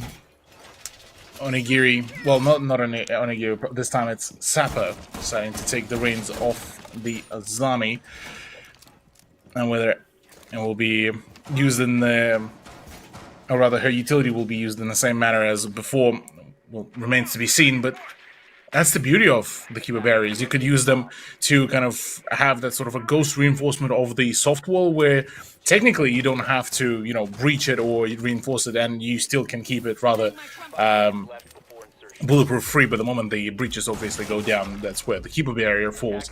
Or you could even start patching up some of the positions, or use them as those kind of makeshift bulletproof shields as well. So there's the plethora of opportunities. And I'm definitely quite keen to see how will Sapper be able to, improvise with that said utility. Still a lot of time left on your hands. But yeah, Sapper has been, generally the start of the show so far, but with a flexible champion like Azami, I think it allows him to really shine. But look at this, a 4-man push right into logistics, and they still go down. Farlord gets knocked, and being unable to withstand, the rest of his team gets taken out along with him. He's not even go down yet. 3 men on that window, and only one of them picks up a kill, and it's not even the guy that got him down. He's gonna have to put down that shield somehow to keep himself alive. Oh, and he goes down as well. What is happening? Champions. This is not it. This is not it. And there we go. Powerwit finds 1 kill into Punch. But man, what a rough start. Yeah, bit of a rough one there. Onigiri does find the finisher as well. On top of it all, Powerwit kind of being left all alone on the rooftop. Not particularly the kind of result that one would hope to see, but it is what it is. 3rd point, though, is about to be scored, and Elevate still have plenty of time to really do it. Possibilities, though, are plentiful that that round still could be thrown out, given that Powerwit could really take this as at his own kind of pace. But for Champion Squad, look, at this point, maybe utilize this sort of the end of this round as a bit more of a makeshift attack pause to, talk it all out, because certainly there has been quite a fair few unfortunate results, and yeah, there's the swing. DCH is just built diff. Built diff. Yeah, there we go. He's done this many times before. Holding down logistics is just... Oh, sorry, stock. Sorry, I should say. Is Stonks. Just... Yep, Stonks room. Sorry, the name's wrong, but hey, it's just another day in the office for him, and you can see by the way he played that, he kind of just he just peeked it, got the kill, he went back, and he was just chilling. Champion completely rattled how they're supposed to deal with that after they got 4 out of 5 of their members board wiped within the first 30 seconds of the round. If I was them, I'd be shook too. No lie.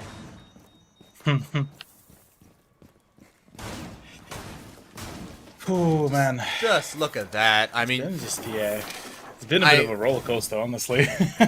It's just asking for a little bit too much just to use utility in a tense situation like that. He was better off just going straight for that pickup and just like, you know, really sending it and committing to that pick. But no, unfortunately he did go down, and they eventually got the triple kill as well for Onigiri. As the Zofia bled out, Farlord did not have a great time sitting there without withstand, sending him PTSDs. Yes, sir. Oh. Indeed. By the way, moving on to the continuation of that, what seems to be a rather courageous push by Farlord and co. Elevator just kind of vibing, really. Yeah. They just chilling. They're not really moving a whole lot. There is like a little bit of just a shuffle around, just to more so to keep themselves mobile. But that is basically about it. But yeah, Farlord is actually just about to make a play here. Yep, takes out a lot of utility there. Actually manages to make something work for them. Yeah. Oh. I like this. I like this. That is a sturdy setup. Yeah. This. I bet he's got ADSs all up the wazoo there as well. But there you go. Look, the breach is starting to happen. So as it stands, for Champion Squad, they kind of looking at all this and just kind of trying to figure out what to do. Do we swing this? Do we try to destroy this? Do we just kind of stay there and just go? Oh. Do we like this? Is this what we want? We don't know yet. They found the bomb. Great job. 1 minute and 16 seconds left on the clock. They are going to try to get a little bit more dronage in. They still have some time. It's okay. No attention on that blue stairs. They just saw all that defense and they were like, you know what? We can imagine what that looks like on the inside. Let's just go somewhere else for now. You know, like, there are many ways to attack bank. And with that drone, they confirmed that, hey, yeah, we're not getting through there anytime soon. We'd have to burn way too much utility. A little bit more focus on this back stairs here as they go through the main stairwell. And perhaps even push through the garage. So already pushing through, getting a little bit in there. Toxic Babes go out, punch. Struggling to get one off, but Mark has gone down to Farlord. A couple more LMG shots go down, but nope, they finally retrade that. Watermelon and Farlord both get taken out, but they finally get punch back on that trade. A little bit more utility being used. Smoke goes out there, and now they're struggling with some angles. Onigiri is trying to push in and picks up Parawheat. 2 attackers left on that clock. Vulcan is going down. That's stopping them from getting anywhere close to that site to plant. And now that Labyrinth has to drop the hatch. Doesn't check the doorway. Checks every other angle but the most obvious one. And Onigiri picks up that kill with the DMR. Point blank. Buck unable to do anything from a long distance. Round going to Elevate quite convincingly. Very dominant. Like, Champion just couldn't do anything in that situation, Cthulhu. Oh yeah. Champion really couldn't find a whole lot of big swings for themselves, so one would hope that they would be able to find their footing sometime soon, but in the general kind of reality, it's all been kind of still orchestrated rather prominently by Elevate, as much as we would love to say, oh yes, Elevator just, you know, like nearly fumbled the bag, but in reality of it all, it was kind of just, yeah, look, a little bit all over the place kind of turnout. So hopefully going into round 5, we could see something, a little bit of a difference maker, really, here from the two rosters, but really for Elevate, not a whole lot of things need to be, you know, innovated here, given that they already done their homework. They just here, they're playing, they're vibing, and at this point, they're the team that look like could possibly just keep on scoring on and on and on, with like making it as 6-0. It's very much still on the board, that sort of idea. Well, their story team, yes, DCH, yes. No one is upset with that. Everyone is like, we like this. In saying that, I just feel like you said, they know they've done your homework, but I feel like it's beyond that. They've done this so many times, and Champion are just not bringing anything new to the board. They're not bringing any kind of innovation. They're not They're not surprising Elevate with scary, bold plays that are executed well. And so far, a lot of these plans are just kind of messed up in a lot of senses. DCH are getting surrounded There it is. and losing a lot of health. And hey, The traps finally worked. yeah, they actually did. I cannot believe it. My gosh. And that's the operator with the fake. Yep. That's the one. Making it all work is all part of the charm, suppose. And well, that would be rather a bit of an annoyance to deal with as well for the champion squad. Given that, well, down to the Capcans, that's the worst kind of feeling when and it's just you're doing your best, you're trying to hold on to it, but then, well, this sort of stuff happens. Yeah, nice couple of interesting angles here. Caloric almost gets his head taken off. But now that they're pushing through, Firelord picks that one up from a nice top angle. Mute Jammers get taken out as well. A little bit of utility being dismantled.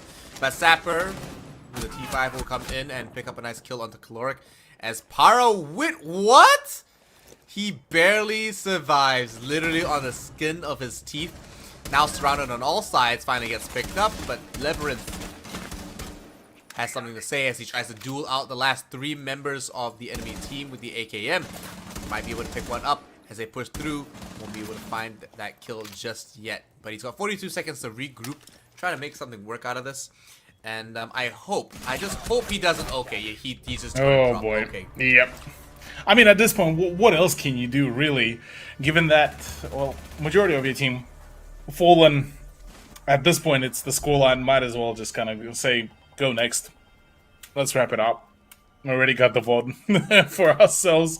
Matter of fact, the VOD in 3 different languages, I believe. Because we got the Taiwanese channel rolling, we got the Thai channel, and we got our English broadcast as well. That is true. Rolling. That is true. And shout out to everyone tuning into all 3 of the broadcasts as well. You guys are the best. Yeah. Yes. And yeah, look. So far for Elevate, I suppose today is the day of just them experimenting. And I mean, we're looking at their lineup. Yes, they are basically like this gives us a nice kind of insight to what could be, the picks for the upcoming APAC South games. What could be kind of the next evolution, I suppose, even of the playstyle of Elevate. Because, look, Azami is one of those operators that I reckon will be the one to change at least the defensive meta rather thoroughly, given just the sheer amount of flexibility that she does allow. But we still yet to see kind of her to be used thoroughly, or at least by most of the teams. And she's sort of still falling into that sort of almost a niche kind of meta pick. Yeah, I think she's, if anything, going to be less niche and more just straight meta soon. Like the amount of traffic she gets across all leagues is, frankly, starting to become very general. Her and of course Sense. Starting to get a little bit more play. We haven't seen Sense at all today, though, so that's kind of disappointing in my opinion. Previously, a lot of these new operators were usually taken off the board for just not enough, just on the skirting of it, unable to take down the deployable shield, leaving that defensibility. Yeah, unable to yet find the right kind of footing, the right pace, the right play, you name it. That's something that Champion are still yet struggling to find the right play, though Sir Lodic will be attempting to at least find some sort of an opener with the utility, and Labyrinth actually does get the better of Onigiri, so finally some opening frags in their favor, but I say this DCH does remedy the situation rather quickly as well, with Farlord now being disposed, so is Power It. This is all not looking too pretty here, Ian, as Elevate are starting to chomp through the champion squad as if they're just morning cereal. The only difference is that it's not sweet. You know, there's no sugarcoating here, and if anything, it's brutally painful watching this happen as 5-0 Elevate lead this game and look for a flawless match against Champion, pushing them arguably to the very bottom of the leaderboard. If I can just grab their stats and their KD differentials, man, I mean, it's kind of painful to see, but as they try to push through for this one as well, 51 seconds left on the clock, and it's not looking great for the team as they try to make something happen, but in all honesty,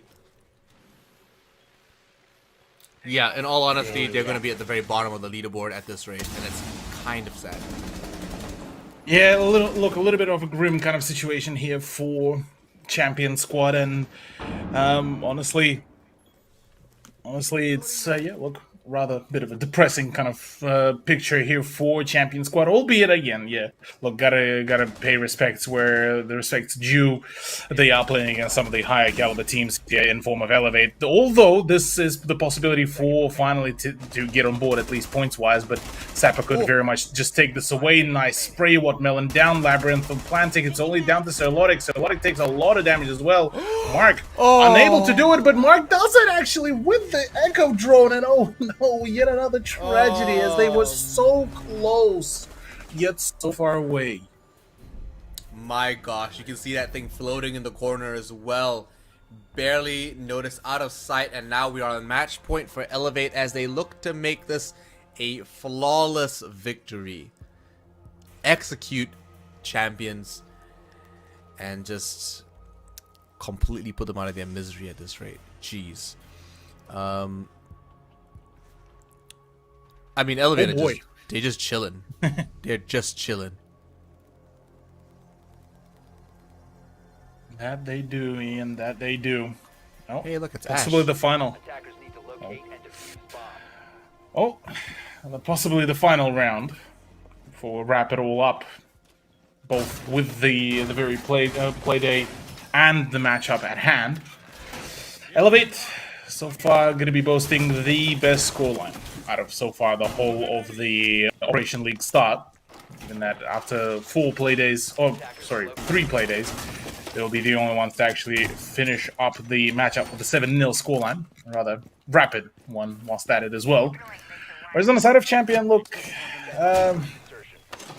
maybe next time might be worth to stay away from Bank. Try to stick as much as possible to those much more rudimentary kind of maps, purely for the fact just to nail down the general pacing against some of those higher end teams. But who am I to say I'm just a wee bit caster? So, I mean, in the end, this is our experience that bleeds through, that we're seeing come around. Onigiri, of course, losing his head in that duel, almost picking up Karlotic, but hey, he almost had him. Azami now very, very low, but that's your Amaru taken off the board, and so in some sense did her job, used her utility, but that's one of your top fraggers on that roster, eliminated immediately. So if Champion want to take a round from Elevate, it is this round. Is this round indeed looking to make that big impact and make it as snappy as possible? Unseen indeed, perfect angle to be used by Power It. Try to shut things down. Presence up above and on site is going to be rather plentiful, as the setup certainly does provide quite a lot of mobility as well to the Champion's defense. So Sapper & Co. will try to make something work for themselves. Well, one would hope it, at least. But as it stands, minute 35, and we yet to see any sort of big advancements, as well, 0 cams are starting to go out courtesy of DCH, but that's basically all about it. Sapper pushing through, right through the kitchenette. Pushing into the open area. Power Rit now surrounded by all sides. Drone knows where he is. He's gonna move around, but oh, he still picks up the kill onto Sapper, and that's your second best fragger on that team eliminated. DCH eliminated as well, and somehow on defense, Champion are able to eliminate 3 members from Elevate. 3 still, 1 going down. Finally, Power Rit buying so much time for his team, holding down that open area, and they're not even playing on that site. They are still 1 floor away from making this happen. Flashbangs go down. They are thinking about dropping into that safe, into that vault, but will they actually do it? Mark still has a little bit of work to do, now trying to crack his way through some of these Kiba Fang walls. Drones are going out, but he's nowhere near ready to actually make his way onto site. Caloric super low with 20 seconds left on the clock. They're trying to push through. Picks up the head. Mark finds Caloric. C4 goes off, but it's not enough. Punch finds another kill. 2 on 2. The tables have turned, and they are now in a triple kill with a 1-member lead with 5 kills on the clock. And it's now 1v1. And oh no, Elevate save that by a millimeter. And they win with 3 seconds left on the clock. A flawless victory going to Elevate 7-0. You wish. Oh, that's one hell of a way to wrap it all up.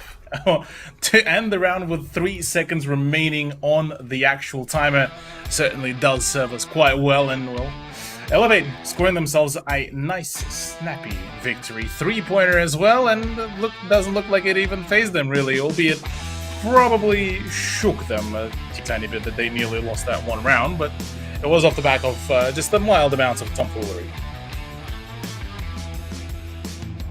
Okay, no lie, that was pretty crazy. It was down to the wire in that last round, and it kind of gave me a little bit of hope that we might see a little bit of resistance there, but I feel like it came down to gun skill and being able to take the initiative there. And that's where a lot of experience comes in for Elevate, and they were able to really capitalize on that. So for you, what was the deciding difference in that last round in particular? Because the rest of it, let's forget about the rest of it. Look, I think it's just more so the fact that the defense of Champion just decided to, oh yeah, we have the numbers advantage, let's just go take them on 1 by 1 kind of thing. And that's the worst part that you could really do, whilst yes, your castle was able to defend the open area. Everything else kind of all just flopped apart, and just unfortunate. And the fact that, the last 3 seconds, just why challenge the angle? Just hide as much as you can, play for time, really, because at least that way. Run off site, yeah. Look, there were plenty of opportunities, but maybe in the heat of the moment, in the heat of battle, things didn't particularly look too pretty there for the Champion player. So, look, alas, unfortunate. It is what it is, though. Yeah, absolutely. In the heat of battle, like you said, you could just completely forget that it's an objective-focused game, and they were out of time. And you might want to take team fights. But if anything, don't forget, if you're in chat, chuck in #FightForGlory. We've been doing that all day long. We've picked up several winners in chat. Make sure you guys are in it to win it. But in saying that, congratulations to everyone that has won those R6 points for yourself. And you know what? Tomorrow you can do the same again. So make sure you're checking out these giveaways, making sure you're capitalizing on this. Make sure you're doing your best to, fund your battle pass. In saying that, don't forget to follow the channel. Don't forget to keep up to date with Rainbow Six Southeast Asia, as Cthulhu, myself, and the rest of the roster will be back tomorrow as well. So, I mean, we're here for quite a few games back to back in the next few weeks. Cthulhu, we are looking forward to a lot. But how were the games today for you? Honestly, I'm still rather surprised with how things really turned out for a number of teams. Surprised that the games like Obsession kind of ended up concluding rather quickly. So curious, how will the next play day really work out? Maybe a little bit of rest, maybe a little bit of practice back up should really regain some sense for some of the teams. But apart from that, look, GG's all across the board, and certainly sets us up with a nice kind of storyline for the rest of the season. Yeah, you're not wrong. It does start to build something to tell the world about, and especially for everyone in Southeast Asia, we want to know exactly who these teams are, where they're coming from, and what they're going to be doing. So hopefully this doesn't dishearten the players on those rosters, and that we see them in the coming games as well. But thank you everyone for being here today. It's been such a great day, Cthulhu. It's been the third day here at the Operation League. Definitely, yeah. Third play day of Operation League certainly has delivered the goods, and well, there's certainly plenty more. With only 3 down, still plenty to go. I believe it's only 14 still days total. So we'll do the math. 11 more days of Siege SEA goodness still ahead of us. Yeah, absolutely. And the current standings tell all that has been said. A champion. Not at the very bottom, fortunately for them. Due to round differential. Yeah, due to round differential, of course, which is 1 round, by the way. Not much of an excuse to say. But Gaiman, Gladiators, man, that's a 0 round differential. It's a 50-50 split for them. But look at that top line there. Direwolves and Fury. 7-6. Direwolves leading that pack. So, hey, great job by them. And, leading up just behind Elevate and Northern Forces. Obsession dropping from 1st place to 5th. That's rough. That is rough. And I mean, look, it was kind of bound for it. That was kind of the big storyline, that whilst Obsession was at the top of the leaderboard, they were still in that very volatile position. And it's only the start of the season, so there's plenty going to be of ways for them to come back. And look, for Direwolves, Fury, and Elevate, the trifecta of the big names, well, at least they're at the top of the leaderboard. They're back into the swing of things, albeit between Fury, Elevate, and Northern Forces and Obsession, it's a 4-way tiebreaker, so plenty of ways to really seal the deal. For Direwolves, though, tomorrow is, well, basically yet another day to, well, possibly quite quickly procure some more points to keep themselves on top of the leaderboard. Same goes for Obsession. The time for redemption is there upon them, whereas the Elevate versus Fury could be a rather solid matchup. And then Gaming Gladiators versus Northern Force. I am definitely looking forward to that one, because this does bear quite a fair few consequences for both of the teams. Yeah, absolutely. It's starting to become a little bit more high stakes, but they're in that middle slot of that bracket where either team could actually become the winner and take one over the other, and it could shift a lot, as you said, right? A lot on the line for them. But thank you everybody for being here. We've had an insane day, my first day on the broadcast, along with Cthulhu's, I believe. And it is second day. Second day for you, that's right. But thank you for having us. Thank you for being here. Shout out to the other casters in Taiwan, as we saw just briefly on the broadcast just now. And of course, everyone in Thailand as well. Thank you for everyone for being here. Shout out to our sponsors yet again, Kingston Fury, a gaming brand supported by Kingston themselves, and Ubisoft and Red Bull. So thank you everybody for having us here at Operation League Southeast Asia's 2022 Summer Split. What a great day. And thank you everybody for being here. And I'll see you guys we'll see you guys tomorrow, but I'll be seeing you guys next week.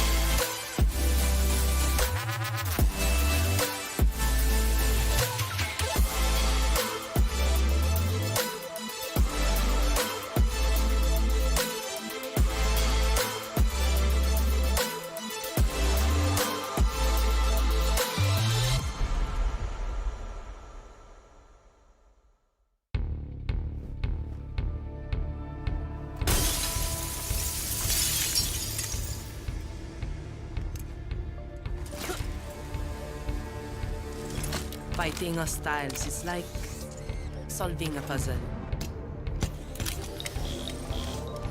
All the pieces are a total mess. Then you solve it as if you always knew the answer.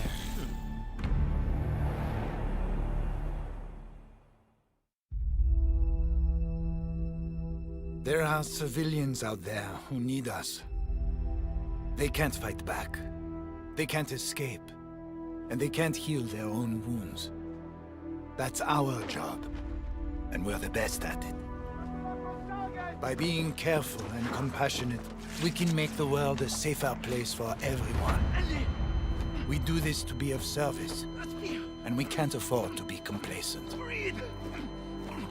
When we go out there, we work twice as hard to protect others.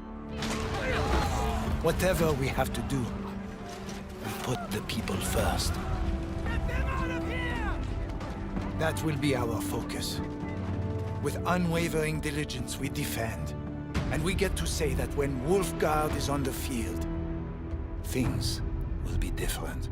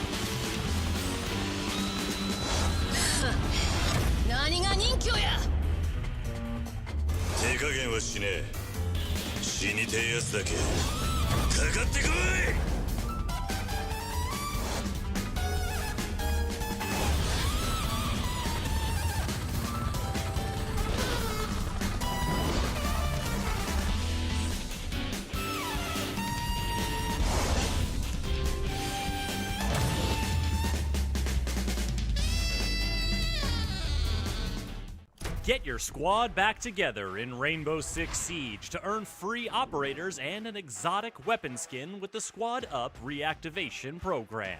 If you've played Siege in Year 7, find up to 4 teammates who haven't. Play 5 matches of any PvP mode with them to earn your rewards. Your teammates will earn a free operator as well. Then they can bring back 4 more players to earn even more rewards.